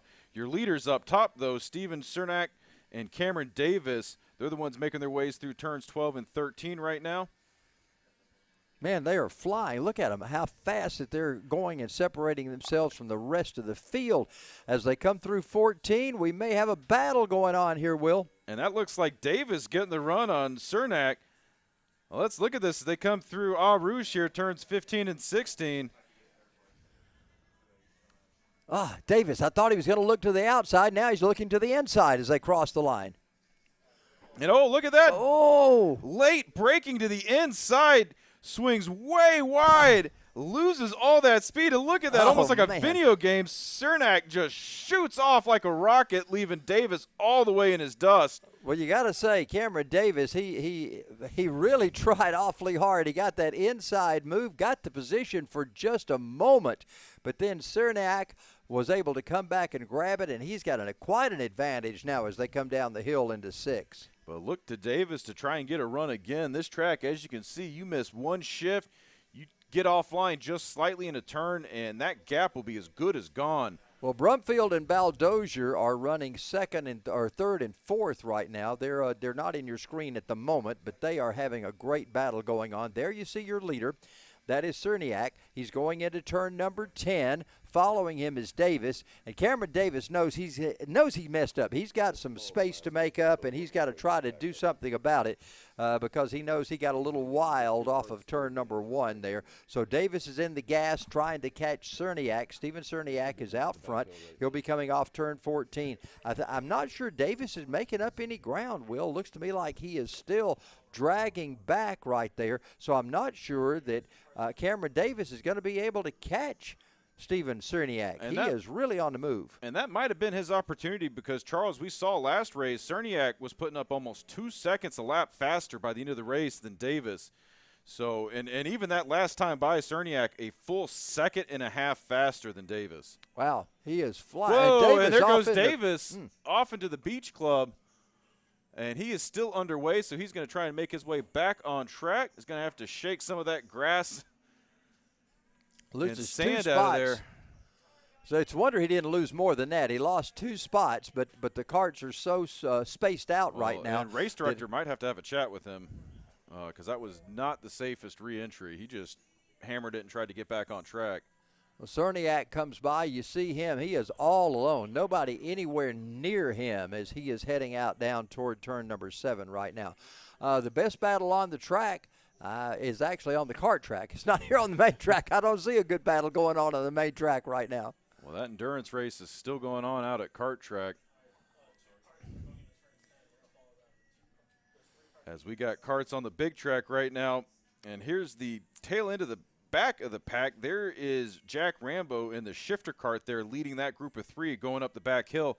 He was your driver that missed the cut through and had to start that last race from the very back of the pack. And he has managed to make his way through a little bit of lap traffic, but he's got a lot of clean track ahead of him. And Charles, as the laps wind down on this race, I'm not sure if he's going to have enough to catch back up to the next karts in front of him. Yeah, it's going to be interesting to see if he can, because this we're coming to the halfway point right now. And it's going to be interesting to see what Rambo can do. But at least he's caught up with the pack and been able to pass a few cars. But he's got a lot of green track ahead of him right now, or a clean track ahead of him to try to catch up. There you see your battle going into turn number 1. That is for 2nd and 3rd, I believe. They're so far back from our leader, Cerniak. He is coming down off turn 4. And, yes, that is the battle for 2nd and 3rd. And so right now, Anthony Brumfield in that slower tag senior car is trying to chase down Cameron Davis. And those are your karts going through the carousel right now. Although look to Davis to start pulling away from Brumfield. Brumfield was only able to catch up because, as you remember, 2 laps prior, Davis made that wide turn into turn 1 going off-road. Yeah, I was surprised that Davis was able to get by those 2 karts that got by him when he was sitting over there in turn 1 in the sand, but he was able to do so that worked out well for him. But he's still got quite a bit of sledding to do to try to catch up with Steven Cerniak. And these karts absolutely destroying this track right now, flying through the turns. This is about the closest thing you can get to F1 G-forces in all the racing, aside from racing in F1. These karts are the peak of kart racing right now. These are the 2-strokes. These are the bad boys. These are the fast karts. And these drivers are hardly lifting going into these turns, so you know they're feeling every single force. You know, these race chassis can handle almost 4 Gs of entering force, you know, on the lateral G-forces as they come through the turns. We saw last week, we talked with Carson Craig, and he had that special rib protector, I guess it was, and he said it's not really for the beating and banging, it's for the G-force protection, because he said the next day your ribs and the sides are just so sore that it gives you some protection from that racing seat from pressing in on you so much with the G-forces. And I can imagine here at the main track you have possibly more than you do even at the kart track. Well, I mean, just imagine driving any street car, Charles. You know, when you jerk the wheel to one side or the other, how violently it throws your body. That's only about 1 to 1.5 G-forces. These go-karts are doing 3 times that amount of lateral pressure when they're going through the turns. I remember one time Richard Petty said that they were running bench seats back in the day. I mean, bench seats in the cars. And he said they screwed a 2x6 in to give him some rib support, and he picked up like 2 miles an hour on the field just because he wasn't sliding in the seat anymore. I wonder if Peter was working for him back in those days. Sounded like he's probably a little older than Peter is. Anyway, back to the karts on the track right now. Laps are winding down from these drivers. Timmy Hudson's ready to give them the 2-to-go signal when they come by this time. Steven Cerniak comes underneath those 2 flags to go as we get ready for the final 2 to get underway. Remember, we need all Bandolero rookies in line. Bandolero rookies, you need to be in staging and ready to go. Bandolero Outlaws and Bandits will follow them. And there is your race leader, Steven Cerniak, heading through the carousel right now. Gosh, he is so far ahead. He will meet his competitor right there as he comes off of 5 and the competitor goes into 3. And that second place car is Cameron Davis, who was running so strong and then just lost it in the beach over in turn 1. And Cerniak only about 0.2 of a second faster that last time by, so I don't know if he's just letting up a little bit and cruising. But Cameron Davis is trying to cut that gap down a little bit. But as these laps wind down, Charles, I don't think there's going to be enough left. Yeah, a lap and a half to go for our leader, Cerniak. He's over in turn 13 right now. You see his car coming through that complex in 13 and 14, and he'll be heading up 15 in just a moment. We will see him back in front of our vantage point. He'll cross start finish, and that will initiate our final lap for our drivers in the shifter carts and in the KA100s, and also in the tag master and tag senior. There you see Timmy Hudson with the white flag out as our final lap is being indicated. And we'll count the clock as second place is just now making his way past the start finish. That give you an idea of what that gap is like right now. He just hit the start finish, and Cerniak's already making his way through turn 4. Yeah, 13 and a half seconds. That is a significant advantage that Cerniak has. He's coming down the hill. All he has to do is coast pretty much from here till the end. Of course, he has no idea how well he could have gotten a glimpse of him when he came off the carousel and saw him, but he doesn't know necessarily that that's the card in second place. He's running 130s right now, Charles. That's some of the back markers in the Radical race were running 130s. Isn't that something? That is how fast this guy is moving on the track, and barely an inch above the asphalt.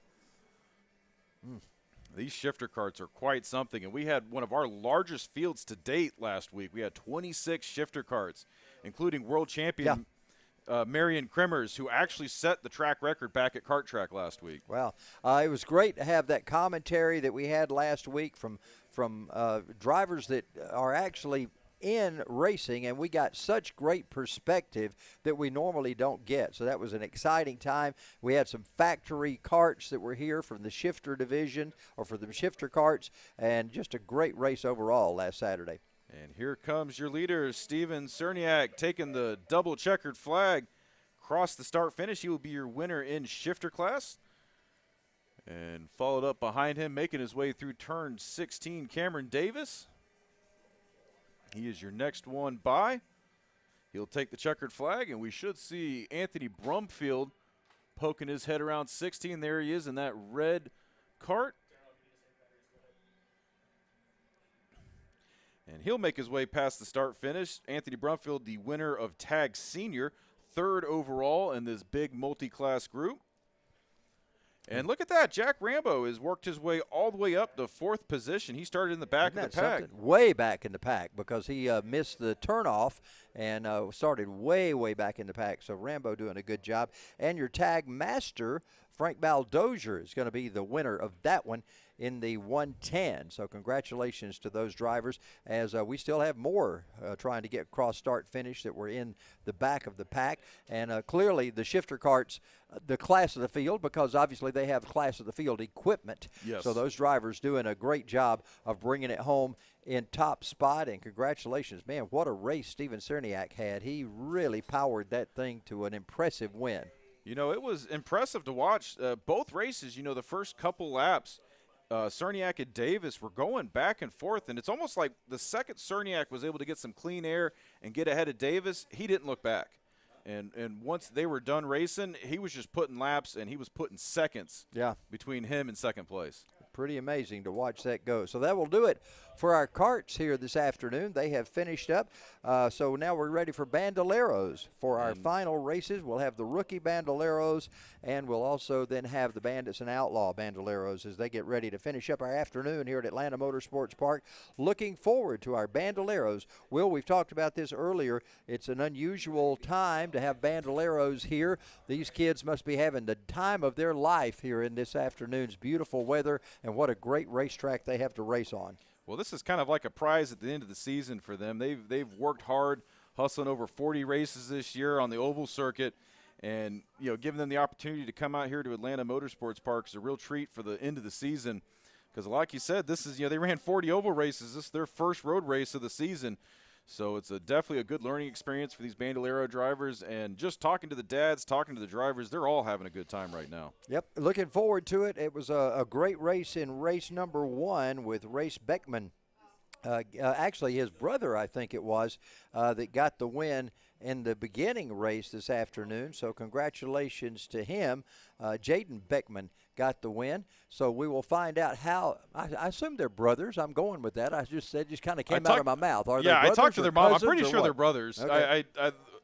The mom to one of them or both of them. I was talking to her yesterday. I didn't specify, hey, are they cousins or brothers? But she was checking them in, and they had come from a little ways out. And, we're happy to be here. We're blown away by the facilities. And that's kind of a common thing I hear from a lot of the drivers. I hear that from everybody that comes up here. It doesn't matter whether they're a competitor or whether they come up here in they come up here for utility reasons. They're bringing something here. They say, man, who knew this place existed? Just, having stalls in the bathroom, that's a lot for some of these guys, not a big old trough to go in. But. Yeah, and rarely do you find a putting green and a water sports park and a pool and a nice stone fireplace in the conference room at racetracks. We don't see that often, Will. No, you don't, Charles. And we won't even tell them where the cigar locker is in the wine lounge. It's a great place to be part of. So happy to be part of things here at Atlanta Motorsports Park, one of the prime facilities for racing anywhere in the Southeast, anywhere in the nation, actually.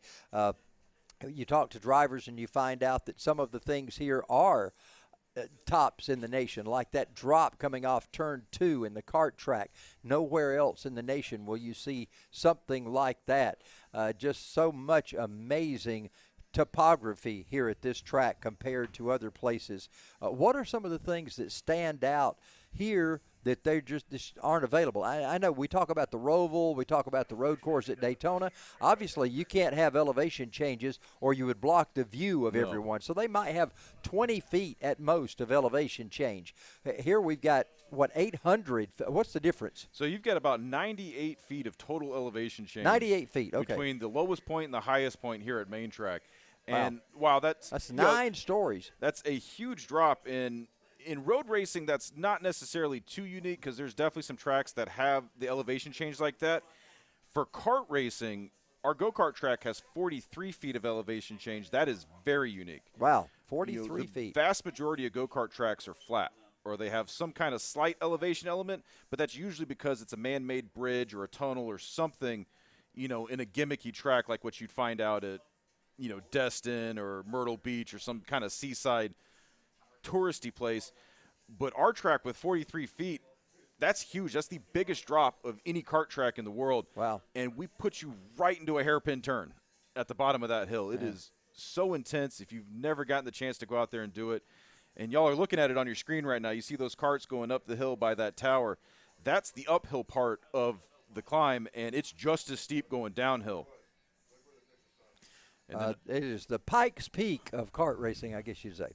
And we're one of the only outdoor tracks here in Georgia, 0.85 miles, and it's built to FIK standards. So the professional European karting leagues, that's the standard they build their tracks to, and that's what we follow here at Atlanta Motorsports Park. And our announcing buddy John Matthews got a chance to race last week in the karts after the racing was over, and he told us, man, what a blast it was for him to be in the kart last week. What you got, Will? We got all right, we need to get all our Bandolero rookie drivers, Bandolero rookies. You are up next. Go ahead and get on grid. Get in your cars and get on grid. We are ready to release you, Bandolero rookies. And Bandolero Outlaws and Bandits, be ready, drivers. Let's be in the cars and be ready to go. As soon as this rookie race is over, we need to have you ready to go, Bandolero Outlaws and Bandits. And these will be our final 2 contests of the day. Once we get done with that, we will go into our podium ceremony. We've got Bandolero rookies on track next as we are waiting for them to take the grid. And I see some of them pulling out now from the pits, so it should only be a few more moments. Did you park on the truck over there? Or is that somebody else? Will, to those folks who are here that have never seen Bandoleros racing before, we started out with Legends cars. Of course, Humpy Wheeler and Elliott Forbes Robinson developed the Legends cars. And as a companion to that, somewhere in the mid-'90s, not sure exactly what year it was, they came out with the Bandolero cars, which was basically a go-kart with a late model looking body on it. That's sort of what they decided at that point. And the Bandoleros have been very, very popular. You can put them in the back of a pickup truck. You can go racing with them. It's much like go-kart racing, but they race at different facilities. They usually race companion events with Legends cars. Many times, especially at Speedway Motorsports Park races, Speedway Motorsports Incorporated races, SMI tracks, like Vegas and Bristol and New Hampshire and Atlanta and Vegas and Texas, they will race companion races with the NASCAR Cup Series. They'll be there whenever those races are there too. So it gives everybody a chance to be part of a big community of racing and showcase their skills in an inexpensive vehicle. Well, it's awesome when you get to show up to a track and you get to see the drivers from where they start to where they finish. You get to see the youngest drivers mixed in with the most talented drivers at the end of the program.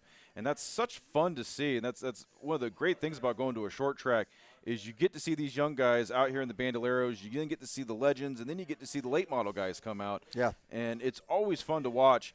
And, always pay attention to the names because you never know when these guys are going to come back and you're going to see them racing on Sundays. I know. It's amazing to watch these guys. I was talking to the guys at the Petty Driving Experience one day, and I said, if I could encourage you to do one thing, I said, when someone gets in one of the ride-along cars, have the driver introduce themselves to you because there's some late model driver from somewhere that you're going to hear their name eventually in the big leagues. And so somebody can say, hey, I rode along with whomever it was. Just introduce yourself, because I know a lot of drivers that have made it big that started giving people rides in the Petty Driving Experience. That's one of the ways they got initiated into the big boys, so to speak. And so introduce yourself to these guys. Let them know who you are, because they're going to say, at one time I knew that guy. I was riding along with him. Well, that's also a common way for drivers to make money during the off season, especially if they're on their way up and don't have those big sponsorship deals yet. They'll run the season and then they're right back at racing school trying to make a paycheck, when the track's not hot and they're not running any races. Yeah. It's a good way to do it. And, of course, there's a number of those NASCAR experiences. I'm, of course, familiar with the Richard Petty Driving Experience more than any other, but there are a number of those where you either get to ride along or you can drive yourself. You don't get to the speeds if you're able to drive it yourself that you do if you ride along, but they are available for you at most all of the major racetracks throughout the season. So we'll take the short cutoff right there. We'll be able to bring them back to green. We have the Bandits the rookies on track right now, and so the rookies will be coming your way. Jaden Beckman is somewhere up front, I would assume. Looked like the 95 was being shown on the pole for this one. We'll see if they line them up like that, or if that's the way they're going to start, if we're going to get a 2x2 lineup or what. Double yellow out by flagman Timmy Hudson there at the start-finish line. So not 100% sure what he is looking at. They're going to make them come by at least one more time. Could be running a test on the loop right now.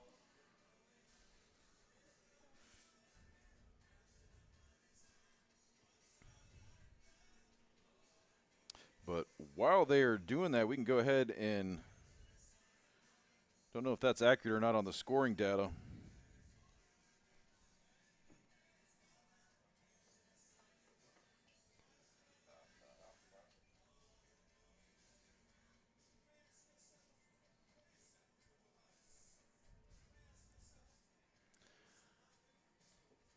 But right now, leading the pack, the number 95 of Javier Soto, followed by the number 69 of Matt Hodges. The number 9 of Carson Sherman is in the third position there in that red with white number car. Followed closely the 95G of Colton Glass, the 1J of James Bentke, the number 16 of Owen Bridges, and the number 2 of Holt Hodges. Really? From Florida. Really? Giving him 48 a couple laps.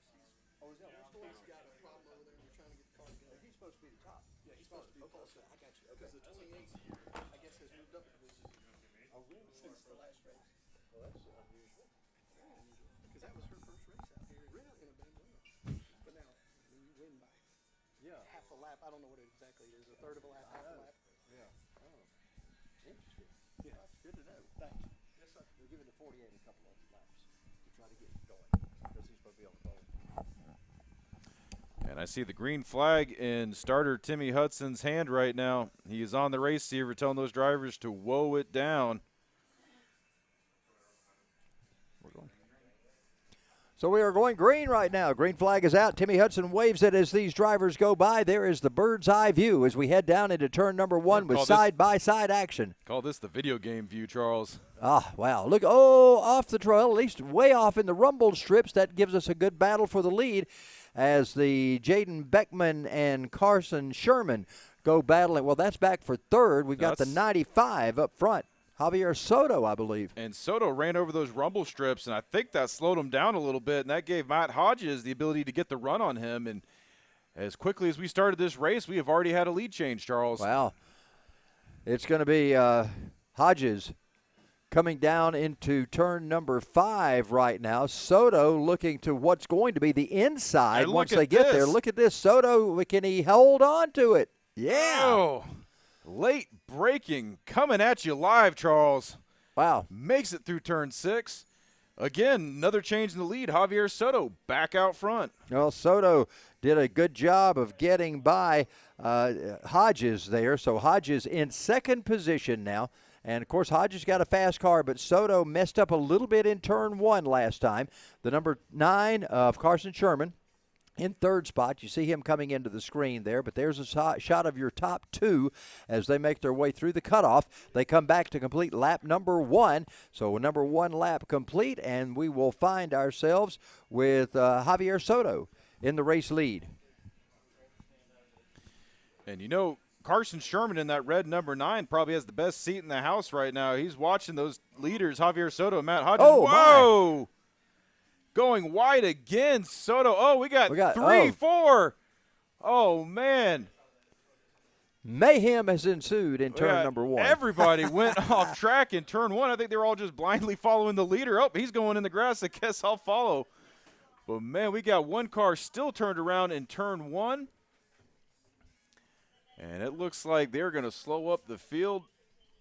Can't see if I don't think they've got a yellow out there. There's a waving yellow, but not a standing yellow. So well, everybody's moving. I believe we've got turn 1 clear now as the final competitor gets rolling. And I believe, is that Soto that's still over there? That might have been Hodges because Soto's going past us right now. Okay, there's Soto. That puts Carson Sherman now in second spot.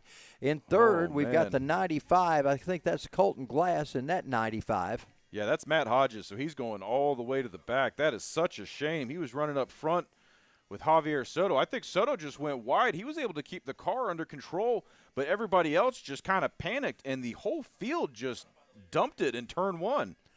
Well, we got a lot of ground to make up right now for Soto as he is barreling down the hill over in turn number 5. But meanwhile, our leaders come by. Second lap is complete. And for that being one of the biggest pileups of the day, we didn't have a full track yellow, Charles, and that right there spread out the field pretty well. I don't know. I'm trying to see what battles we have going on because everybody is spread out right now. Yeah, that was Matt Hodges, actually, that took that spin and was off. Soto is your leader, and Javier is over in turn number 3 right now. So Javier Soto up the hill around the water tower in turn 4. So Soto way ahead of Carson Sherman, who runs in second spot in the 9 car. And there's a shot of your race leader, Javier Soto, heading down the hill into turn 6. That uphill over 90-degree turn. That's very deceptive turn, Charles, because it's a very late apex, and if you get on the gas too soon, you can spin out, or if you turn in too soon, you won't hit that apex. Right now, turn 6, you see Carson Sherman coming through there. Also, the 95 car of Colton Glass brings it through, and I believe that's James Banky in the 1J also. That's, I guess, the tightest battle we've got on the track, Will. That's for second, third, and fourth, and that's not a real close battle right now. And you can see them passing by your screen right now on that upper part of the track. As they're going one way, as your leader's heading the other way. coming past the start finish. Yeah, there's Soto coming by. He'll complete lap number 3. This is an 8-lap feature for these drivers. So it looks like that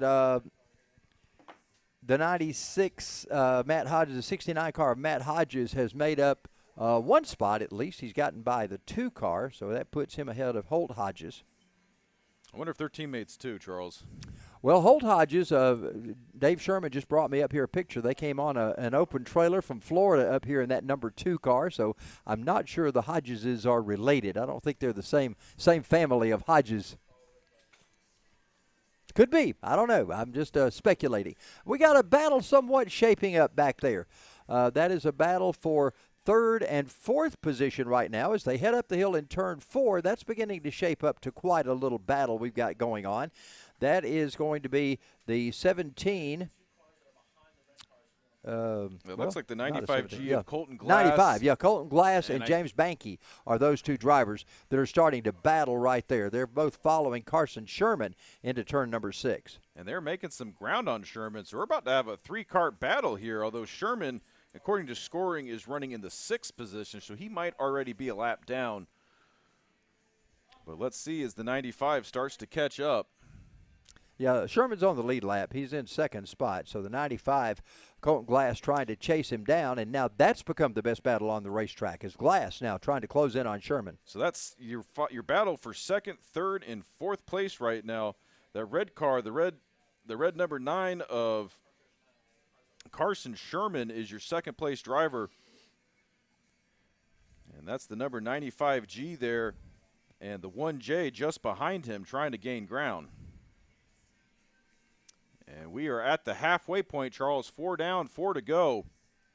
And your leader is already around the tank over in turn number 4 and has separated himself from the rest of the field pretty handily. Javier Soto meets his closest competitor right there at that little crossover near the condos.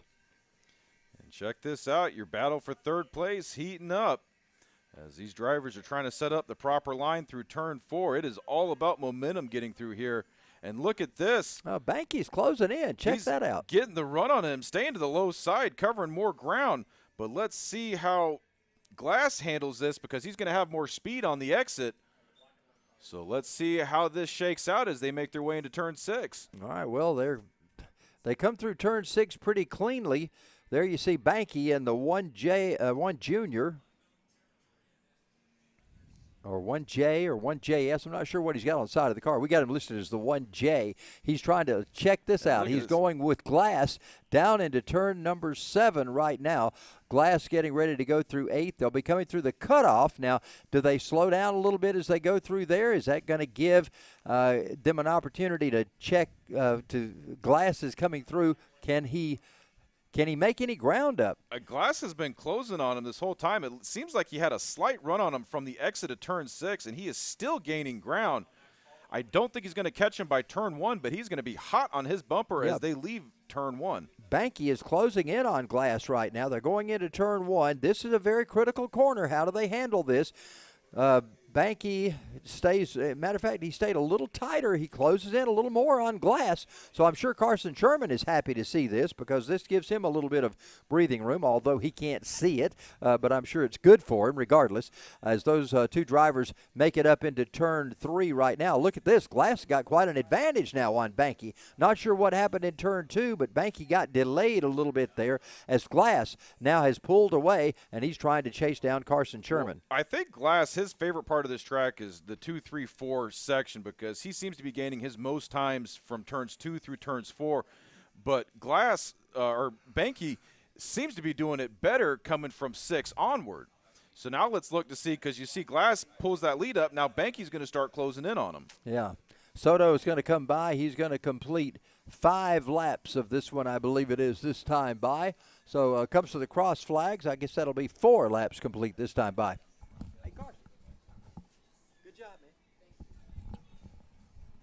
And look at this, Banky all over the tail of Glass.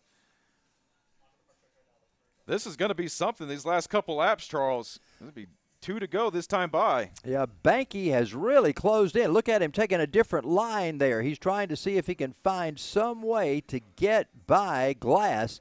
Can't do it this time as they go into turn number 1.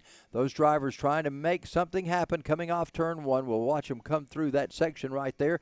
There's Carson Sherman in the red car. It's Glass in the number 95. That's the black car. And James Banky in the white car. He's closing in. He's using every bit of the race surface going into the pit out a little bit there, Charles. And as you can see them taking that line through 2-3 into the carousel. Banky staying a little wide. Glass staying even wider, almost running the middle of the lane there. And let's see how much speed they can keep heading out through the carousel. Well, here they come down through turn number 6. They're ready to make that exit off of turn 6. Let's see, Carson Sherman executes it well. Glass does as well, and so does Banky, so nobody gets an advantage over anybody else at that point. We're not far away from seeing Javier Soto take the white flag. Matter of fact, he comes by. Timmy Hudson will give him that right now. So we're on our last lap for these drivers. So let's see what these drivers do. There's Sherman. There's Glass, and there's Banky. They've got to come underneath the white flag and then complete one more lap.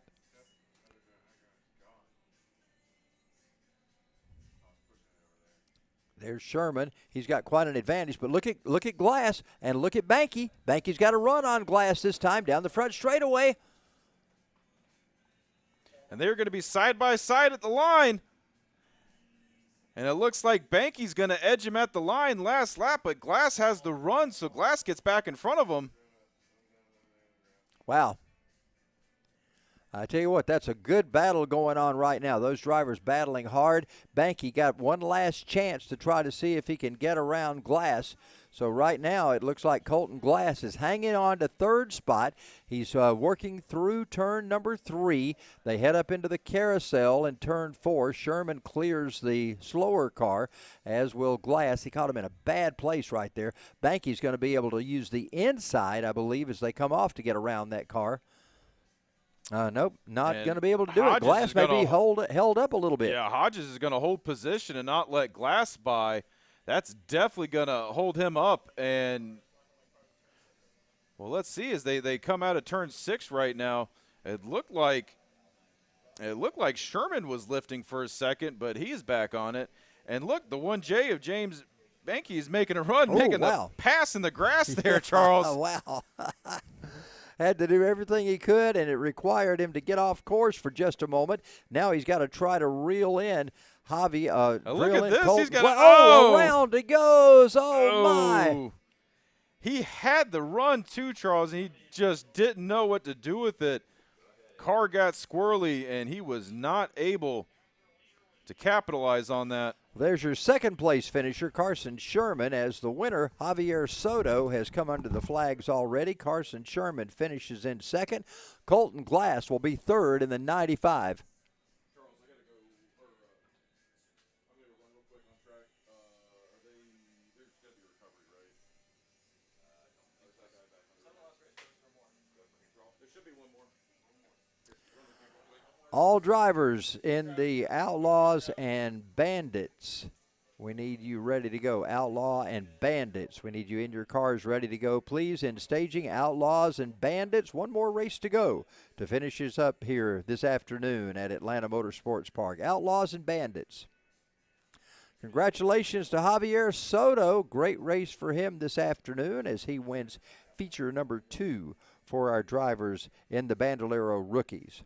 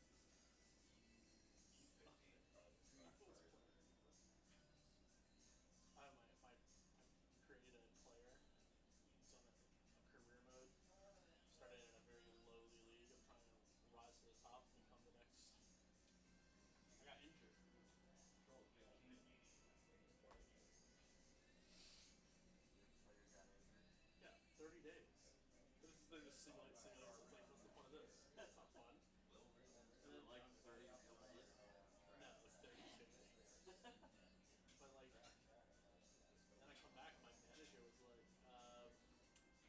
"You're not good anymore." I'm like, "I'm literally the top league scorer by like 20 goals." This is all in the game. No, I'm actually a real life soccer star. Can't you tell? I'm not gonna judge. I will not. I was working yesterday. Like,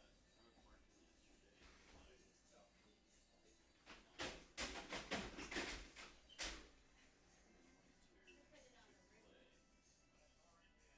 They wouldn't let us walk through the drive-thru. Tell me I'm walking when I'm good to turn off, because I can't hear you over radio anymore.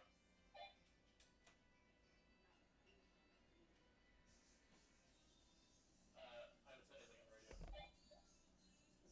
Go control. I know, but I mean, like a whole race, I was just guessing what you wanted, because I couldn't hear you at all. I'd be like inaudible. Sounds like water. You did pretty good. Oh my gosh, what? You remember Aaron Carter from the Backstreet Boys? Yeah. He's dead. Damn. 34, man. Was it drugs? Oh, check this out. Was it a car crash? Oh, check this out. Found him in his home. They responded to the 9/11 call at this guy's home. No one knows. Well, I'm sure people know, but you never really know.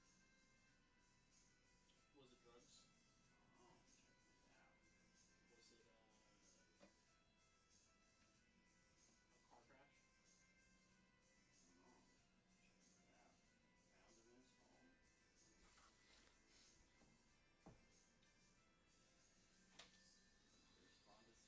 us stuff. Yeah, it might be trolling. He might not even be dead. I guess he's not.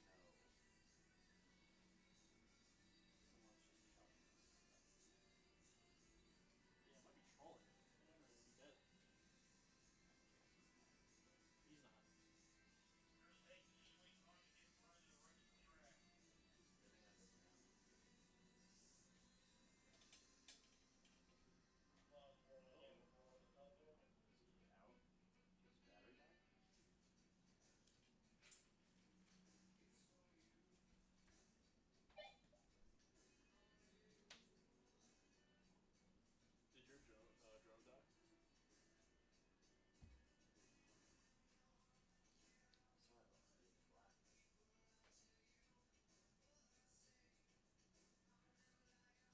Oh, wait. Oh, we're back. I tried to land and then went over the hill and I lost signal. Yeah, the shot went black and white. I was like, uh oh. Alright, Bandoleros on course. The final race of the day, ladies and gentlemen. We've done a good job so far. Let's cover this race well. This was a good race last time, so expecting good action. John Michael, keep your shot right now. Ethan, you're gonna Ethan reset. Ethan reset.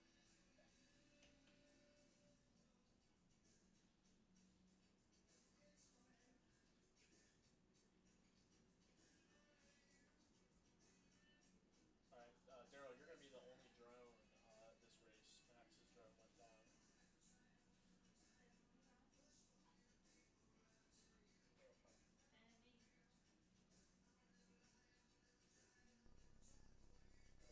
Alright, John Michael, reset your shot.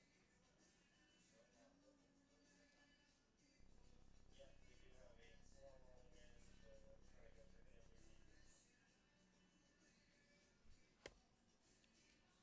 You ready, Charles? Yeah. Alright, you're unmuted whenever. Okay. Bando's on course, final race today. And our final race of the afternoon is getting underway right now. Nicholas Denton, who showed us such great moves on that last time these cars were on track, is out there right now as your race leader. So we'll see Denton bring them to green here in just a minute as we have our Outlaws and Bandits on the track now for the Bandoleros. So looking forward to watching them race. It should be a lot of fun to see these drivers going at it. We'll get them ready to roll in just a moment as Outlaws and Bandits bring us to the green flag.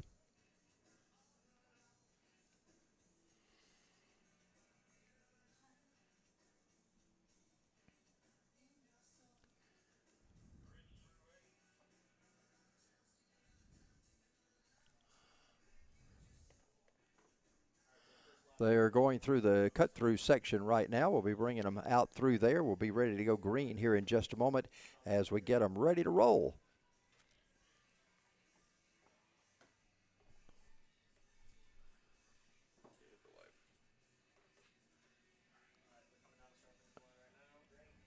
They bring them off turn number 16. They come to the green flag, and we are underway. Nicholas Denton is up front. Wyatt Youngblood in that white number 37 car. In second, or a black car, that is, black number 37. They negotiate off turn number 4. Everybody makes it cleanly going except a for little wide. one. We had a little bit of agricultural racing going on there. I believe that was the 38 car, maybe the 28. That took a little bit of a ride off of turn 1, Will. But so far, everybody's made it through pretty well. Yes, they have in your pack. Oh, look at that. Too wide in the carousel there towards the back. Astolo's getting to the back of that driver right there. Man, look at that. And they're still too wide heading out of turn 4. Going down almost the hill. 4 wide. Gracious, look at this. And the entire pack. Whoa! Contact there between the 37 and the 48. 37 is going to stay to the inside, but I think he's going to lose a little bit of speed. And look at Denton. He's got the run there on Youngblood. Yeah, Kyle Bacon able to hang on to that second spot after quite a bit of contact. So Nicholas Denton is your leader. Kyle Bacon in second spot with Wyatt Youngblood, I guess that is, running third now. And there was a little bit of action there in front of Astolos. I can't see who that driver was. Is in the white car in front of that orange 01. I think we're Azolas. Is that Azolas. right? Azelos. Azelos. After he graduates high school, we're going to learn to Yes. have that name pronounced correctly, probably. Azelos. Okay, going to get that. The 01, Azelos. There All right. goes your field by for the completion of lap 1. So we got some times in right now. Your leader, the number 17, JT O'Connor. How did JT O'Connor get by Nicholas Denton? Why is Denton back in fourth? I missed that, Will. What happened? I don't think Denton had the run, but Youngblood was able to shut the door on him. And look at this. We've got That's two Youngblood, wide. isn't it? Or is that No, Bacon? That's Bacon. Bacon is your new leader. Look at this. Bacon in the 48 car has gotten the lead away from the 17 of JT O'Connor. Denton, oh, look, check out the 37 car of Youngblood. On the outside, he sends it. Wow. Oh, and he's going to have some momentum, so he'll make it past Denton. Denton makes the pass quickly, but Youngblood's going to capture it right back. They got to slow down when they get down here to the crossover, so let's find out what happens there. They're still side by side going into turn number 7. It's going to be Look Youngblood. at that, the crossover there. Man, Denton trying to take that spot back. One goes wide, one goes low. They're back and forth, the tango, Charles. And they're doing so well. Top 2 have broken away just a little bit. Then we've got a second 2 battling for third and fourth. And somewhere back there, I just want to say his name. I don't know where he is. Azelos. There you see him crossing the line in the orange 01 car. But our leader up front, JT O'Connor, is leading this field. No, Bacon. Kyle Bacon is leading this field. Bacon back out front. And it is almost too close to call, Charles. At the line, only 4/100ths of a second separating those two last lap. Oh, they're doing such a great job. Kyle Bacon has been, as we talked about Nicholas Denton, we have interviewed Kyle Bacon a number of times and Nicholas Denton a couple of times. Those drivers are hard on it right now. Even though they're separated, they got 2 cars in between them. That doesn't necessarily mean that's the way this race will end. We have seen these drivers battle back before. Look at this double wide battle right here. Oh, 2 wide coming out of 6, using every bit of that rumble strip. Looks like Bacon's going to have the momentum, not going to let O'Connor by, but let's see. It's still going to shake up because O'Connor's got better position for this turn right here. Yeah, Bacon goes wide. O'Connor's going to go to the inside. How do they come out from around the mountain? It's still going to be Bacon up front. Denton's got the same situation going on back there, trying to see if he can get up into third position. But meanwhile, that battle up front still heats up. Bacon up front with O'Connor right behind him. And unfortunately, Azelos is falling in the back. He is now second to last. It looks like the 48 of Race Beckman is about to make the pass on him. So we saw him go off track a few times earlier. Oh, speaking of off track, Youngblood goes wide out of turn 1. Denton goes by. Christensen goes by. Man. And that looks like Race Beckman made it by. Well, that puts Denton up to third right now, but he's got some. He's going to lose another spot. Look at that. He went a little wide in the carousel. And that's is that the, who is that in the white car there, Charles? The 46, is that the one you're talking about? No, that looks like the. Talking about the 6, the 8. Yeah, that was the 8, although Youngblood able to get back around there. That was Carter Erickson made the pass on Youngblood, but Youngblood gets the position right back through 6. Leader Bacon comes off turn number, I don't know what he comes off of. I guess that's turn number 8 coming through the shortcut back into turn 15. Bacon has still got JT O'Connor behind him. They still seem separated by about 4 car lengths right now. That has remained pretty constant, but turn 1 has seemed to be the problem for most everybody today. Turns 1 and turn 6, clearly the 2 problem areas. Turn 1 more so than turn 6 today. Now, here's something else to keep an eye on, Charles. Denton is now through traffic, so he is your third-place driver. He's pulling away, isn't he? So if Bacon and O'Connor end up fighting it out too much, they're going to have to keep their eye on Denton because he'll be a hard charger up to the front. And check out Bongiovanni. He has moved up now to 4th as he has gone from nowhere basically up to 4th spot. Then all of a sudden he's got a big run this time coming down the hill. Bongiovanni moves it up to 4th in the 62 car. Can he hang on to that spot? And he's just barely able to get past Lane Christensen, but Christensen shooting it to the inside on turn 6. Going to take that position back. Going to force Bongiovanni all the way to the outside of the rumble strip. Bongiovanni keeps the momentum, keeps it on track, gets back in front of Christensen. But look at Youngblood. Youngblood's working around Christensen as well. Took that little bit of a kink right there in turn number 7, was able to transfer that into a spot. Now here comes Youngblood working up on Bongiovanni. We've got a cart off track right there. do. Is that one of our leaders, Charles? I don't know. We're going to have to see when they come by.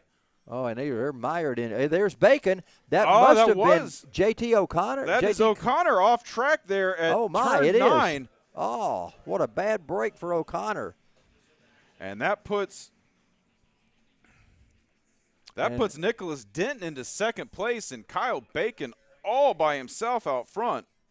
Well, and Bacon and Denton. It's always Bacon and Denton in one order or the other, it seems like, at the end of these races. We find them in positions 1 and 2 right now. And Bongiovanni is comfortably in third place with Youngblood hot on his tail right now. It looks like Christensen is trying to make a move on Youngblood through the carousel right now. Thinks better of it, dips back behind him. As your leader makes his way through turn 6.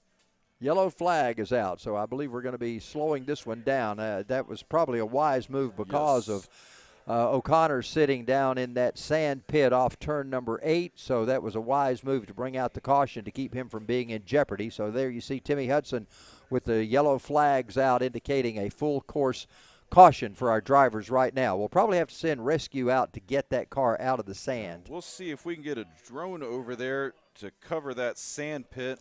Yeah, you can see him right there still sitting in the pit. Not sure if he just needs to get a push out of there. Got a question for you. How many tires are there all around this facility? That's going to be like, guess how many jelly beans are in the jar, Charles. I will give you my best guess, but I'm probably not going to win. There's lots. Yes. Okay, there's JT O'Connor stepping out of the car. You see him getting out of there. Every time I see those drivers in Bandoleros do that, it reminds me of the time when Michael Waltrip stuck his head out of the Cup car whenever they had those flip-top lids on the NASCAR Cup cars back in the day, and Michael Waltrip stuck his head out of one at Daytona. I never will forget that. He opened the flip-top box and stuck his head out. That's what it resembles. Let's see, and it looks like JT O'Connor is back under his own power. So let's see if he keeps it on track or if he pulls off. But expect him to pull back up to the pack here if he stays on track. Yeah, he needs to. He's having trouble making it up the hill. Come on, JT. Let's. There we go. I think that's he's what we're gonna make talking. it. If you don't have momentum going into that turn. Oh, he's going into the garage area. Yeah, he's going to pull it off down track. the pit road. So we should be able to go green. I believe we've got enough time to alert the drivers. We can go green this time by possibly and get this race going once again. I think Timmy shook his head that yes, he's going to be able to do that. So we'll be ready to go green. We've completed 4 laps complete? 5 laps complete. So we got 3 to go. And imagine this. Bacon now has Denton right on his back bumper, Will. Somehow or another, those are like magnets. They always seem to find each other during a race. And don't forget about Youngblood and Bongiovanni, the wild cards here that definitely can shake up things for the lead, as these drivers are all going to be fighting their way for position as they come by one more time. Hopefully we'll get them started next time by as the pack slowly makes their way through turn 6, 2 by 2 by 2. You've interviewed both of these drivers in Yes, Victory I Lane have. before, and they're both very, very good drivers to interview. Yes. They are for young kids. They're very articulate, and they are very excited about the craft of their sport. There is a special place in my heart for that Cole Trickle paint Yeah. job. That's my favorite interview. And he's got the race suit to match. He's got the whole deal. Yes, sir. He is I'm surprised he doesn't have some Junior Johnson whiskey in the hauler or something. I'm surprised he doesn't have good sponsorship yet, because he's definitely going to be a company Well, man City to wait. Chevrolet might. They ought to approach Rick Hendricks. City Chevrolet might come on Well, there. he gives the best interviews. All right, they're coming off of the shortcut right now, getting ready to come up to what is turn 15 on the traditional track. They'll be joining the track there. See that whistling diesel pathway there up Turn Hill off the lower corner. We had a G-Wagon drive up there a couple weeks ago. Oh, my. Okay. Azelos, you see him back there. Not that that's of significance. I just wanted to say his name again now that I know how to do it right. Thank you, Brittany, for that pronunciation skill. Here we go back green once again. They head down to turn number 1. Look at them side by side. It's Bacon and Denton. And now Youngblood has stuck his nose in the battle, and so has the number 62 car of Bongiovanni. Look at him going into turn number 2. And all 8 cars managed to keep it on track and keep it clean through turn 1 as they are fighting for position through the turns 2, 3. Oh, no. It looks like contact between the 46 and the 28. It's Lane Christensen in the 46 car. 28 is Jaden Beckman. And they are still both under power and back underway. So green flag will stay out. Whoa, contact again. Oh, Youngblood wow. into the back of Bongiovanni. Now looked like Carter Erickson stabbed the brakes to avoid coming in contact. Azelos, he'll take it because he gained 3 positions there, Charles. Isn't that something? Now we got And a look problem. at this. We got to fight for the lead right now. Bacon and Denton going through turn 6 or through 7, 8, 9 onto the final turn, but we got a cart turned around right now in turn 6. Denton is closing in, but I'm afraid we can't get that cart. Is he moving? No. I think he is not under his own power.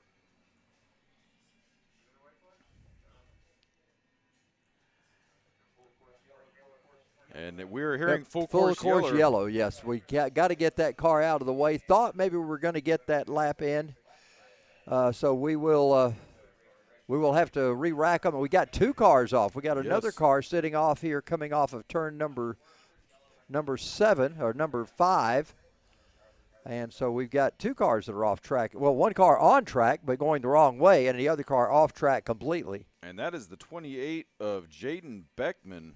Tough break for her as your leader, Kyle Bacon, makes his way past, although we're under full course yellow right now.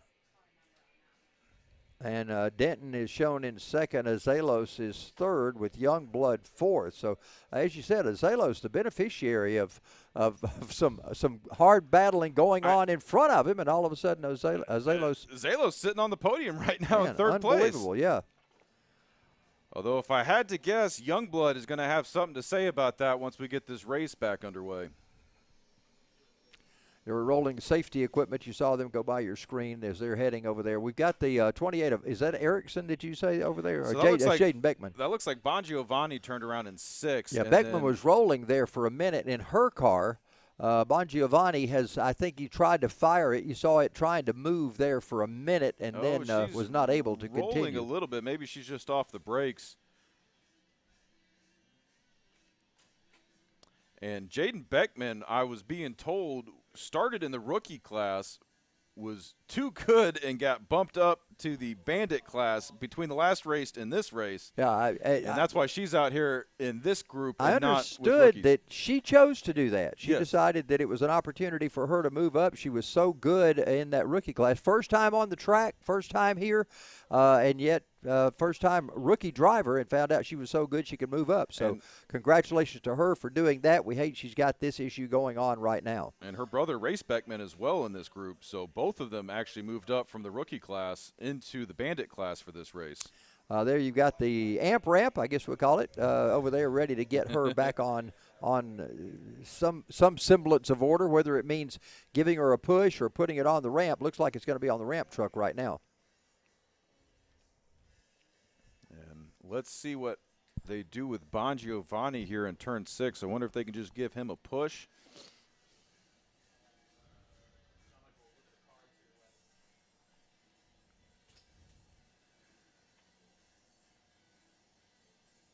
He didn't stay on the asphalt. That's not a good sign. He's going to push him out of the racing line, although they're not going to leave him there. They're going to have to recover him.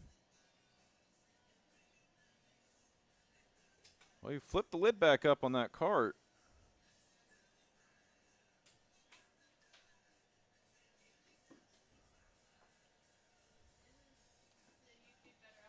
And it looks like Bon Giovanni back under his own power. So good news for him. He'll be able to finish this race. Although Jaden Beckman is getting her car loaded onto the flatbed, so that is probably going to be it for her day. Now, Bon Giovanni, I think she's going to pull around there and wait on the field to come by. He'll tag the rear of the field. We'll be ready to go back at it as soon as we get Beckman's car off the racetrack.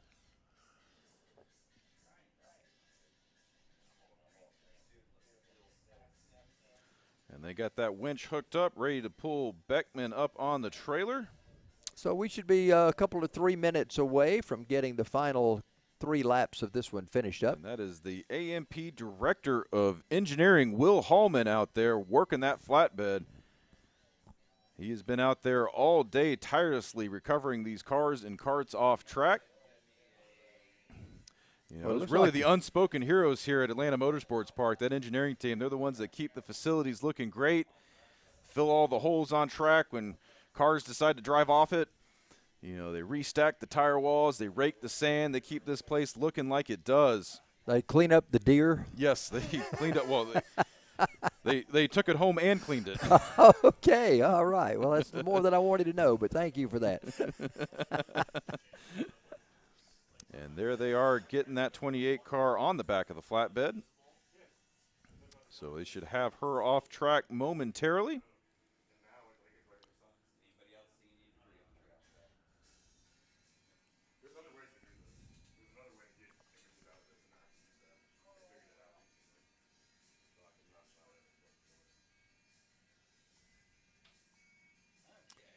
And there's a great shot of the tree line here in the North Georgia mountains. Such a beautiful time of year to be driving around up here.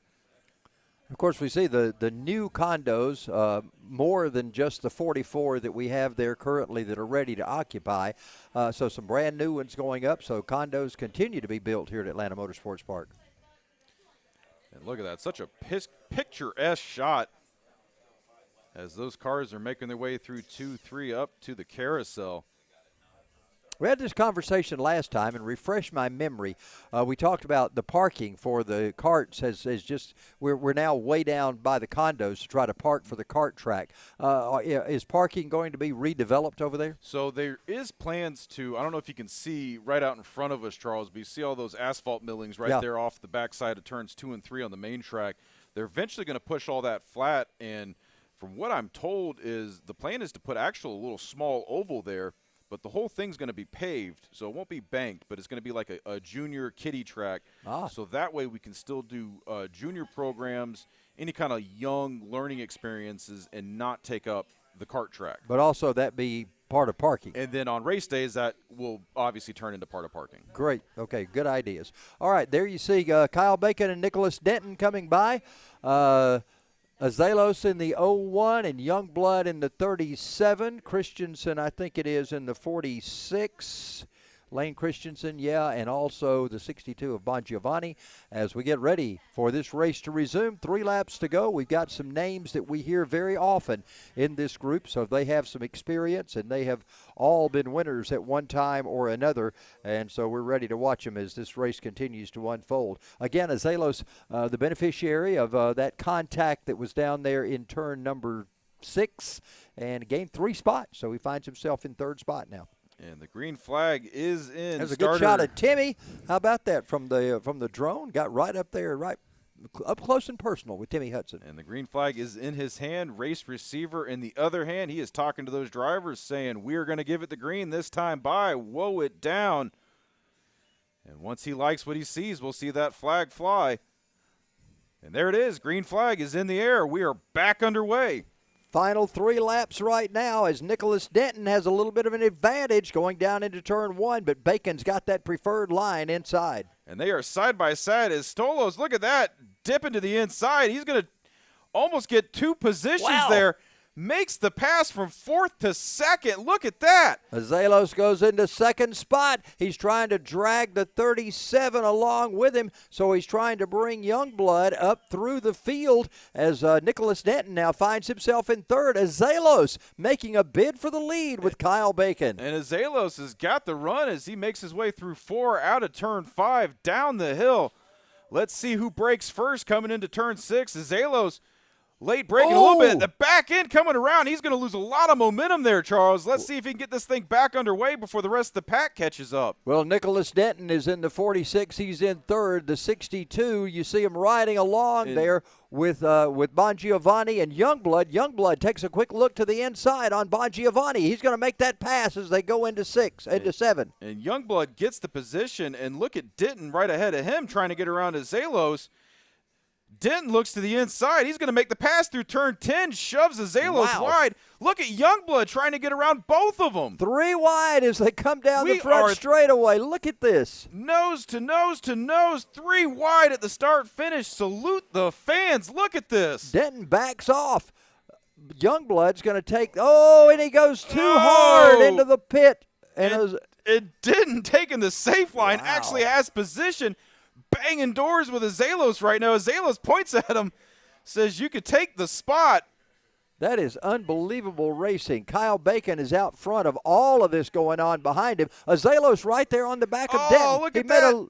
Made a move to the inside. Denton wiggled a little bit. That car went wide, allowing Azelos position. They are door to door coming through turn 5, Charles. Oh, man. Denton is there. Azelos trying to pass him on the high side. Azelos hanging it out there, but Denton's going to have that spot. He's going to be able to hang on to it, and he's going to pull away a little bit over Azelos as he uses all the racetrack. And Denton closes the door on Azelos, and Azelos better not sleep because look at this. Bon Giovanni's got the run on him, and if he doesn't watch out, he's going to lose this podium spot. Well, Dylan Bon Giovanni working on Azelos right now as they come into the shortcut. Bon Giovanni gets off track. 2 wheels off track. That's going to slow him down, Charles. Denton is your 2nd place car. He is rolling behind Bacon. Checkered flag is in the air. Didn't realize it was the last lap. Man, Kyle Bacon gets the win. Denton finishes in 2nd. Azelos takes 3rd. Bon Giovanni is 4th. What an afternoon of racing we have had here at Atlanta Motorsports Park. And the Bandoleros definitely bringing the show today. Well, and guys on the balcony, if you see that drone wave, we're watching you on air right now. Wave for the camera, guys. Hey, guys. Hello, everybody. What a great afternoon it was, a great morning and afternoon here at Atlanta Motorsports Park. Thanks for being out here. We've got podium finishes coming up. Congratulations to Kyle Bacon on a great win this afternoon. Wow.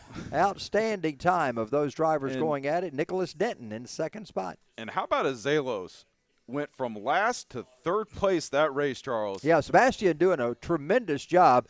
Started out last in this race, took advantage of some other drivers getting together, and he winds up with a 3rd place finish, but he fought for every bit of it there at the end. Yes, he did, Charles, and that was some exciting racing. As the drivers pull their way back around track, they're going to pull off, and we will head into our podium ceremony momentarily. But I think that is going to do it for us on air today, Charles. As you check out that awesome view of the facilities right now. And we'll be back in December for kart racing. What weekend? We'll actually be back next week for kart racing. Oh, that's right. So Next week is kart racing. So we start the Winter Shootout Series next week on the 11th and the 12th, I believe. Let me check my calendar for that date real fast. That is the 12th and the 13th, I should say. November 12th and 13th, we're going to be racing both days.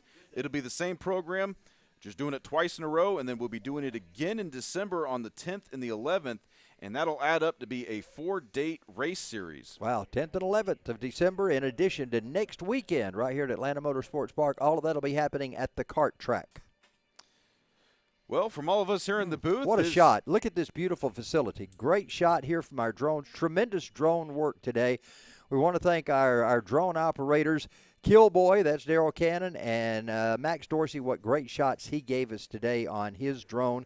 Tremendous time. Our executive producer who joined me in the booth today, Will Rigdon. Also our director, Mikey Lane. Our tower cam, John Michael Collins, and Ethan Denny on the track cam out in turn number 4. So we appreciate everybody's hard work today and what all they brought to us. Thanks to Timmy Hudson on the flag stand, Brittany, his wife, on scoring, Peter and Travis and all the guys here at Atlanta Motorsports Park, Ken Reagan with Legends.